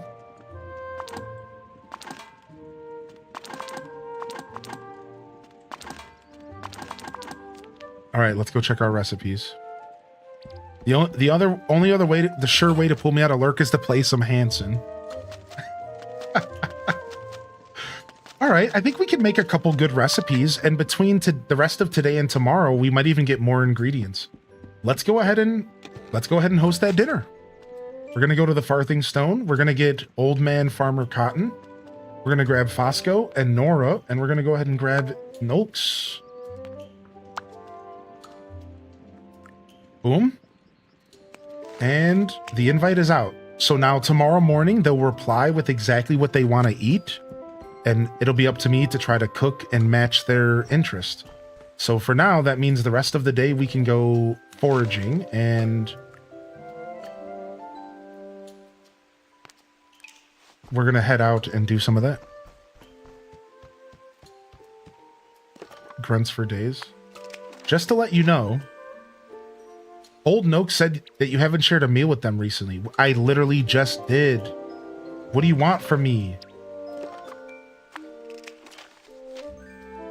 Speaking of Neffy, they said you haven't shared a meal with them. Oh, I forgot I was going to invite Neffy, but I invited Farmer Cotton. Dude, these hobbits need to calm down. You need to chill. Can I breathe for a second? Holy heck, dude. Yeah, you want to come over every day? What, are you going to provide me with the ingredients for the food? Like, will you chill? Oh my god. I thought this game was supposed to be relaxing.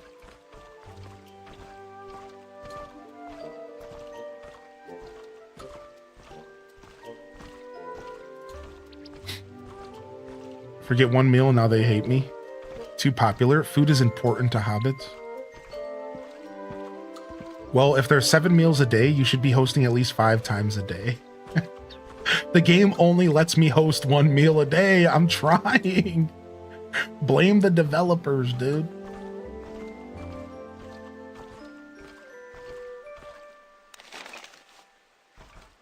Hobbit life is thug life. You know that song that's like... That song from KRS-One that's like... You know, mean mugging on the street don't make you a thug. You know, whatever makes you ain't a thug. Now hush. We gotta remix that for hobbits. Eating 7 meals a day don't make you a hobbit. Having hairy feet don't make you a hobbit. Now hush. Now I want to go play some Tony Hawk.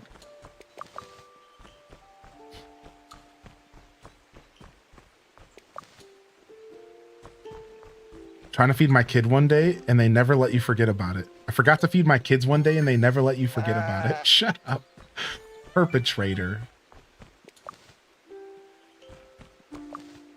I mean, that's why I don't have any kids, because I'm sure I would be forgetting about them every other day.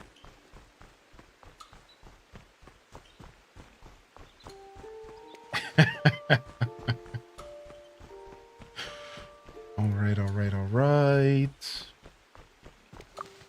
Boom, boom, boom, boom, boom, boom, boom.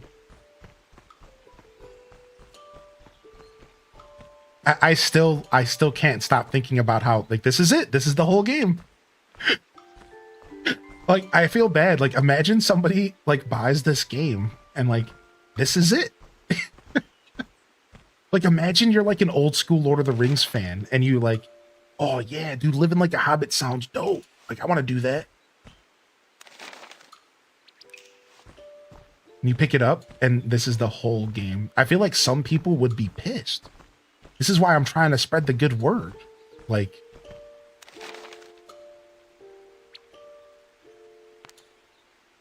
can we untrack this? Can we stop tracking this as well? Thank you.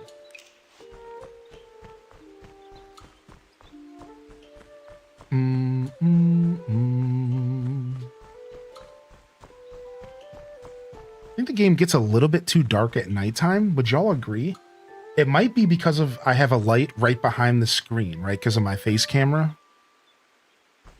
So like I haven't complained about this yet, but I think the game gets a little teeny bit too dark at night. It's a little bit, I know I'm old, I know I'm just an old man, but a little bit hard to see out here at nighttime.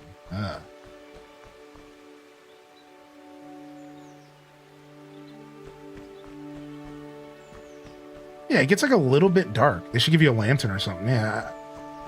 Again, just a lack of polish really held this game from being a pretty solid experience for your average person. I forgive games. I grew up on the N64, you know, I grew up playing old school video games, Sega Genesis. So I'm very forgiving for games. I'm okay if a game is rough around the edges because every game you played back in the day was the definition of rough around the edges. That was gaming. So I really don't mind when a game's a little bit bumpy, a little bit loose.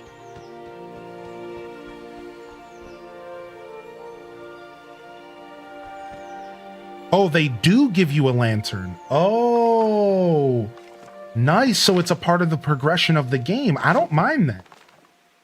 I was wondering what the fourth slot was going to be. Thank you. I was wondering, I'm like, what other tool are they going to give us? We fish, we shovel. I was like, what is that tool going to be? Ah, we just haven't unlocked it yet. Good. That makes me really happy because that's why I hadn't complained about it, because I wasn't sure if it was just too early in the game. Very cool, very cool. And I'm sure if I was on PC, I could just adjust the lighting. That's one of the drawbacks of console gaming, is I can't adjust anything, you know? But if I was on console, I probably would just adjust it. Or on PC, I mean. The fourth is the lantern. If you play Sims 4, you know that's always borked and rough around the edges. Yeah, Sims 4 is so broken, I can't even install it right now. During our 5-year stream anniversary, I was going to play some Sims, and it won't work on my computer. It's 100% just broken. It won't install. Every time it installs, it won't load. I started doing research on Reddit, and apparently this is a common problem with The Sims. It's just always fucking broken for different reasons. I tried uninstalling it, reinstalling it. I tried everything, dude. I swear, dude. We're going to try again, though. Apparently it got updated, and somebody said that the bug might have been fixed. Ooh, we got a truffle. Ooh, we just found a truffle. That's huge. I feel like those are rare. Ooh-wee. Nice. Yeah, so I'm gonna try again here soon and see if we can get that Sims 4 that I owe y'all. Exclamation point debt in the chat. I do owe the chat some debt. Somebody asked earlier, when are you getting your beard styling stream? I apologize for the delay on some of those some of the things on the debt list. The beard styling stream just hasn't happened because I just haven't wrapped my head around basically doing a makeup stream, right? Like it's basically like the equivalent to like a makeup stream. I just like haven't wrapped my head around it yet. That's all. Like I'll do it though. I have a couple ideas on how to go about it.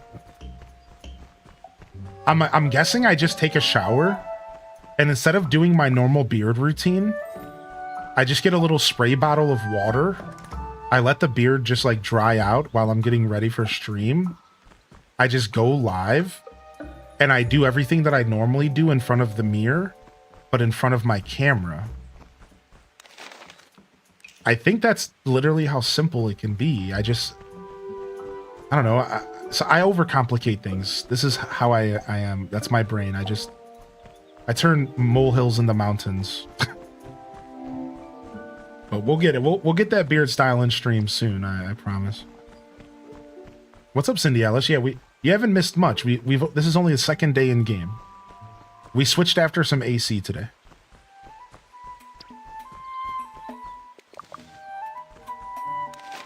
So yeah, we'll get some beard styling happening.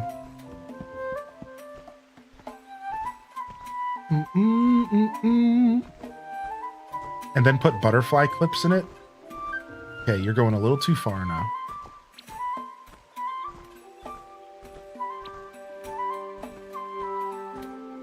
Doop doop doop boop boop boop boop boop boop doop beep beep beep beep beep boo boop boop boop boo. I'm just a hobbit dude, hopping around in a hobbit world.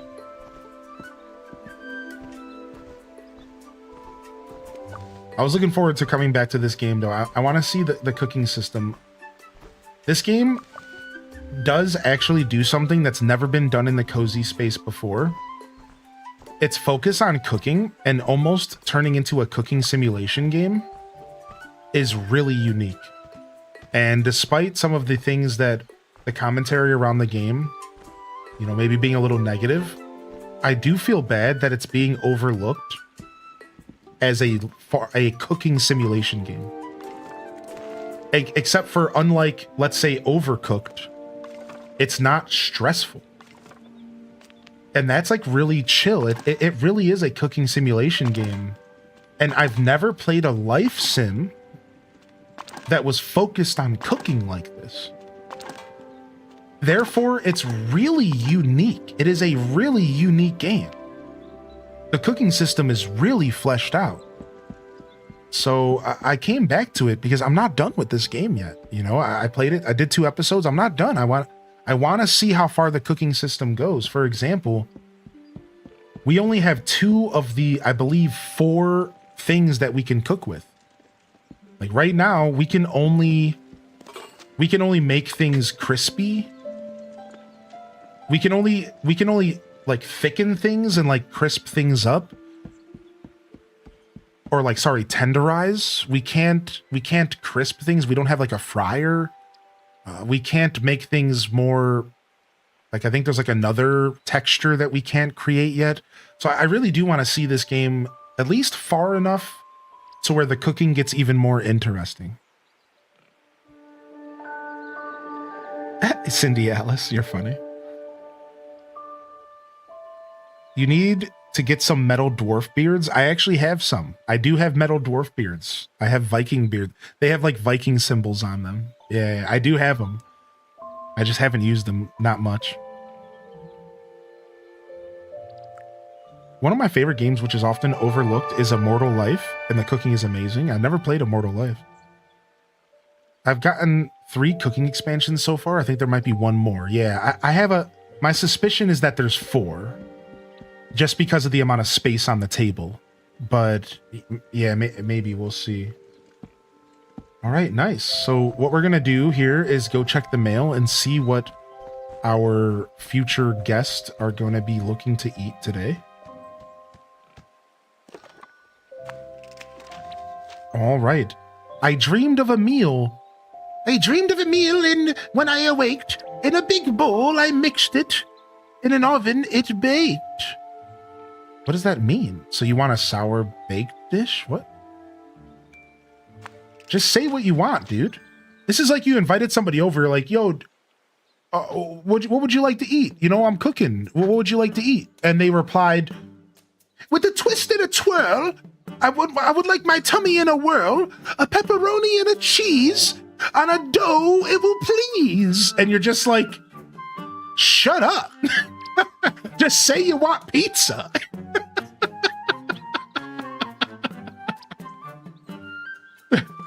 Like any good story, I crave a good twist. A strong, bitter flavor would not go amiss.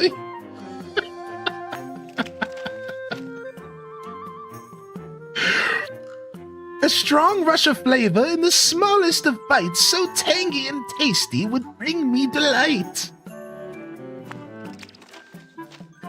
You can't go wrong with salty and strong. At least Farmer Cotton kept it chill. That's like asking your significant other for dinner. Yo, babe, what do you want for dinner tonight? A twist and a turn, a riddle will burn. You'll never guess what I want, because I don't even know it all either. Well, I guess I need to work on my rhyming. All right, let's water.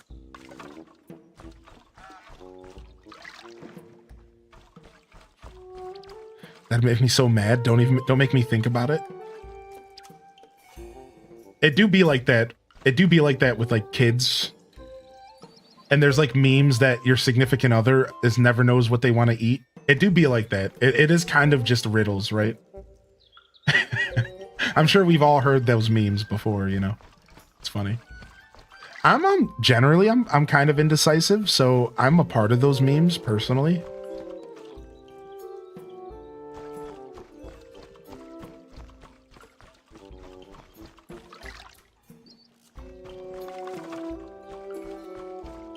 What's up, probably Maybeck? If you look at Lily Cotton's friendship page, it should show you how many more stations there are. Wait, really?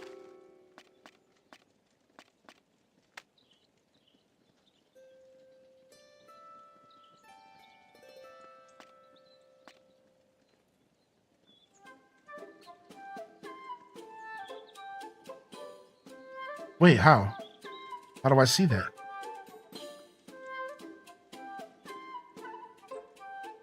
M and Beyond. I can't wait for my partner to ask me what I want for dinner so I can give him a fun rhyme.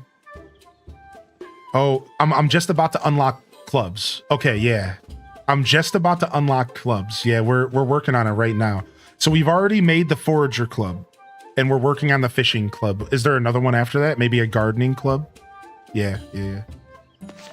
So we're in the middle of that quest right now. Yeah.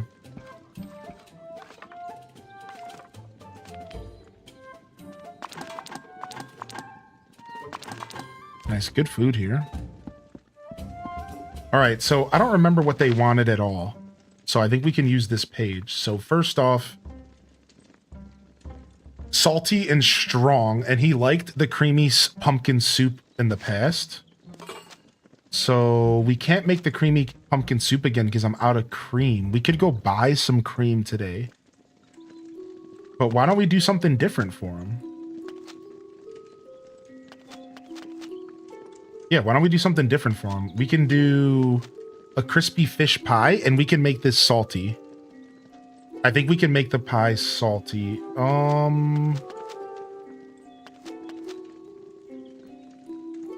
We can also make the fish cake salty. And honestly, anything with fish is maybe going to be easy to make salty. Maybe. Let's see. Let's see if we can do the crispy fish pie. So we have flour. We're going to be adding a dawn dace. We're going to add a stone loach. We're going to go ahead and add some salty cabbage, some sprouts. And we can add some salty mushrooms. Oh, yeah. We're salting out of our mind, dude. We are salting out of our mind. Let's do our 3-star beans. Oh, we're so close to getting 2 full stars.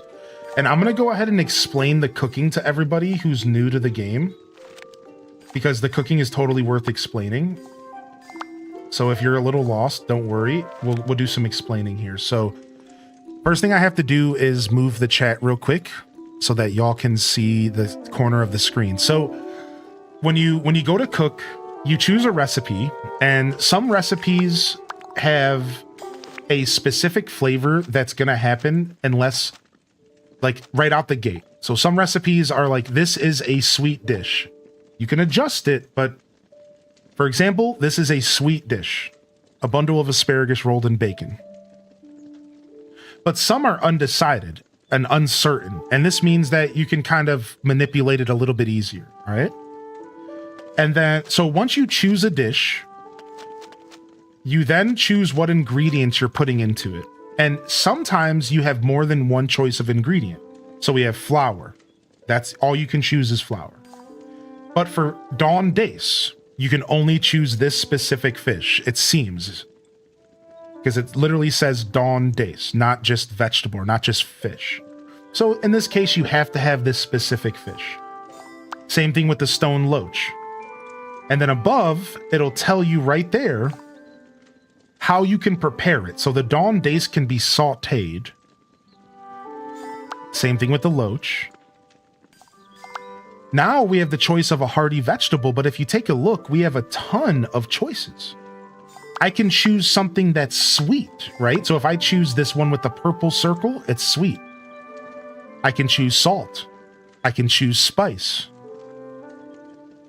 All right, so I have choices here, and I can affect the dish. I can affect the outcome of the dish. So for example, if I were to choose this brown tater and then this puffball mushroom, now look at the top of the screen real quick. It's actually going to be a sweet dish. But what happens if I back up real quick and I choose some salty beans and a salty penny bun? Now it's a bitter dish. But we didn't want bitter, we wanted salty, and I made a mistake because I thought that this was bitter. I thought this was salty, but it's actually bitter. I was paying attention wrong. So we're going to back out of here and we'll try something else. But I just wanted to show you how this page works, and then I'll show you how cooking works in just a second. So I was looking at bitter, not salty. I forgot what the symbols look like. So we're looking for a blue ring. So let's see, can we maybe make something salty here? Maybe the raised cheese bread, or maybe these very good fish cakes. Let's try this, all right? So we have flour, we have onion, which is going to make it spicy. We have fish, and we do have salty fish in here. Nice. So like we do have blue salty fish. So let's go ahead and add a salty ruff. And then we only have the choice between two different types of potatoes, and it looks like we're going to go with sweet. So now this dish has one sweet component, one salty component, and one spicy component. And it seems like the spice is actually overtaking everything. A little unfortunate. However, if you take a look at the seasonings page, during this recipe, we could actually add some other seasonings to adjust the dish. Unfortunately, I only have spicy seasonings or bitter. This sucks because it looks like I'm not going to be able to successfully make this a salty dish. So we're going to back out and we're going to see if we can do this again with another dish. Let's try the cheese bread. So flour, yeast, cheese, onion. So I just assumed that cheese would be salty, but it's not. So never mind. So this is where I have to make a decision. Unfortunately, I don't have the ingredients to make the dish that this individual wants from me. It doesn't look like I'm going to be able to make a salty dish. That's okay. I can still feed them and then maybe try something else. right? I can just feed them something else and they won't be as happy. However, I might have just found my answer. The Tuck Boro Picklets. Let's take a look. Flour, currants, which are technically sour, mushrooms, but I just had a realization. I have access to salty mushrooms. I didn't realize this. So if I add some wild beef and then maybe a dash of walnut, I can make a sour dish. Oh, so unfortunately, I'm still losing this battle because I don't have enough salty ingredients. All right, so instead, what I'm gonna do is I'm gonna cook something that I have an abundance of. And I'm just gonna wing it. Yeah, I don't have any salt, so I'm just gonna go ahead and wing it. Let's go ahead and make him... Now, couldn't we make him his creamy soup? No. It's all right, let's go ahead and just cook him something I have a ton of, which is gonna be the crispy fish pie. All right, we'll do a stone loach. Let's go ahead and do...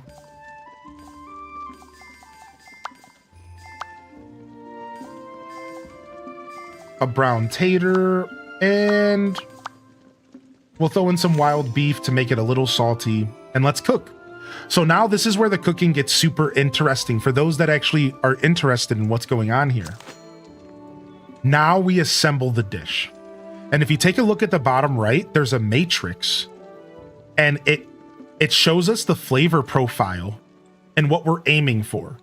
So we're aiming for the star. If we can make the food go to the star, then we get a bonus, and it's a better dish overall. However, we don't have all the tools yet to do this, so maybe we're not gonna be able to do this. But let's go ahead and go over how we get things tender, smooth, chunky, or crispy. So here, we're gonna throw our flour in the bowl. And now we have the option of cutting our fish up. And as you saw down here, our fish needs to be chunky. So I'm gonna go ahead and start cutting. And you start on the chunky side. You have to cut at least twice. And now, if I were to press Y, it would be as chunky as possible. However, if I keep going, I can go further towards smooth. And that will dictate if this goes down or up. So now I've played this game enough to where I can say one more cut should do it. Boom. Take a look. We're good. We don't really have to adjust it anymore. Now, if we needed it to be a little bit more tender, or if we wanted to add some spices to change the dish, we could go to the frying pan. And this is really interesting because I could take this dish and I could transform it. Currently, it's bitter to spicy by adding a spice to the mix. So this game has layers in the cooking. Not only do you have the recipe, then you have the ingredients, then you have the preparation, then you also have the option to completely change the flavor profile via the spices. So this game is 100% a cooking simulation game above everything else. No matter what this game is trying to sell itself as, this is a cooking sim. And it's honestly a pretty good one. So we don't need to tenderize this at all. Because again, if you look at the matrix, we're tender enough, we're chunky enough, we're crispy enough, and we're smooth enough. So we don't want to doctor it up anymore. We just want to dump it in the freaking bowl. Now you might be asking, oh, but you have more ingredients. How are you going to avoid it getting more chunky or more smooth? Well, we want to take this arrow and move it to the center. Boom. This means that this fish is not going to be more, it's not going to do anything to the dial. It's right down the center. Neutral. We're done. Now, this game is interesting because you can make mistakes in this game. for example, there is no back button. Once I start cutting this ingredient, that's it. So one of the things I want to compliment this game about is that it actually does have a risk reward system where if you're not paying attention or if you misclick during this pretty cozy cooking experience, the dish is done. Like, you can't take it back. Again, cooking simulation game. You can't take it back. Once you cut it to smooth, there ain't going back to chunky. Your Play-Doh, you see my Play-Doh potatoes here? There's no going back. Once it's Play-Doh, it's done. Let's add it to the bowl. Right? So it's pretty cool because there is kind of a risk reward system. All right. We're going to leave this just a little chunky. And we're going in. All right, nice. And we got ourselves a crispy fish pie that's textured and not bad. All right, who's up next? We have to cook. Let's see here. Let's bring our Twitch chat back down. All right, who's up next here? We have to cook for Fosco Burrows, who wants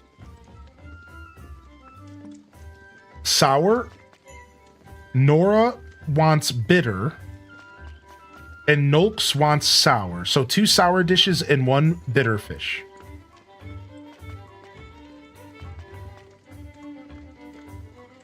So I didn't notice this, but look at this. So they have their currently craving list, but then they also have they used to crave this dish. I didn't notice that. So they have what they're craving right now. And if you can cook one of these 4 dishes, they're going to be happy. And then they have, I crave this at one point, so this is still a good idea if you don't have one of these 4. Right? Like, that's not bad. So we want to maybe go for the raised cheese bread, which I think we can make right now. Let's go. All right, raised cheese bread. And we want it to be sour. So let's go ahead and add our flour, our yeast. Let's add some nice sour Shirefeld cheese. And then let's go ahead and add some brown onion. And now the dish is going to actually be spicy. Unfortunately, I can't avoid the dish from being spicy here because the onions are too overpowering. So this is a little sad because I don't have an onion that's sour and I don't have seasoning that's sour. So while it's not going to hit his flavor profile, it will go ahead and still be a dish that he wants to eat, which is okay. Let's go ahead and throw our flour in. Let's throw our yeast in. Now we're going to try to make this a nice tender dish. Take a look. That's a little bit extra chunky. Let's get in there. So we want a little bit of extra chunk. So let's do one more. Boom. Throw it in.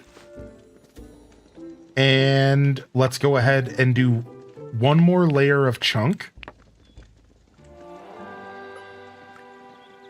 And we also want to tenderize here. Now, I am going to go ahead and throw in a little bit of thyme so that we can just get a more rich dish, a more well-balanced dish. There's a little too much spice in here, and I want to tone down the spice with a little bit of thyme.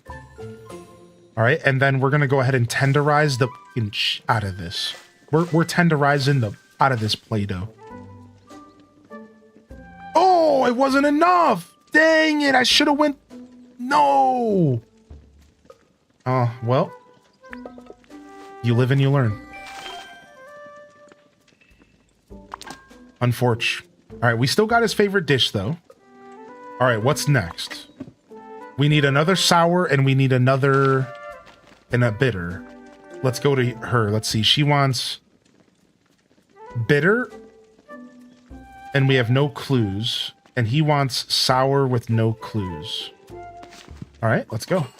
Let's do another sour dish. Let's go for silk porridge with tangy rhubarb. Mmm. All right, this is a very simple dish to cook. So we just need it to be a little bit smooth, and we're all set. So let's go ahead and raise the smooth profile here. Boom. And we nailed it. Now we don't really have to doctor this up anymore. Throw it in. Now, because it's not perfect, sometimes I become a perfectionist, and I'm going to tenderize it a little bit more just to kind of get it even closer to the goal. All right. Is there a difference between tossing it in the pan and not? So, not every ingredient can be put into the pan. And I'll show you that in just a second. So we need a bitter dish. Let's do some simple sprout soup.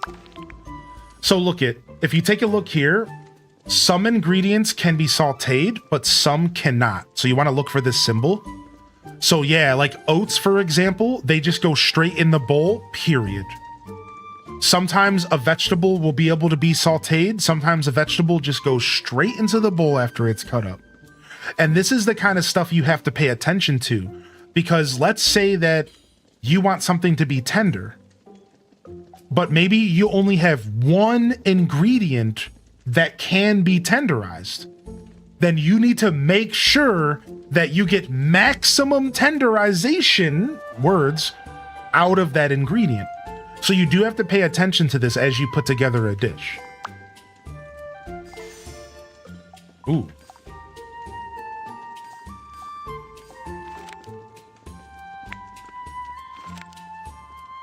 All right, nice. We have a bitter dish coming up. So our cabbages can be chopped. So our goal here is tender and smooth. Let's go. So we're going to go all the way smooth with this first one. And we're going to get in here. And we're going to add some more thyme. Now let's add some rosemary to this dish. And we're going to tenderize it all the way.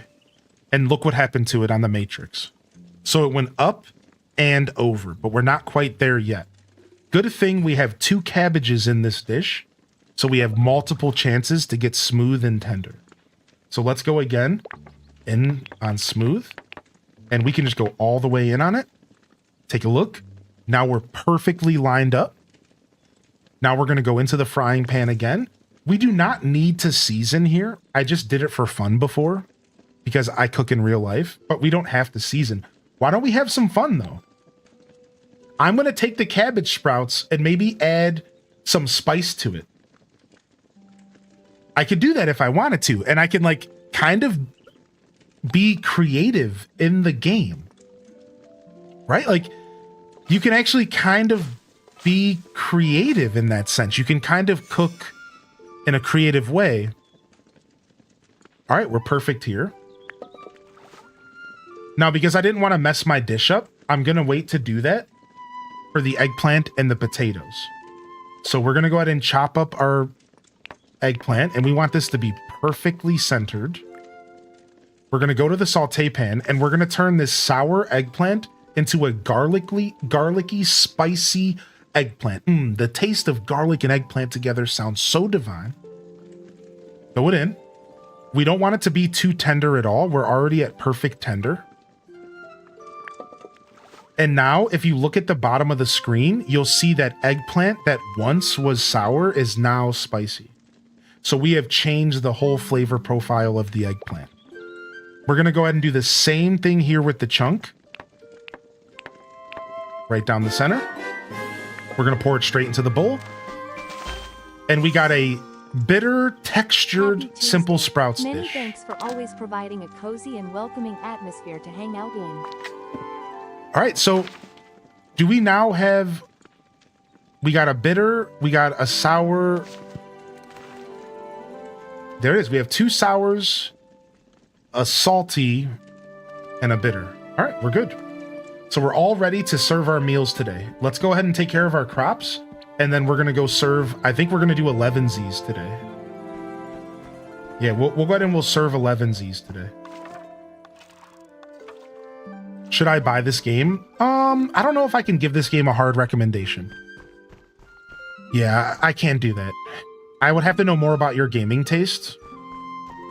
I think this game is a little bit too unpolished to be giving like a hard recommendation. I give it a solid 6 out of 10 in my own bias scale. I think for some people it's going to be a little too simple and it's not going to bring enough to the table for you.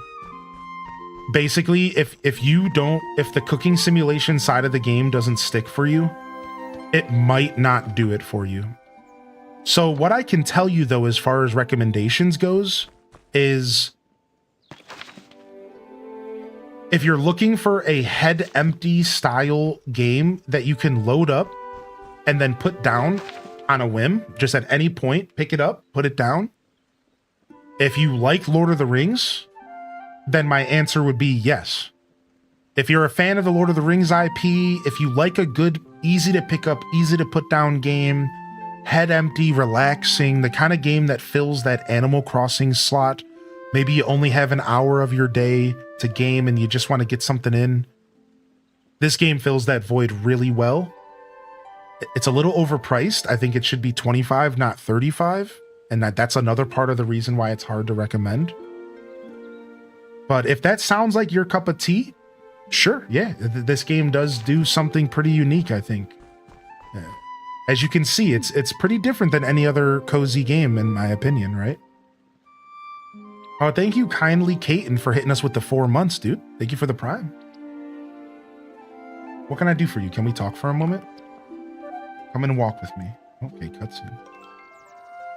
Yeah, this is the developer's first game. Yeah. So the company who made this game actually started off doing special effects for Lord of the Rings. Did y'all know that? How cool is that? So the company who made this game was actually in the film industry. And they did special effects for like The Hobbit, I believe, among other projects.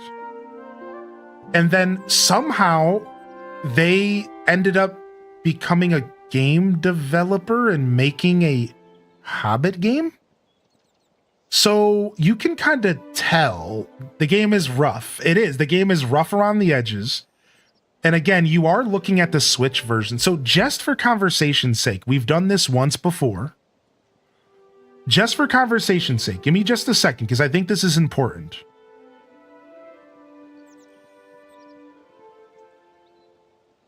Let's do PS5. Is that fair?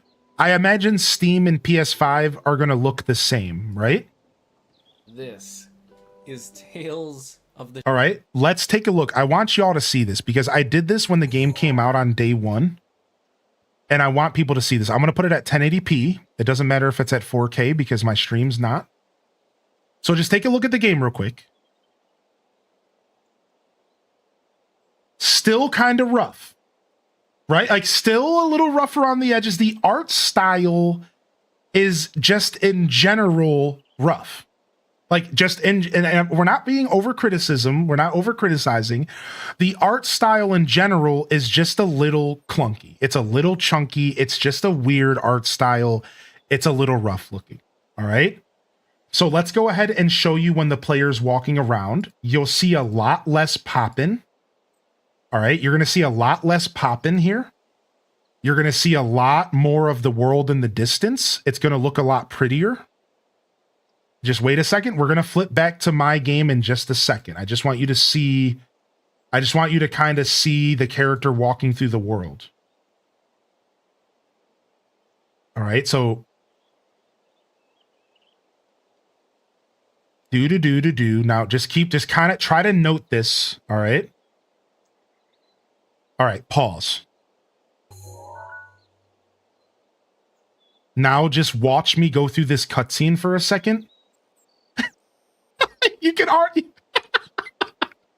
And then watch me walk through the world. All right. Hello, Robbity Love. How are you settling in? Very well, Miss Cotton. Now, are you getting enough to eat? I'm a bit peckish. Don't be suffering like that. If you're hungry, just find me. I'm fine for now, Miss Cotton. It's in my nature to make sure people are all right. Otherwise, I worry. I hope you don't worry too much. I do a bit. My children are worrying themselves. And there's all the hobbits and the green dragon. They need looking after too. But it's my husband I worry about the most. This whole village campaign is going to wear him out. He's always thinking of others and not himself. You two are the perfect match then. You could be right. Everyone's talking about, well, you, Robbity Love. I can see why. You've shown me you're a good friend and a good cook too. I'll let you use our big table at the Green Dragon. It's a fine place to share a meal with friends. Oh, nice. I just unlocked a new location for meals. That's cool. But now just take a look at the world. Just like, look at this. So I need to make this clear. Dude, the Switch is really, really, really doing this game a disservice. Look at this. Look at the pop-in. Look at the just... Yeah, like I chose the Switch version because the developers decided to release the game in the middle of the day instead of in the morning, because I'm a morning streamer. So when I woke up at 8 a.m., it was either play Tales of the Shire, have it installed and ready to go, or start my stream later because I don't have a dual PC setup. So I decided to buy the Switch version, even though I knew it was going to be subpar.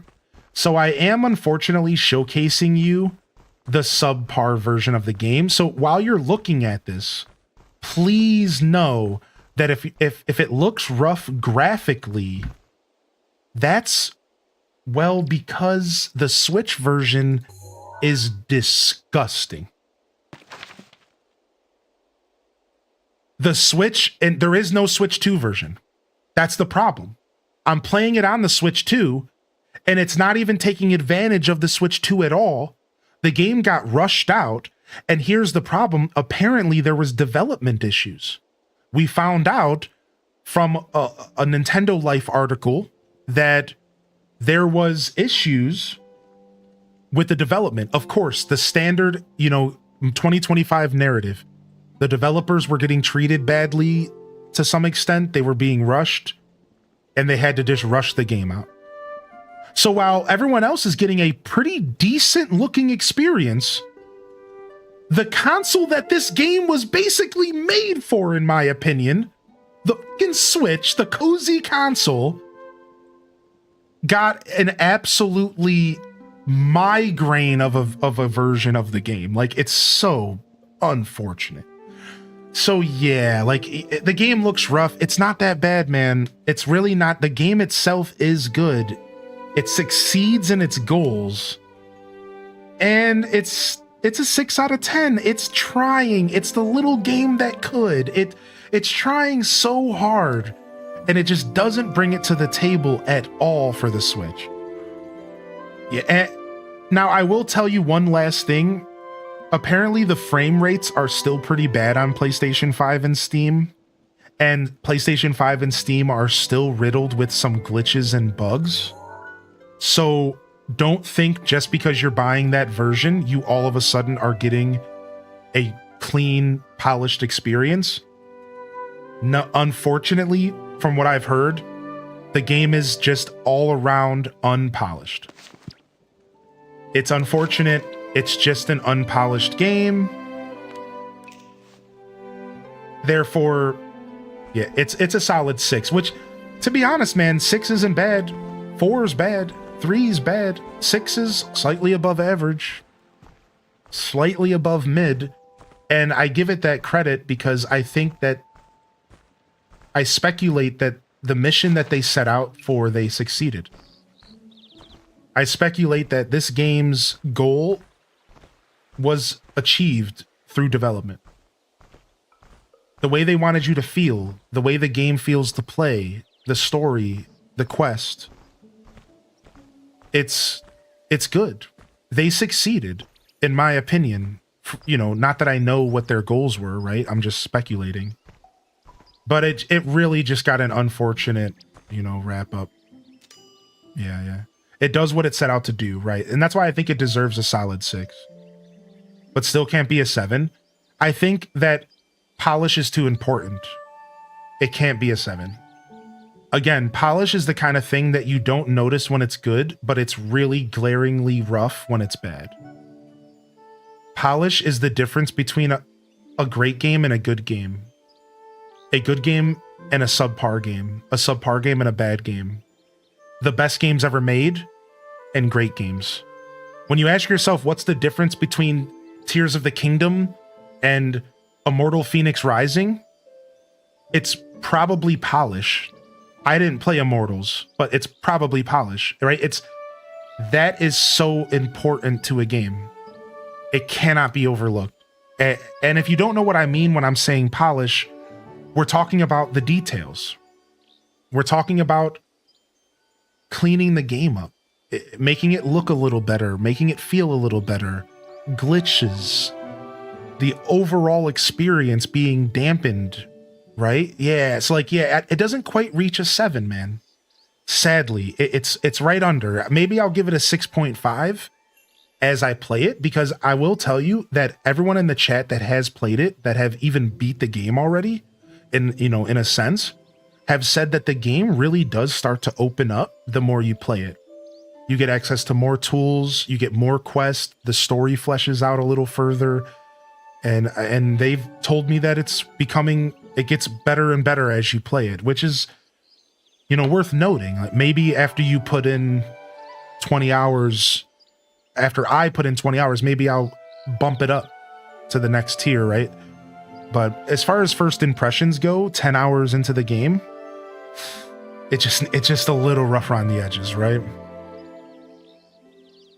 The pop-ins are kind of pretty, at least. Yeah, see, I don't have a problem with pop-ins and stuff like that. Right, exactly, Leafeon. So I'll be honest, I'm not even judging this game off of its bad graphics. I want to make that clear. I'm really not. I could play this. I don't care.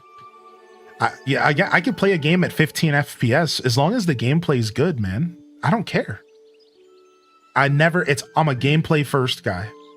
I only start caring when the performance affects the gameplay. Like a Souls-like game having rough FPS. Like, you can't really do that because those games are fast-paced, high-octane. You want to have a smooth experience. So, like, that's an example of, like, okay, we need good performance. But a game like this, who cares? I'm hopping around the fields as a hobbit. I don't really need the game to look that good. Whatever. Some people do prefer their games to look better, though. And out of respect for them, that's why I like to give honest opinions, right? Because it's not just about me. A lot of people do want their games to look nice. And, that's fair, dude. I realized yesterday just how big the game is. I'm already almost a whole year through, and I don't even have half the recipes. Yeah, see, that's what I've been hearing. I've been hearing that the game really does start to get fleshed out after a while. All right, here we go. We're serving some food here. Let's go ahead and serve our dish. Let's get our raised cheese bread. No. Let's start off with the soup here. Who wants the soup? I don't remember. Right here. Don't you? Yeah. She's very happy. Okay. And then we can change to a bowl of soup. So you can just have a nice little meal. All right. And then we have the simple sprout soup. Here we go. A nice little bitter dish. Let's go ahead and give you just a bowl as well. Okay. And then we have some cheese bread. And this guy loves the cheese bread. So we're going to give him the cheese bread here. He's drooling over it. And we won't even give him a different dish. We'll just let him eat all of the cheese bread. And then we have our crispy fish pie over here. And because I don't like you, I'm just going to give you a slice because you suck. Yep. All right. Yeah, game nations, I agree. We did do a villager hunt. We brought home Drake the Duck. We're down to one villager left. That's right. How you doing, Panka? We got one villager left, dude. Heck yeah. Yeah, I'm glad you asked. I'm glad you asked, though, for a recommendation on the game. You guys are always welcome to ask those questions. I relish in the opportunity to talk about games and help people figure out if it's for them. Like, I know beat 'em ups. I know you have somebody in your life that loves cozy games. So like for you, because I do know a little bit more about you than your average person, just because of your content, I could probably recommend you to pick it up for maybe a Steam Deck if you have one. And then if you don't play it a ton, maybe you can just pass it off and see if your partner enjoys it, right? Like, so I think I could give you more of a personal recommendation, but I try to be careful. I try to tiptoe around that kind of stuff. All right, nice. We got everyone up to level 3.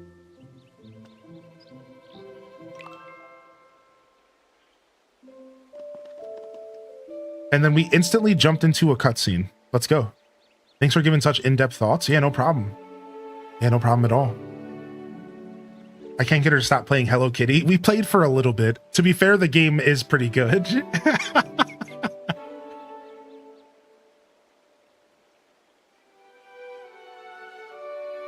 Yeah, to be fair, like Hello Kitty is actually a dope game.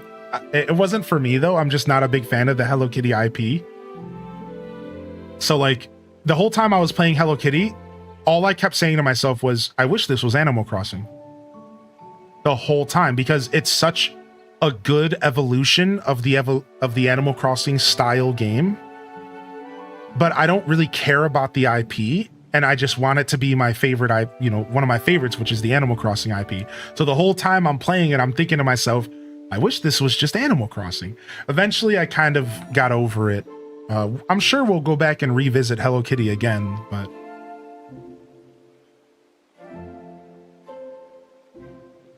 Got a little bit overwhelmed. Yeah.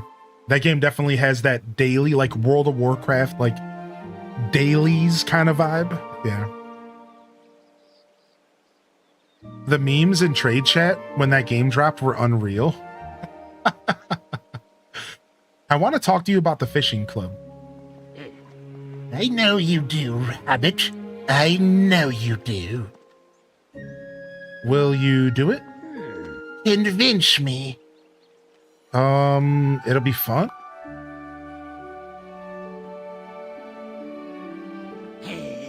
Fun? You think fishing is fun?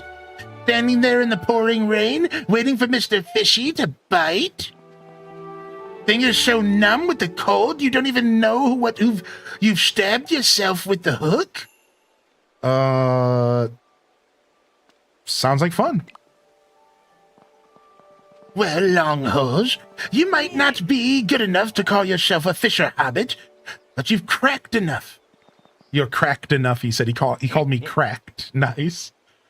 I'll post something on the club board. Now get going. Mr. Fishy is biting this morning, and I don't like to keep him waiting. That's what gloves are for my dude? Yeah. Maybe for the fall update? Is there a big update coming out in fall? Would y'all like me to check it out? I can't tell you for sure right now, but depending on when it comes out, yeah, maybe. Honestly, yeah, maybe. We'll see. We have Grand Bazaar, Story of Seasons coming out at the end of the month, and the Kirby Switch 2 edition. We're playing those. We have the Sonic game coming out. We're going to be playing that and just checking it out, the Sonic game. You know, I don't know if... We'll probably keep playing Mario Kart, to be honest, because it's more people have it, but probably check out the Sonic game. So we might have some time. I don't know if there's anything else. I can't think of anything else in September. You know, we're still waiting on Kirby Air Riders and Metroid, which could just happen at any time. And then in October, we have Pokemon. So we might have some time there to slide in a couple days of Hello Kitty Island adventure. Do you have my item here? True enough. Nice. Give me them taters, dude. Oh, I didn't know this guy traded. I didn't know you could trade with this guy. Oh, nice. I didn't know you could trade with this dude. Yeah, let's trade for a common carp.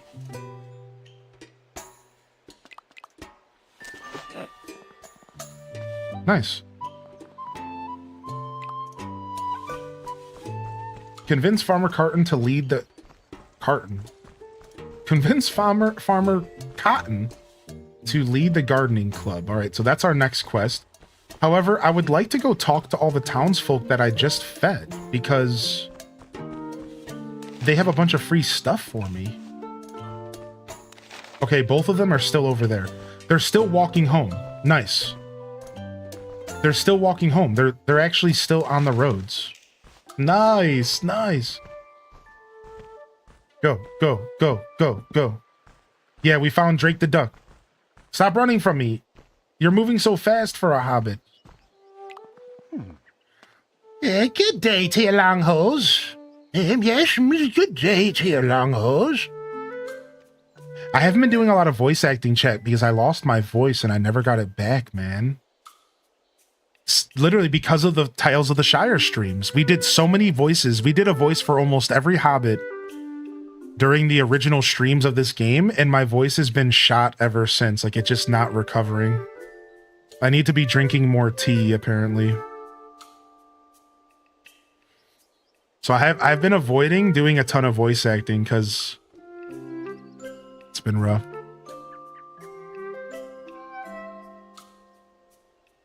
Just put on a bolo on your voice. Running home from the post-dinner snack for that post-dinner snack. That's right. That's right. That's the Hobbit life. Ooh, Slime Rancher's getting an update. I've been looking forward to going back to play Slime Rancher 2 because we never really got a chance to play enough Slime Rancher. That's actually a good call out. Thank you. I've been drinking throat coating tea. It's a Yogi, I think, the company. It's called Throat Coat, and it's like made to kind of help my situation. And then I just put a little bit of honey and lemon. And sometimes if I'm feeling spicy, I'll put a teeny bit of cayenne pepper in it because it's good for digestion. Maybe even a little bit of ginger powder. I like to get real weird and freaky with my tea. I'll do a little bit of ginger powder, a little bit of cayenne pepper. Then I do lemon over that. And then once the water boils, I pour that in there, put the tea bag. And then you always want to do honey last because if you put honey in first, the boiling water actually removes some of the nutrients and the value from it. So remember, honey always goes in after the tea has cooled a little bit because you don't want to ruin the benefits of your honey. There's your pro tip of the day. Ooh, ask about the gardening club. Yes, yes, I was making preparations to get it started. We should talk about this at my award-winning pumpkin patch. Okay, dude. Hylian over here making elixirs. So, Rabbity, you've come here to ask about the gardening club? Look no further. I am the habit for the job. Let's start in your garden. Follow me. I know the way. Hold on a moment, Cotton. You've got more than enough to do here on the farm. Young Tom can manage. Not on his own. He can't. He needs you here. You're busy already with the village campaign. But the gardening club, it has to be run by a Cotton. No, don't worry, Dad. I'll do it. What? You can't run the gardening club? I know a lot about gardening. Do you? I can't say I've noticed. Are you good enough? No better than me, that's for sure. I might not be, but I'd like to find out. Let's have a competition. Sure, that's one way to settle it. So, what do you want to grow, my girl? Some pretty flowers? I don't mind. A vegetable. I grow the finest vegetables in the whole Bywater. I want you to have a bit of a chance, Rosie. We'll just see about that. All of a sudden, Rosie turns into goes through puberty. We'll just see about that, Dad.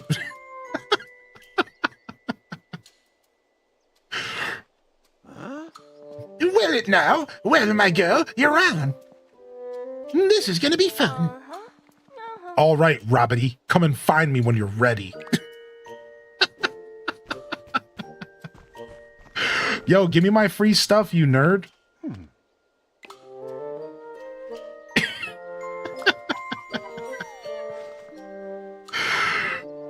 Throat spray older rock and roll singers used to use when performing on stage. I need to look into that for you. Oh, thank you, man.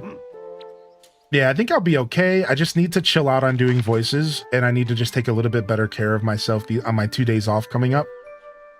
And I'll be okay. I just need to take a little bit better care of my throat and my voice on my days off. Because it's, you know, I'm a pretty, you know, I obviously on stream, I present the most entertaining sides of myself and all that. You know, we've talked about that. That's just how streaming works.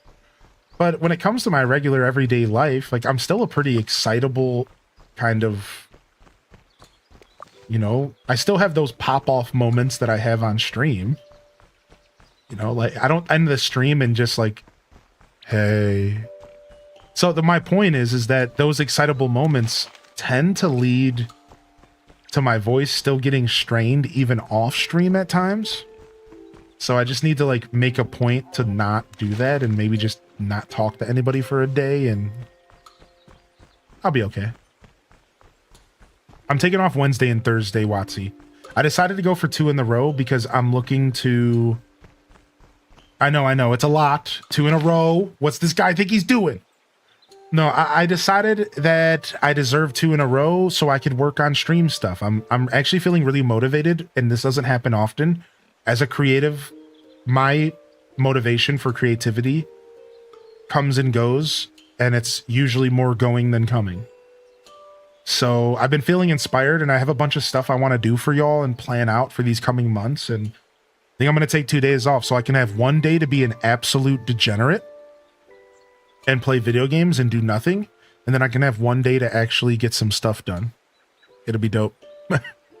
So that's the plans. I'm going to go hunting and gathering tonight, get some food, get some dinner stuff, and then I'll spend tomorrow just nerding out most of the day probably, and then I'll spend Thursday working. I think that's what my next 2 days are going to look like.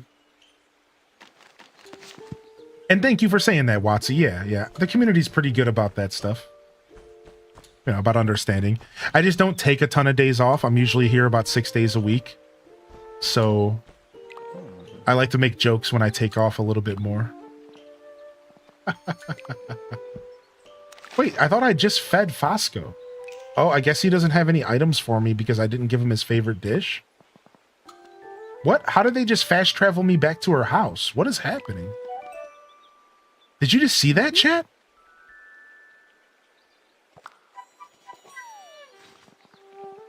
What? Weren't we on the bridge?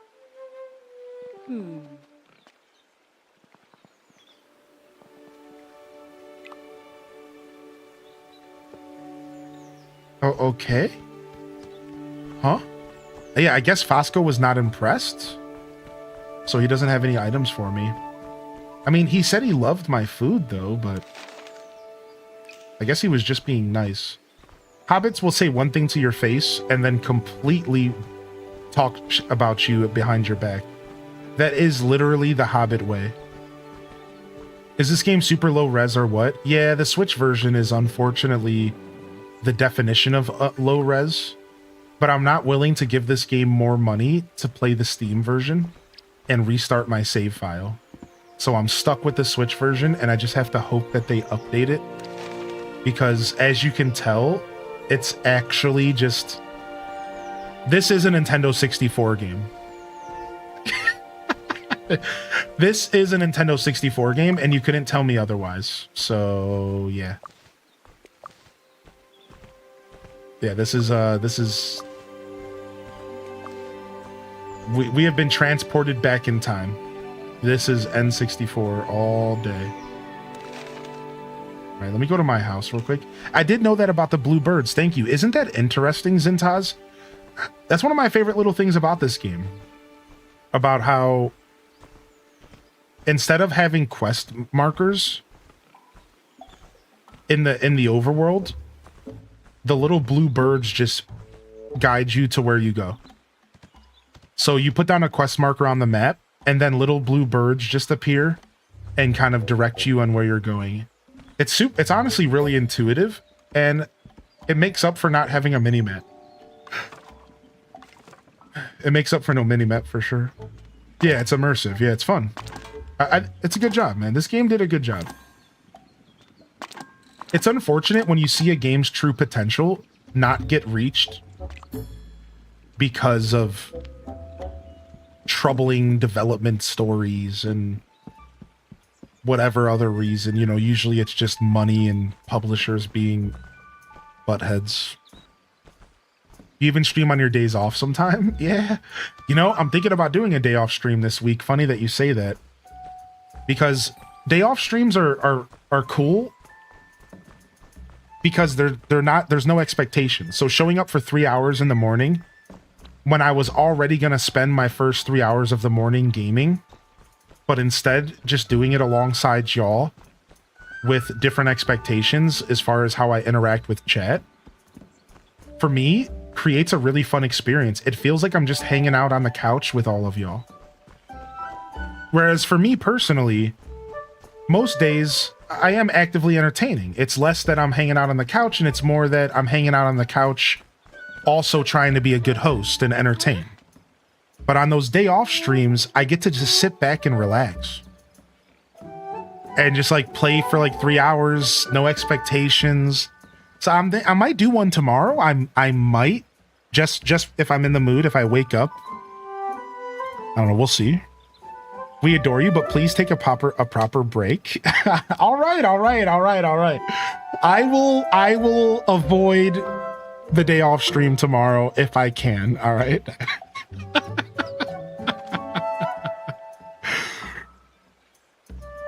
Yo, Ryan Perk, can you send that to me in a DM? I'm genuinely gonna look into it.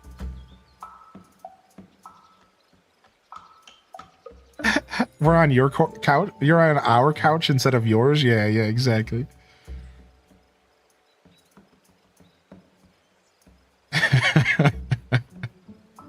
This is an N64 game. It's the best comparison, isn't it though, dude? I swear, man. Yeah, what's up, Scarlet? Good to see you today, Scarlet. Welcome in. Thanks for hanging out, everybody. How are we feeling? What's up, Tuesday Squad? Some of y'all are rolling in here. I haven't said good morning to you. Thank you again, Candy Boo. Thank you again, Kindly Caton. Ella, I hope you're doing well. Ella, Gira, El Rob, Jean. Good morning, Jean. Albino Black Bear, Sam's Lost Shoe. YouTube gang's going strong. Thank you for the 36 likes today. It goes a long way for my show and helped me get out there in front of people. Been lurking. That's lunchtime now. Nice. Here, I'm going to take a quick tinkle and then I'm going to catch up on chat. And then let's dive into this. Yeah, let me just get a quick tinkle here. I'll grab some more water as well. Squirtle, Squirtle, Squirtle!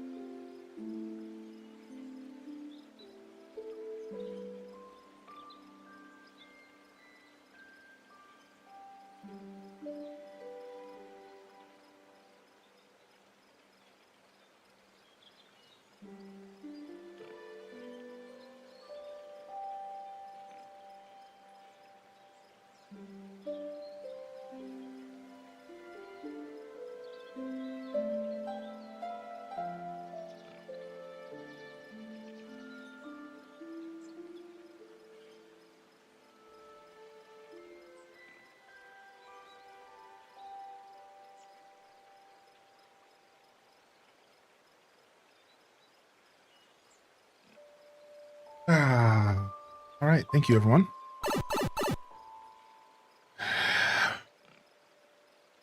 Still a log on the bonfire? Thanks, chat, for being here. It's been a rough few weeks. And even 3,000 miles away from home, y'all are giving me comfort. Dang, 3,000 miles is a long distance. What the heck? Villager hunt went well. We brought Drake home. Yo, Cynical Cow, thank you for 25.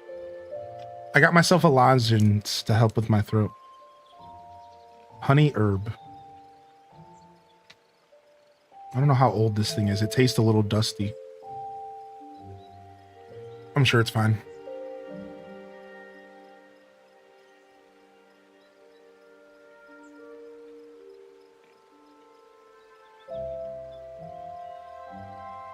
Just doing some deep cleaning on your car? Started raining, so you're taking a break? Nice, dude. I love a good deep clean on the vehicle. How you doing, Nick? It's been a rough day. I'm sorry to hear that, man. Take it easy, Nick. Nick82, hope your day gets a little bit better. Take a sub on the house. Hopefully your day turns around. Wait, who did that? Now? Sam. This is epic. I thought I clicked the 5 gift sub button on accident. You just messed with me. I clicked that button and I'm like, wait, I didn't gift 5 subs. Actually debated me, dude. I'm like, what? I didn't do that. That's so funny.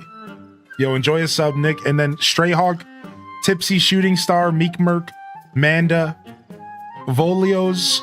Enjoy some subs. Yo, thank you so much.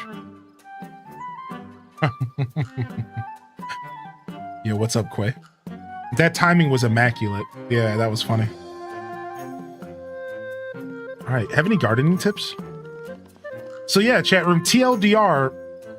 Yeah, I encourage you to check this game out, but maybe just check it out on Steam or PS5.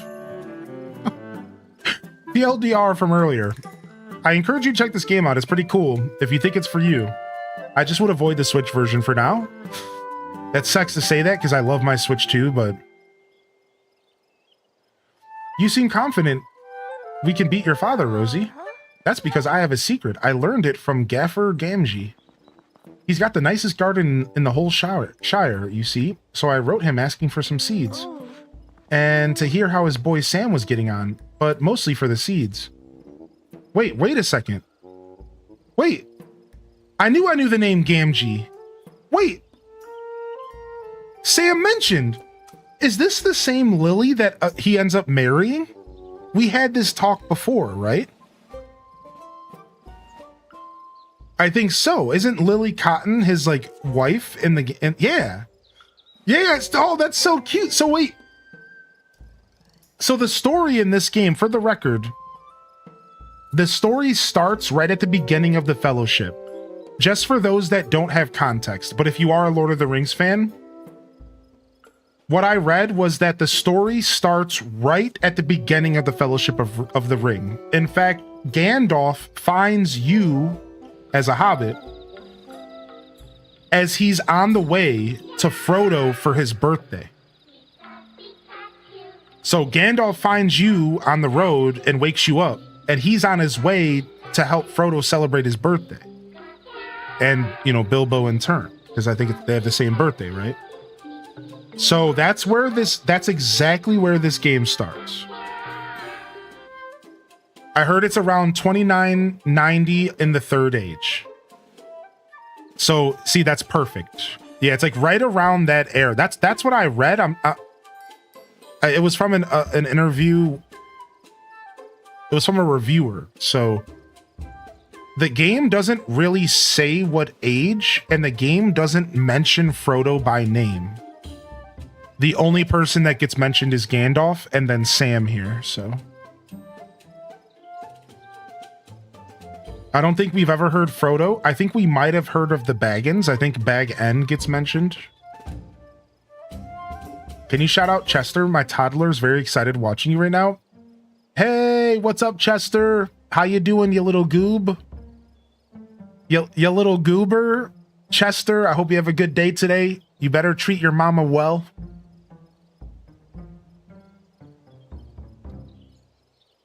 Frodo set off on his quest in 3019, but Gandalf was gone 17 years before that.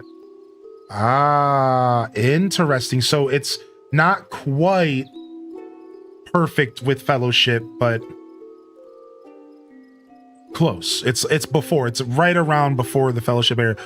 So that was the reason I was asking, because I'm pretty sure Lily Cotton is young in this. Right?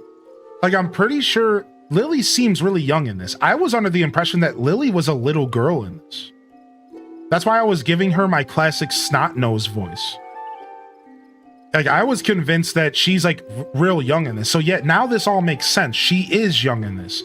She's not quite grown to the point of where she would have been in Fellowship. Yeah. That's cool. That means Sam's little. That means Sam's a little kid in this. I want to see what little Sam looks like. He told me that certain vegetables grow better in the company of others. So I should try planting my crops near other companions? That's right. Once you've grown something special, bring it to me. Present a 2-star vegetable to Rosie.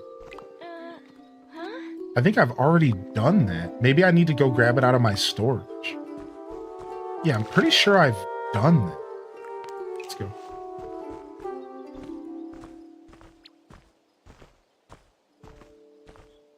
I think in the books, Frodo and Sam are around 50 when they leave for Bree, while Pippin and Merry are teenagers. Okay.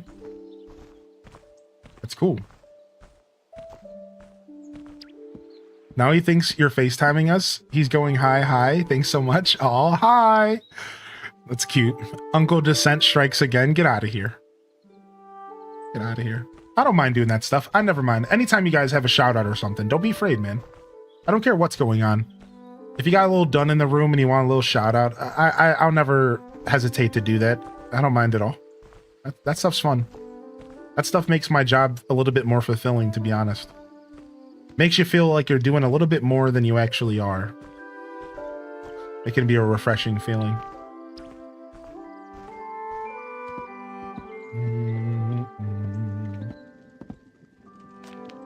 But I've done birthday shouts. I've even done a cameo a couple times.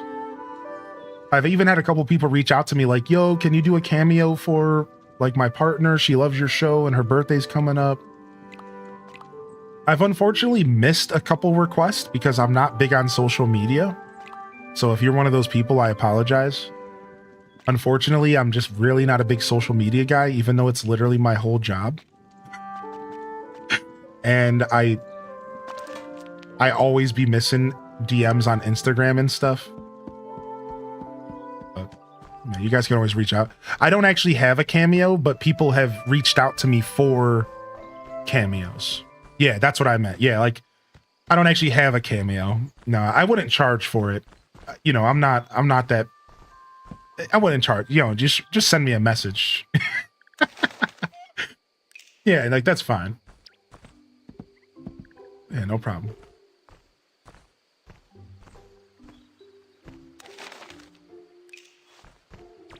Grab some forageables on the way. Why did I get the urge to ask you if you could shout out my cat Wolfie, who's not here at all? Oh, yeah, that stuff's always welcome. You guys are cool. It's always fun. One of my favorite interactions. This was a while ago. No. I was thinking of two different interactions. So first off, there was one that happened way long ago where somebody wanted me to shout out their grandma who had just come over and was trying to wrap their head around like Twitch. So they were like, yo, like I talked to this guy, like I have a chat, like here, watch, I can make him say hello to you. And like, then they asked me to do it, you know, and then I said hi to her. And then another time in the past, recently, it was actually one of my favorite interactions ever. An individual by the name of M. Bliss showed up on their birthday and we're like, yo, you're on the big screen hanging out with my family for my birthday. And I was like, yo, what's up, Bliss fam? Like, like I think that kind of stuff's so fun, dude. It totally made my day. Hey, by the way, nice to meet you all. I started to play this game this weekend as well. Nice. How would I say your name? Is it Beleg? Beleg, it's nice to meet a fellow Lord of the Rings fan. You are obviously And you obviously enjoy this franchise, this IP. And thanks for popping into my show today. I've done 2 episodes. We did about 10 hours of gameplay, and this is the 3rd episode since release, so we took a big break. And my goal is to kind of see the game through a bit further. I want to see where the cooking goes. I think the cooking is so much fun. And as I'm a cook in real life, a chef, I did cooking for about 6 to 8 years before I streamed. So I really enjoy the cooking side, and I'm going to continue playing it casually here and there. But welcome to my show. Just to introduce myself real quick, for anybody out there who, get the game cooking, nice. But just to introduce myself, I'm Hylian Descent. Y'all can call me Hylian, Joshua, HD. Just don't call me late for dinner. And here on Twitch, I am known mostly for Animal Crossing, Stardew Valley, Storia, Seasons, Farming Sims. Truthfully, The Legend of Zelda. But truthfully, I'm a Nintendo baby at heart with a variety gamer's soul. Which is just a fancy way for me to say I love video games. And I outside of stream, on stream, I'm a very diverse gamer. I have a very diverse palette for games I enjoy. But everything's kind of rooted in Nintendo. And I keep my channel focused on Nintendo for the most part, right? We do deviate here and there. So yeah, welcome in here. I'm here pretty much every day at 8 a.m. Eastern Standard. I take a day or 2 off a week here when I need it. Yeah, and that's about it. You can find me on YouTube as well if you want to check out some of my playthroughs. We have a couple completed playthroughs for you on the tubes. Everything from Subnautica to, of course, Zelda, a couple Animal Crossing playthroughs, all sorts of stuff. So, Scuff Daddy, yeah, we're pretty scuffed for sure. Not so familiar with Cozy Games 2025, but played Dreams some years ago. Nice. Yeah, Dreams is still cool. Yeah. I enjoy a cozy game here and there, but I only have so much room in my diet for cozy games. So I need to diversify. Yeah, or I get bored. So for me, my main cozy fix is Animal Crossing, Stardew. And then I check out the new stuff on stream because I'm a big fan of showcasing games for you so you can better decide and make purchases for you that make sense. And then I like to try to mix in some maybe less cozy stuff here and there. Every once in a while. Like I said, Subnautica was one of my favorite playthroughs, and that game was far from cozy. It's like me reading crime novels. I'm the same, which is why Grimshire is also so refreshing. Cute looking, but simple, super good. It makes me think critically and stressful. How are you all? I'm doing well today. What's up, Zella? But yeah, just a little introduction for anybody new out there, anybody who has never met me before. Make sure you hit the follow button if you enjoyed the sound of what I just said. And if you're on YouTube, subscribe, like, all that nonsense. Thank you. And I hope you enjoy the show. Yeah, if you have any questions about this game, of course, you're welcome to ask. And if you want to talk about Lord of the Rings lore, feel free to jump in. I watch a lot of YouTube content recently. I've been locking in on all these stories. So I found this guy who does videos, and he goes, what would Lord of the Rings be like from the perspective of Sauron? What would Lord of the Rings be like from the perspective of the dwarves? And it's super interesting to kind of get a perspective twist on one of my most, beloved stories. What makes you consider a game cozy? So for me personally, a cozy game is a game that doesn't stress me out at all. So Animal Crossing, Tales of the Shire. Unlike Stardew. I don't think Stardew, for example, is cozy because Stardew has a clock. It's stressful. It's a time management game, at least for me, the way I play it. And that's where I define the line. For me, if a game should be labeled cozy, it should be head empty to some extent, stress-free. Zero stress. In my opinion, that is what makes a game cozy. If a game has a clock, if a game has, the big culprit of this, again, is like Stardew, those types of games. People call Stardew Valley cozy, but I don't think it is objectively. I think if we want to be scientists, right, we have to define the word cozy objectively. And if we were to define the cozy genre for every gamer in an objective sense, so no bias at all, cozy would have to mean no stress at all. Garden Galaxy, right. But obviously, once you start to add personal taste, then it changes, right? Some people look at cozy Stardew as one of the most cozy games. Hell, some people think Doom is cozy. Some people load up Cyberpunk and drive around and go, this is relaxing, right? So you have to take personal bias out of it, because anything can be cozy to anyone. It just depends on their preference, right? So I like this question, and we've talked about this a lot, Miss Scargan. So that's why you're getting such a heavy answer from me, because we've talked about this a lot, and that's my answer. My go-to answer is no stress, nothing like that. Just very free-form experience, right? I think Palia is along those lines. Sure. Yeah, we've yapped about that one before. It's a favorite question of mine. Sorry, my Twitch chat died. It's back. We're good. All right, is this vegetable good enough?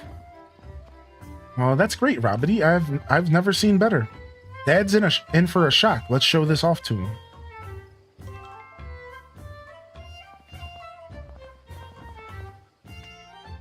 Hello, Rabbity Longhose. Oh, she's been a good teacher. She's a cotton after all. She gets her talent from her dad. If there's one thing I'm certain of, it's that I can grow a fine vegetable. Follow me. What are the consequences of failing the time management in Stardew? All sorts. So let me give you just a couple examples. If you fail to manage time, your crops could die and you could lose income or money. If you fail to manage your time, you could miss a window that you're looking to interact with a character, and you would have to wait till the next day or the day after that, or maybe even the next week.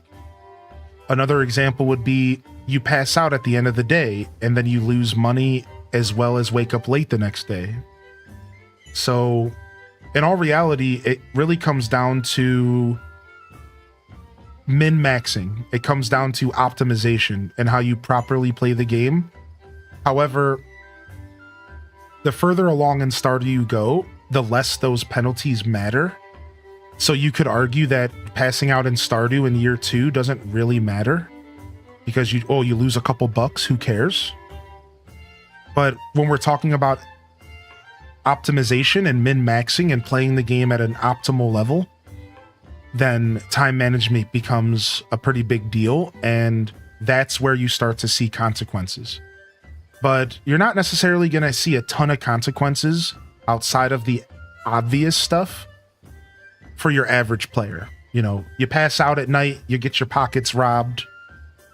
You know, there's only so much consequence there, but it's still there. Yeah. What's up, Tiffany Crossing? And how you doing today, Leela? Sorry, I no clue how to say your name.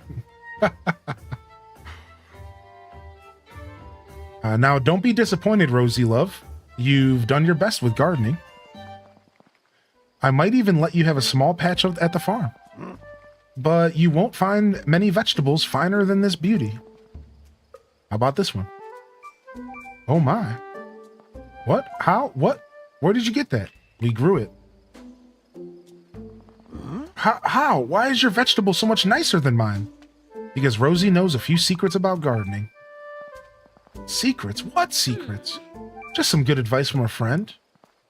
You have to admit it, husband. Rosie's beaten you fair and square. Suppose you're right, Lily. All right, girl, you can run the gardening club. Well done, Rosie Love. You've done really well. And Robbity, too. They did most of the work. Rosie's a great teacher. I reckon you're right. I might have to join this gardening club myself. Yeah, good question, though. Good question about the consequences. I would even say also, think it's all micro stuff. Missing time, a lack of good time management can make you miss the traveling merchant on a Friday, or can make it to where you can't finish watering your crops, or it can make it to where you don't end up taking care of your animals properly. Stuff like that, right? People say my username in all different ways. Thank you for understanding. Sometimes I'm illiterate. Yeah. So Stardew crops can only die at the end of the season, to clarify. So like if I'm growing something in summer and it switches to winter or fall, that's when they die. Yeah, just to clarify, not watering your crops in Stardew just makes it to where they don't grow. It's only when the season switches that they truly wilt and perish. Thanks for all your help, Robity. You're a brilliant gardener, Rosie. The gardening club is going to be the best in West Farthing. Convince Lily to run the cooking club.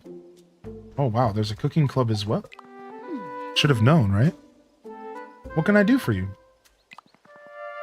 I've been hoping I'd see you. That's good news. I've been wanting to get this cooking club set up for ages. I've got some fine recipes I've dug out from my old family cookbooks, but there's a problem.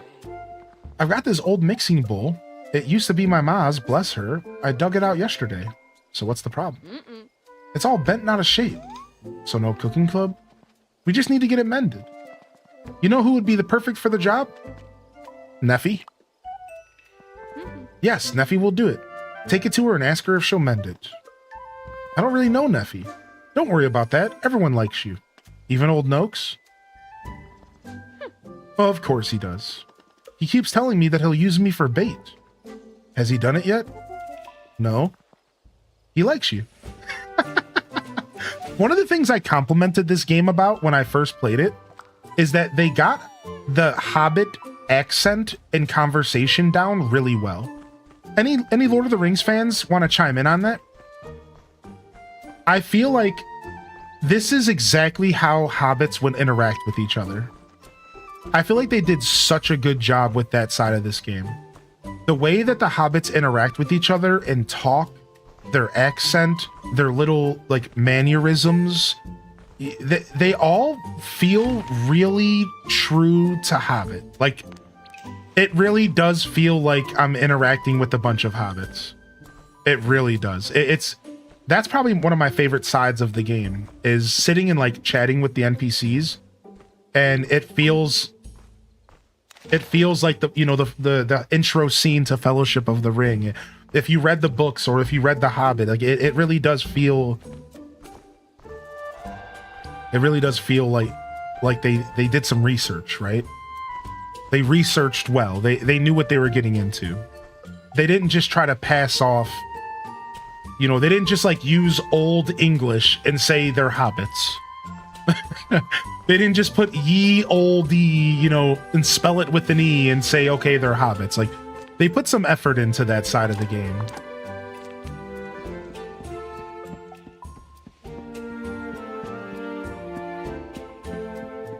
Yeah. To be fair, though, Lalael's question made me realize, like, Stardew Valley isn't really that stressful as a casual gamer. It's kind of funny. I never even like not really. I really don't. Specifically talking about the time management. Because, like, here's the thing. How many games that have a clock stress you out because of the time management versus stressing you out because there's just a clock on the screen? That's what it is, Lilale. It's just because there's a clock on the screen. It's not even that the time management itself is really that tough. There's plenty of games that have worse time management. Stuff like 2 Point Museum, 2 Point Hospital. Like real time management experiences. Stardew, it's just stressful because the clock is on the screen. Like, that's literally it. It's just staring at you the whole time. And you're just, oh, I gotta get home fast. Like, but in all reality, it's not that bad. Like, the time management isn't that punishing.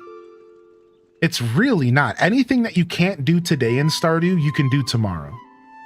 And if you can't do it tomorrow, you can do it next week. If you can't do it next week, you can do it next season. So in all, like, it's funny because I guess I kind of forget that sometimes, that it's less about the time management being stressful, and it's just the fact that there's a clock on the screen at all. That's really what gets us,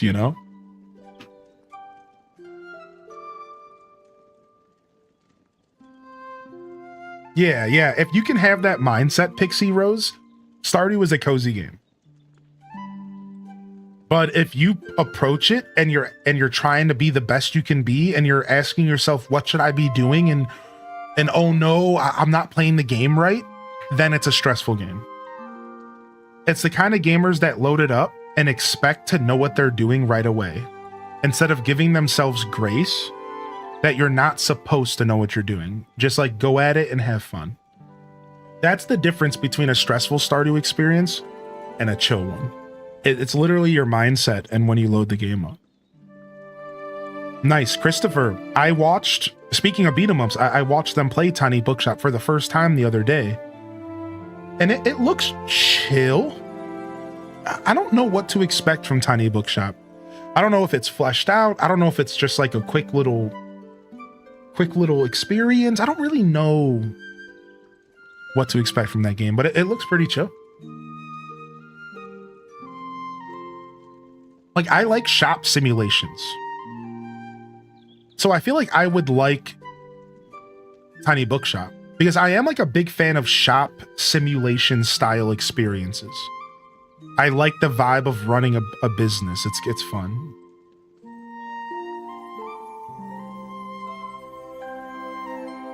What?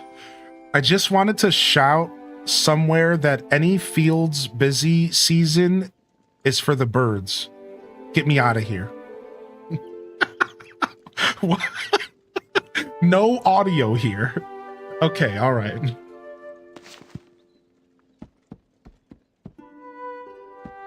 I liked it for the bookstore aspect and getting to buy and recommend books to people. That's cool. You know what that makes me think of? It makes me think of the Alchemist game. What's the name of that alchemy game where you like make potions for people and stuff and sell them and like recommend them potions and stuff? That game's fun, man. Not Potion Permit, but that's close. Potion Permit's the one that's more adventurous. But you're on the right idea. Potion Craft. Yep, there it is. Potion Craft. Yeah. I knew Ham Labs would know, but I didn't want to call them out. Yeah, similar vibe for sure.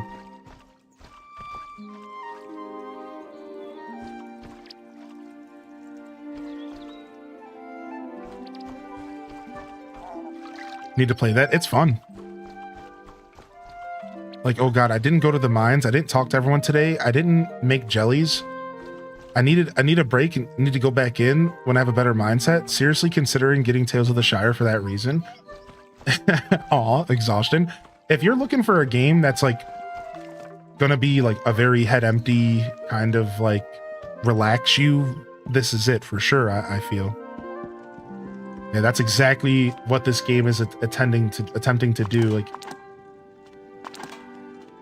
I haven't felt this head empty since playing like Garden Galaxy or Animal Crossing.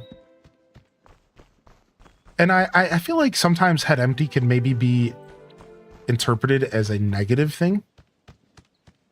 But it's not. It's a good thing. Simple is good in this scenario. A lovely meal with brilliant company. Thank you for inviting me. Okay. Yeah. In this case, it's good. Simple or head empty is good. Because that's what their goal was, I think. Alright, unless we got a fish in a bucket. What are you doing giving me a bucket, dude? This dude gave me a couch, and you gave me a fish in a bucket. Who do you think I'm inviting over for dinner again next time? Like, what? Are you that stranger I've seen about? Best let me get a look up close, or there'll be trouble, from Old Noakes. What are you saying, dude? You already knew me. Oh, friendship with Old Noakes. So there's like friendship quests? I have a question. What do folks in Bree think of Mathams? Come and find me. Oh, so once you get to level 3 friendship with characters, do you start to get personal quests with them?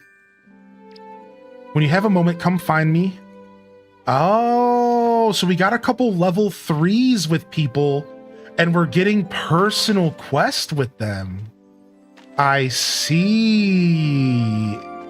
Very cool. All right, so we're starting to see more of the game open up. Yeah, look. Relationship tale available. Look at the bottom of the screen. Relationship tale available. Cool. Okay, I kind of like that. All right, let's continue doing the club stuff. I think we're on the last club. Let's go and continue doing the club stuff here. Let's go find Neffy. I'm gonna go and find some more items to sell so we can get some cash, so we can get some more cream and materials for cooking. And I'd like to do some fishing in the game if I can, but I've been so busy. All right, let's find some stuff that we have an abundance of. Let's get some more blackberries out of here.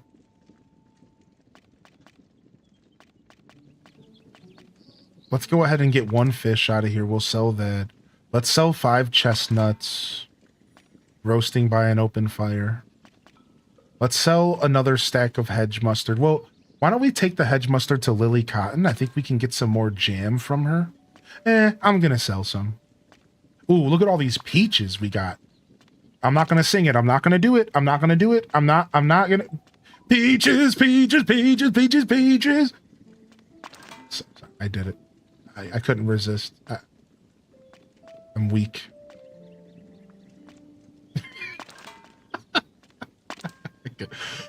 Resist, I'm weak. I do the same.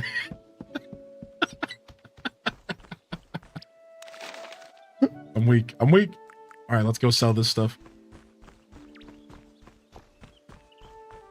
Moonlighter is 150. Dude, Moonlighter is so good. I never finished Moonlighter, but that's exactly what I was thinking. Oh, I see. I missed a message. I love Moonlighter. Running a store is great. Have you seen anything about Moonlighter 2? Dude. Moonlighter 2 looks even better. They took the concept, they took the money that they made, and it looks even better, dude. Hold on a second. Dude, you love it when a company does this. You love it when a company says, hold on a second. You made us money and we're going to take that money and make a better experience. Here, let me pull this up and let's watch this real quick. Precious coin. We meet again, little merchant. Still taking up the challenge of a double life. This is the evolution I think that we wanted. Between one and I think so. And another. Two sides of the same precious coin. In one life, you brave dangers, while in the other, you put your skills and hustle. Yeah, we did a handful of Moonlighter streams. A handful of Moonlighter streams. And I loved it. It's such a good idea for a game. The shop sim, dude. Exactly. The shop sim was so cool. Is this pursuit more important than its destination? Yeah, it looks like Bastion, kind of. Lies within you, little merchant. Little merchant. So the demo came out June 9th. So I think there might be a demo. Whoa, I'm making up words. I think there might be a demo available right now. There is. A demo? Yeah, it looks good. It looks like the proper evolution. Of course, we don't know what the gameplay is like yet. The thing about Moonlighter 1 was that it was actually pretty fast-paced, and it had some Hades kind of vibes. It was obviously, I think it was pre-Hades, but anyways, it was like a top-down, beautiful, the isometric kind of. Here, let me pull up Moonlighter 1 so people can see it. I think you just gave me the link. Yeah. So the first game looked like this. And it was a vibe, right? It had this like top-down isometric, decently fast-paced. I wouldn't say like Hades levels of fast-paced because that's quite a over-exaggerating. But it had a fast-paced combat system. It was a roguelike, and they incorporated the roguelike system into a shop sim. And you would run a shop by day and you would do dungeons by night. And it's honestly one of the most iconic indie games, in my opinion. This game came out right when the indie revolution started. Look at this game came out in 2018. And I would argue the indie revolution was like around 2017. Let me see something. Super Meat Boy. When did Super Meat Boy come out? In 2010. So Super Meat Boy was one of the first games that I think were like indie that really started to make traction, but that wasn't quite the indie revolution. In my brain, the indie revolution started around 2015. And that's when we started seeing stuff like Stardew, Moonlighter. Like there's so many games that in the snowball, Celeste, right? So I think Celeste was 017. Anyways, despite my opinions about the indie revolution, my point is that I think this game is iconic. It really is. It doesn't get talked about a lot, but it's a pretty good game. Maybe iconic is a pretty heavy word to use. I do use that a little loosely, but let's just say that it is worth your time. I think so. I'm excited to play it. Yeah, it's maybe iconic's over speaking a little, but you still get my gist. I'm just a passionate guy.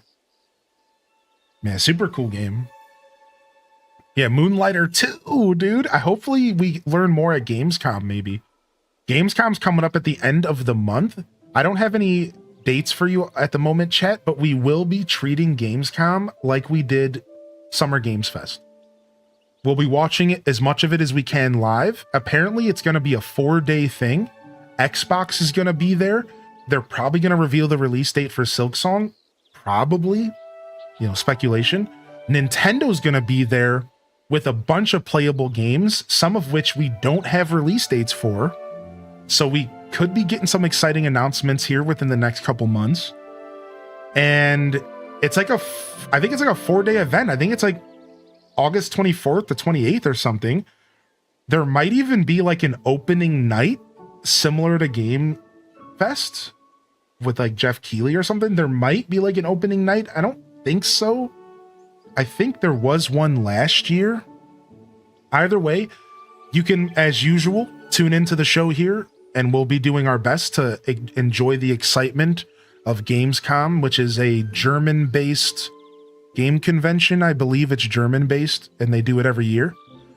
It should be cool. It should be cool. We're probably going to get a couple announcements, a couple release date reveals, and there should be a couple, you know, exciting directs to watch, right? Like Xbox will probably have a showcase, you know, maybe Capcom. Like, so there should be some fun stuff.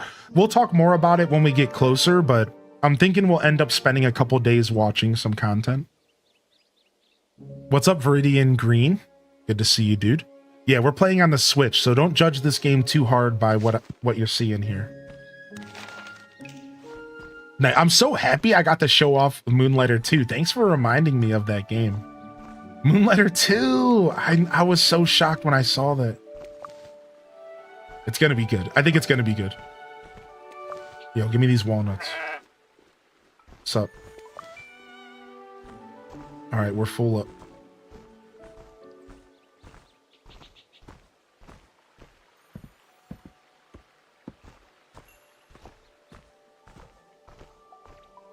Supergiant makes it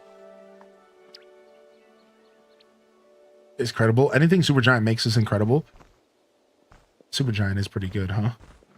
Don't they have another project in the works right now? Outside of Hades? I think there was something that was announced. I remember seeing Supergiant's name attached to it. I don't know where I'm going here. I'm lost. I'm going here. Okay. I love the way they set up the Shire here, or, you know, Hobbiton, or wherever we are. Because they didn't make navigating this game easy for the sake of like gameplay. It's pretty confusing to navigate this place.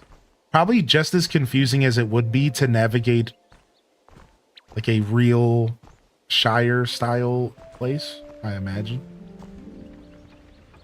Oh, I didn't know this dude had his own forge. I had no idea. I guess I haven't explored enough. All right, before we go to this guy, I would like to step into town real quick and maybe sell some stuff. And then I think we can pick some cream up. Rabbity Longhose. What have you got for sale, buddy?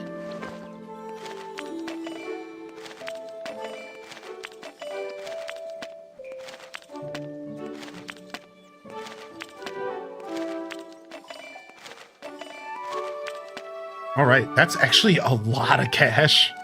That's really nice. We can actually pick some stuff up here. Let's get some cream because cream feels so important. It's like a basic ingredient, you know what I mean? Oh wow, the game music came back. Cool. Let's grab 2 cream, 2 egg, 2 milk, 2 butter. All right. I kind of want to get the Shirefeld cheese. And then I'd like to maybe get some meat. I have bacon. I have beef. I don't have any chicken. Let's get some chicken. All right, I'm going to stop spending there because I'm going to go get more flour and yeast.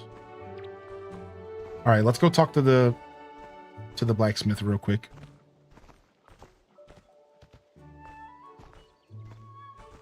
Popping out a YouTube lurker zone to say thanks for the in-depth cooking explanation. I knew I could count on you. It felt like a Scuffed Eats episode. The last time I explained the cooking in this game, the chat also said that it felt like an episode of Scuffed Eats. I really appreciate that, dude, because I don't know. It makes me smile.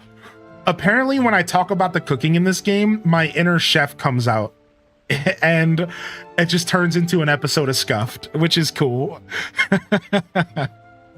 Scuffed Eats will be back soon, chat. I'll do my best, man. You know, appreciate you, Big Fuzz. Good to see you in the building. All right. Have you not seen a dwarf before? Can you trade? What do you trade for? Eggs. He trades eggs for bacon or pork. Or bacon grease.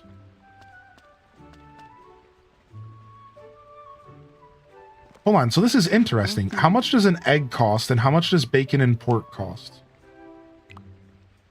Give me just a second here.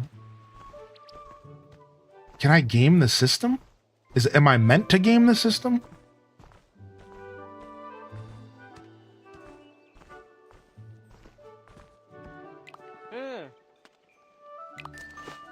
So bacon is 78.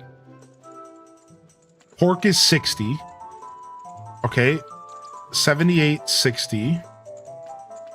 Eggs are 21 each. But you need 3 eggs to get a piece of pork. Happy 6 months. I'm gonna buy 1 more egg. So actually, this is worth trading for. What? This is worth trading. But you can only get 3 eggs a day. That's where they get you.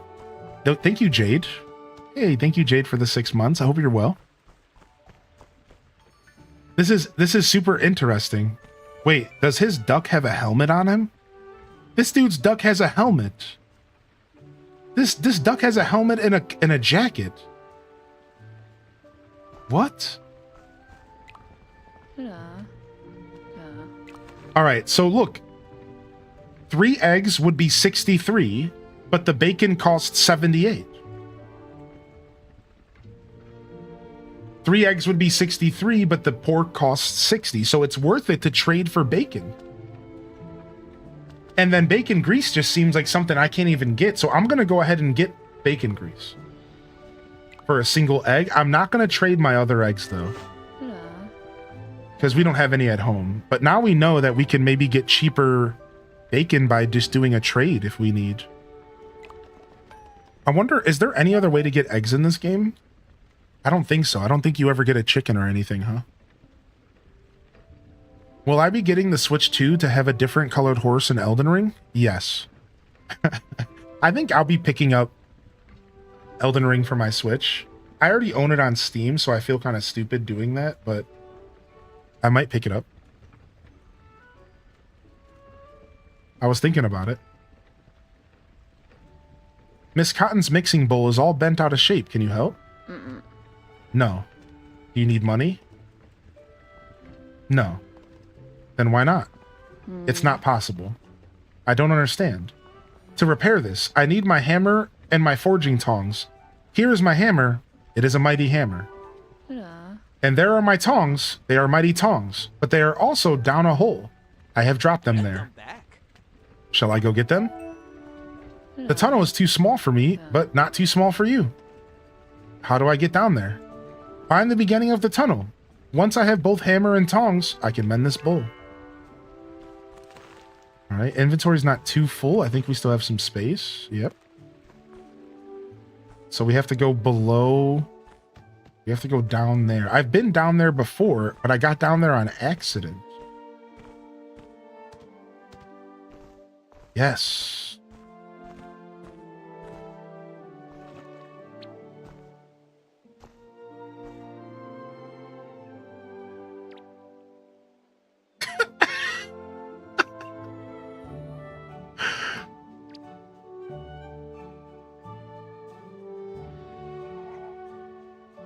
Anyways.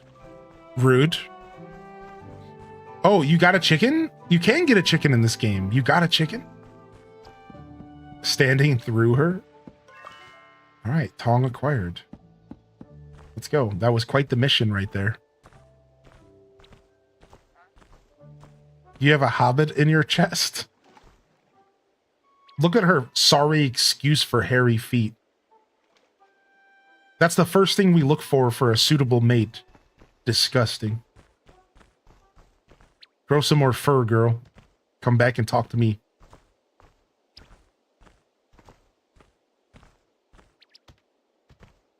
Welcome back, Daz's eyesight.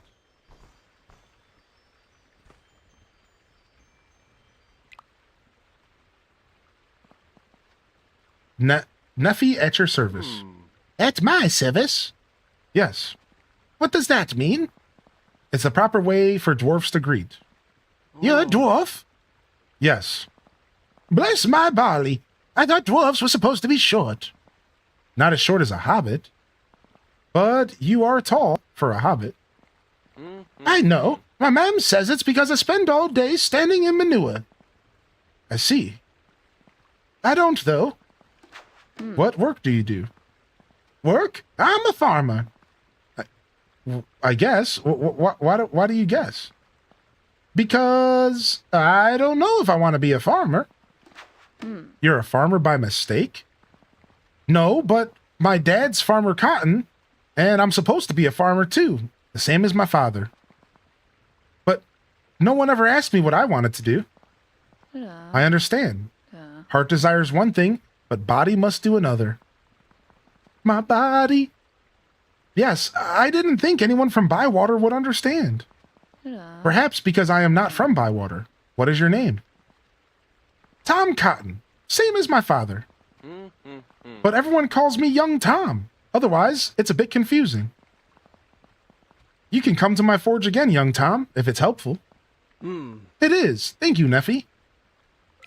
Seeing hobbits interact with other creatures is so goofy.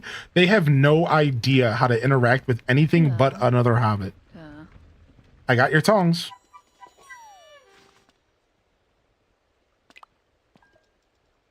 Tom Riddle, is that you? My tongs, I am grateful. Now I will call you Tong Friend. Right.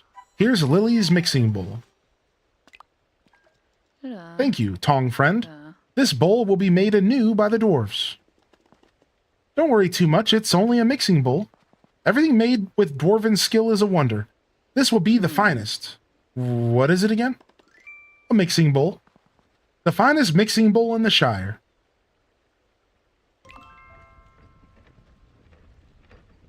It's a bad hobbit of theirs. All right, nice. Let's get out of here. Let's go. Why are you still here? I'm trying to get out of this text. Stop. All right, let's head up here. And let's go to the mill before we head home. Actually, Lily might be here.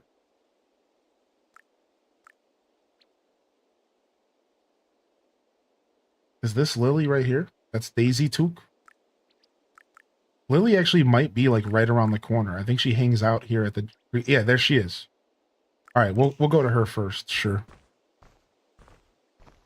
Guess who's getting gigabit fiber next week? Ooh, nice. Gonna get your gigabit on, dude. Gonna get your gigabit on.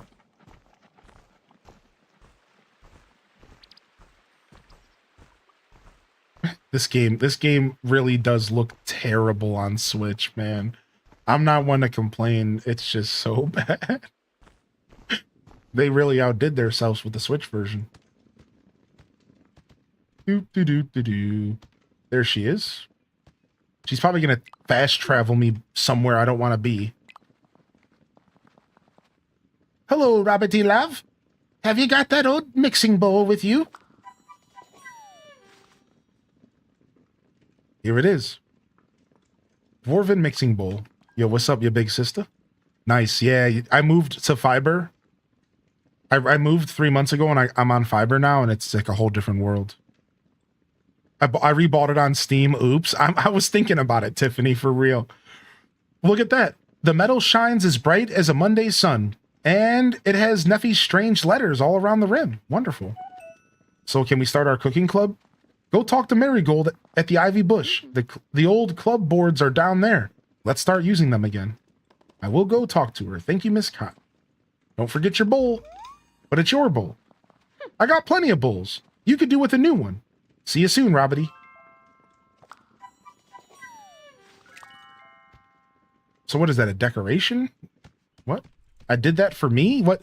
Again, this game is just too Hobbit for its own good.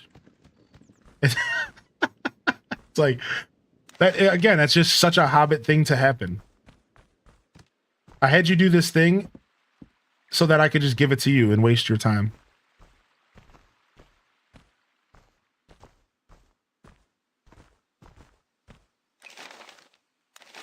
Okay. Baby's gotta do What a baby's gotta do. Oh, did the music die again? Okay.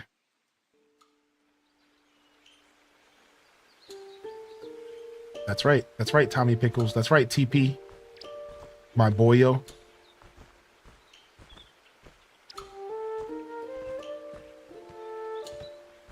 So that's the problem. There is not a Switch 2 version.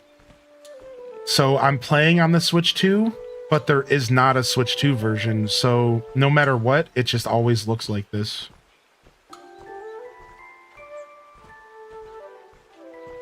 Yeah, that's the worst part about the conversation. Like this, I am playing on a Switch 2. There is only one version you can buy. I think they'll eventually make it better. They're already working on patching it and stuff, so.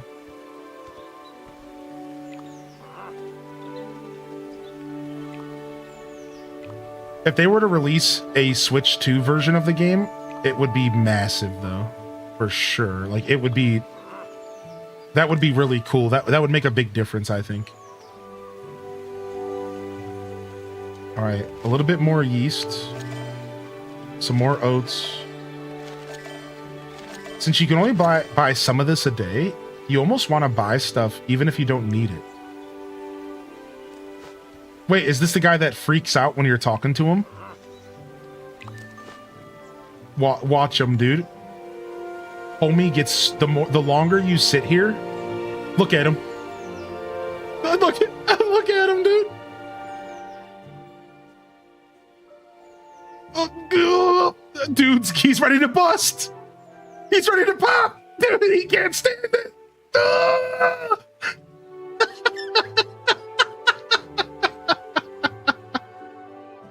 Oh!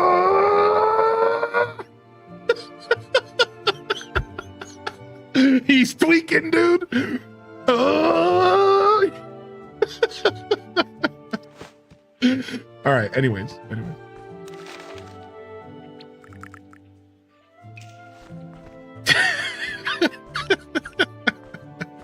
He does kind of look like a Who from Whoville.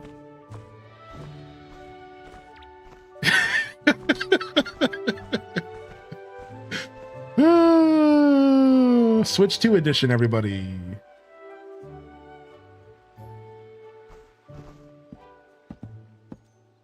Just Jackie, that emote is perfect. Exactly.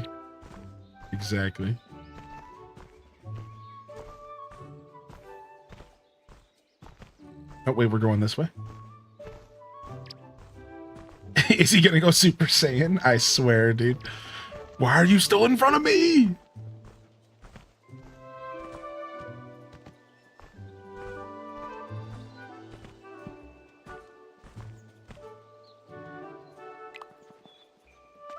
What would you like, lovely?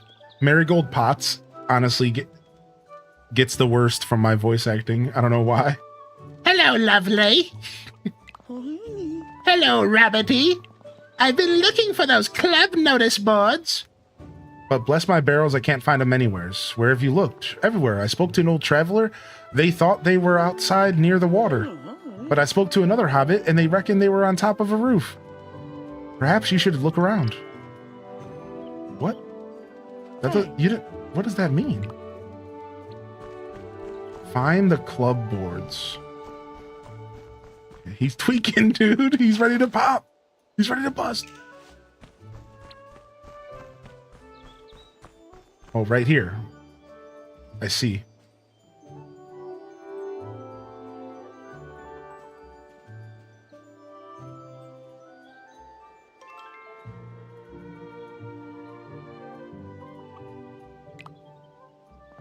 It's cute how they're all very pear-shaped. They are all very pear-shaped. I do agree with that.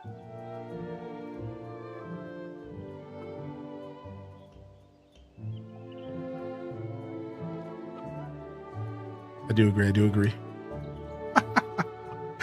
This effing game, dude. Would you look at that? I've never found these old boards. You've worked so hard setting up these clubs. I'm sure Nora would have you running more errands from the Book of Rules soon enough. But right now you deserve a rest. I agree. I got some club challenges already. Those club leaders haven't been lazing around, that's for sure. I'll put them up on the club notice boards. Do you know what this means, Rabbity Longholes? After so many years, the clubs have come back to Bywater.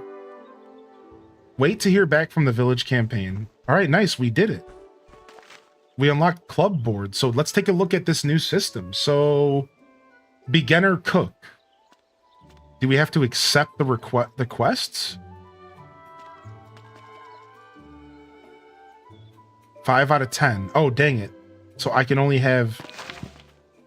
Enter it. Club missions are challenges that garner a variety of rewards and club experience. Pick up new missions at the notice boards in the Ivy Bush Inn and take completed quests to the club's leader. Oh, wow. So this game really does start to get less head empty the more you play it. Like, this is cool. This is super, super cool. So we get club missions. What's this one? This is the Gatherer. Penny Bun, Hedge Mustards, Puffballs, White Buttons, Peaches. This is the Gardener. Turnip seeds, eggplant seeds. Plant this for me. And then fishing. I think I want to be a forager and a cooker for now. I guess a gardener and a cooker. So let's grab all 5 gardening quests as well.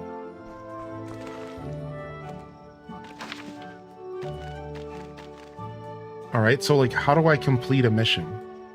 Cook using these ingredients, any hearty vegetable. Okay, so these are easy. Plant this for me. So we have to go buy seeds and then plant them to finish these quests. So that's a little harder because I don't have the money right now. I just upped my stock of other stuff. So, all right, let's head back to the house and drop off our inventory. This is cool, yeah. So as the game progresses, it's less just kind of, you know, lighthearted quests, but like not really a lot going on, and more, here's missions and things you can do to keep yourself busy. Again, like less freeform and more guidance. I knew that this game had a bunch of quests and stuff to do, but I didn't know for sure how far it was going to go with it, you know? All right, not bad at all. So I have to go and pick up some seeds. Let's clear our inventory out. We have a bunch of goodies on us. Cream, eggs, milk, butter, cheese, grease, oats, flour. Like that's... We got to be able to cook a bunch of stuff now. Oh, we could cook cake? Sponge? Oh. All right, looks like we need to invite somebody else to a dinner party. Let's go. And we have a new location for dinner parties as well. All right, we can do the Green Dragon. 4 people. Let's invite Neffy before they get super pissed off at me. Let's invite Willow Took. Let's invite the Tooks. And Daisy. And then let's invite...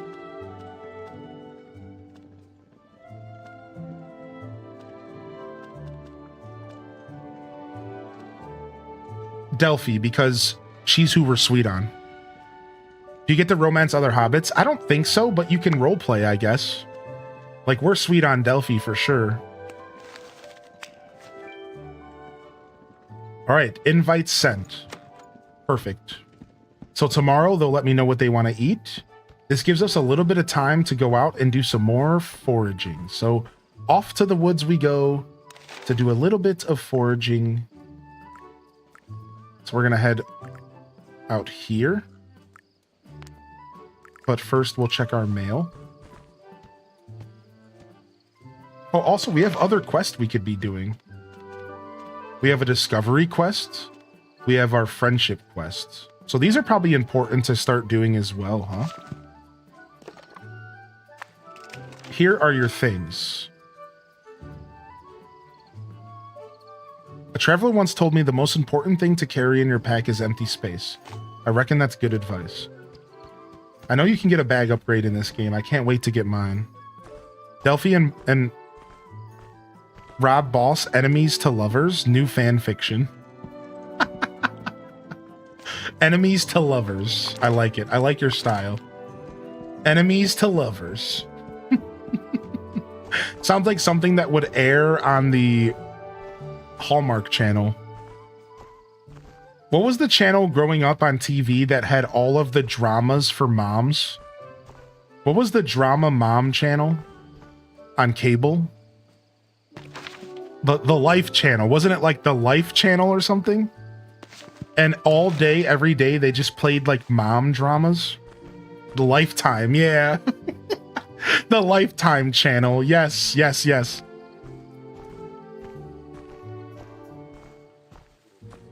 It was just mom drama all the time. Give me 1 second here.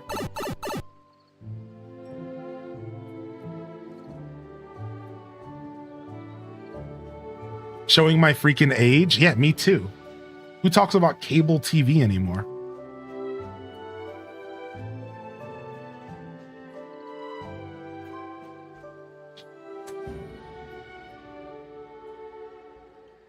Oh, wrong button. All right, sick. Do. We should have enough time to get some good foraging in before the end of the day. Just enough. Just enough foraging so we can have some stuff to sell. Oh, nice. And we're getting quests done. Wait, do you not have to have the quest on you to do them? It was showing me that I was completing missions. Clubs allow you to gain reputation towards your experience in cooking, gardening, and more. You can gain experience by simply doing the activity or by completing club missions. Oh, so I'm getting experience by just doing the activity. Leveling up your club levels provides activities, specific special upgrades, and rewards.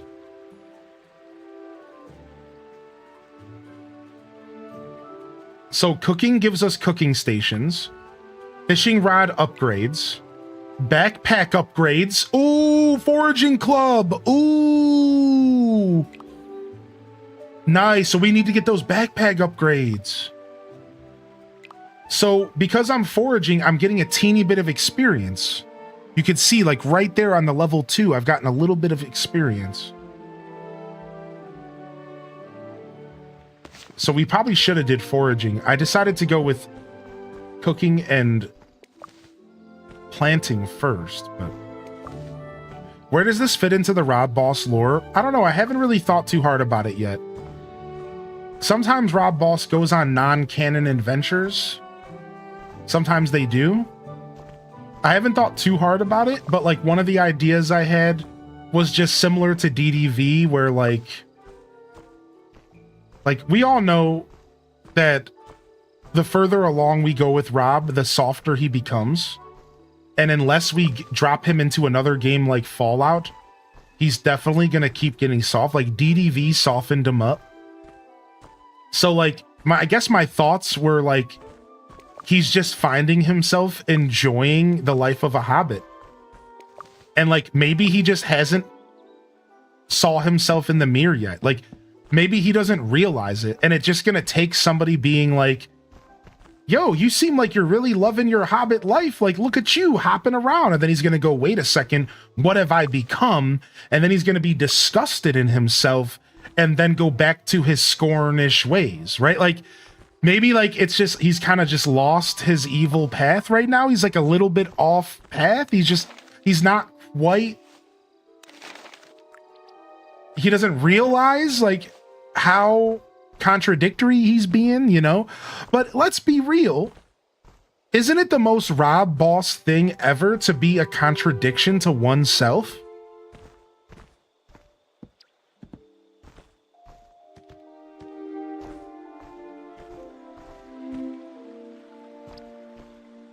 So I don't know, man. Like, we could probably fit this into the lore if we need to. Yeah, he needs to have a midlife crisis so he can seek his glory days again. He has to learn the area to hate the area. Yeah. Why is he skipping? So yeah, that's it. That's about as far as I've gone with thinking about Rob Boss in this game and how specifically the skipping just does not fit with his character at all. So, but I personally, as a gamer, love the skipping. So I almost challenge you to think of the skipping as a me thing and not a Rob thing. Because I think you're right about the skipping. I think that if I was being true to Rob Boss, I would never be skipping anywhere. The only thing Rob Boss is going to be skipping is his next meal because he's going to be too busy eating. No, wait. Never mind. We really can't be going where I was about to go. Something about your mom. We'll just leave it at that.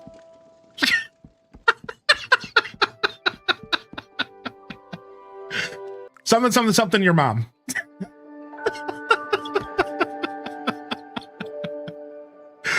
Something your mom. Is this like an endless fetch quest kind of game? Kind of, yeah, but this game does have a really strong cooking simulation system. So it is kind of an endless fetch quest kind of vibe, but there is also a very, very in-depth cooking system that kind of carries some weight. So you cook, and the cooking system is nice and fleshed out. It's totally a cooking sim game. Like, that's the core of the game. You fish, it's casual. You garden, it's casual, but with a little depth. And otherwise, you do quests, which end up mostly being fetch quests for the NPCs. And sometimes the quests are just conversations. Like, literally, I've had a quest where it was just me talking one of the hobbits, like, off of a proverbial cliff. Like, that was a quest. It was talk to this hobbit about how he's struggling to decide what to eat today. And then you talk to him and you have like a cute dialogue. And then it's like, that's it. Like, that's the end. That's the quest. So yeah, there's a lot of fetch quests, but there's also some other stuff kind of wrapped in. And the whole game is definitely focused around cooking though, for sure. Like, that's the main vibe that they're going for. 100%. Leave my mom out of this.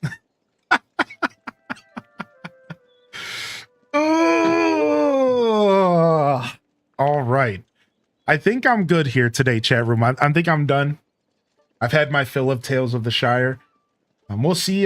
No promises. Don't get excited. But I might see about coming back later today if I'm feeling, since I'm taking 2 days off. So we'll see how I feel here in a couple hours. But I'm done for now. I'm satisfied here. Sometimes it's nice to wrap up a stream when I feel satisfied to do so. This feels good. This feels like a good stopping point. Thanks for coming out and hanging out today. We got our villager. We got Drake the Duck. We played this game for another 3 hours today. Another 3 hours. We got Drake the Duck in our Animal Crossing villager hunt, and we got to play a little bit more Tales of the Shire. So I'm feeling pretty good.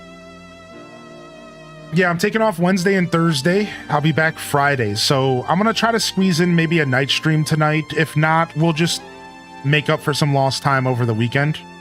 And we'll maybe do some night stream stuff over the weekend instead. So if you don't see me tonight, then you'll see me throughout the weekend. I really just want to get out of the house and see how I feel after. That's why I'm not committing right now. See how I feel after I get out of the house. I don't want to be like tired and sleepy coming on stream. It's not always my favorite vibe. Like last night I was sitting there thinking about streaming and I was dead tired, and I'm like, why am I doing this to myself? I'm like no, just chill, man. And I ended up taking a nap. It was nice. All right, fam. Yo, we're out of here today. That means we're fading though. No raid. That means we are fading since we are getting into some days off. And I really do appreciate y'all being here today. What a beautiful journey. It was a wonderful past couple days, couple weeks of content here. Past couple days of content. I don't know why I said weeks, but like I haven't been here, you know. Check out the YouTube though, y'all. We do have a lot of content over on the YouTube that I've been releasing, just episodes of my old stuff, VODs. Fantasy Life's gonna be wrapped up. Animal Crossing GameCube. I got Graveyard Keeper releasing tomorrow at 6 p.m. So all sorts of fun stuff coming out for y'all to enjoy. You can always find my past 60 days of broadcast right here on Twitch. And then anything older than that, you gotta jump over to the tubes for, all right? I also encourage y'all to join the Discord, because you can find my content archives there, as well as just come and vibe with me. Just at me. Say what's up. I might even be playing some Fantasy Life, and if you see me around, join in. We could do a treasure grove or something. So appreciate y'all. Join in, join up.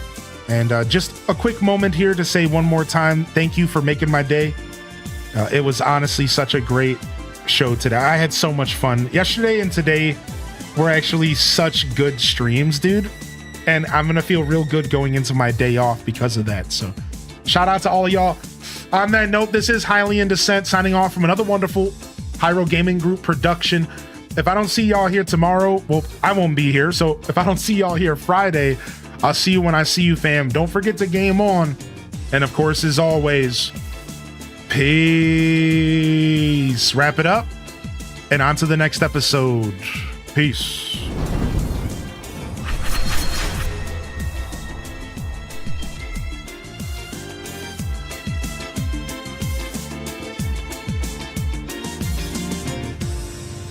All right. You know I couldn't step away here. Okay, we can get the P.O. box checked out. Sylvia, your big sister, nice to meet you today. Dazabound, Dual Master D, Alto Girl, Dat Baby, Nick82, Jess MP, Brielle Basor, Ash370, Big Fuzz, holy heck, Nambo Tavi, Triple P Lily, Beat 'em Ups, Nick82, Gilwen, peace. JR Prisma, Gira, anybody else I missed out there, y'all. Love y'all and appreciate y'all. I'm honored to be a part of your daily routines, and I'm certainly honored to have you as a part of mine. But until next time, this is Highly in Descent signing off. Peace, and hit them cat jams, baby. Peace.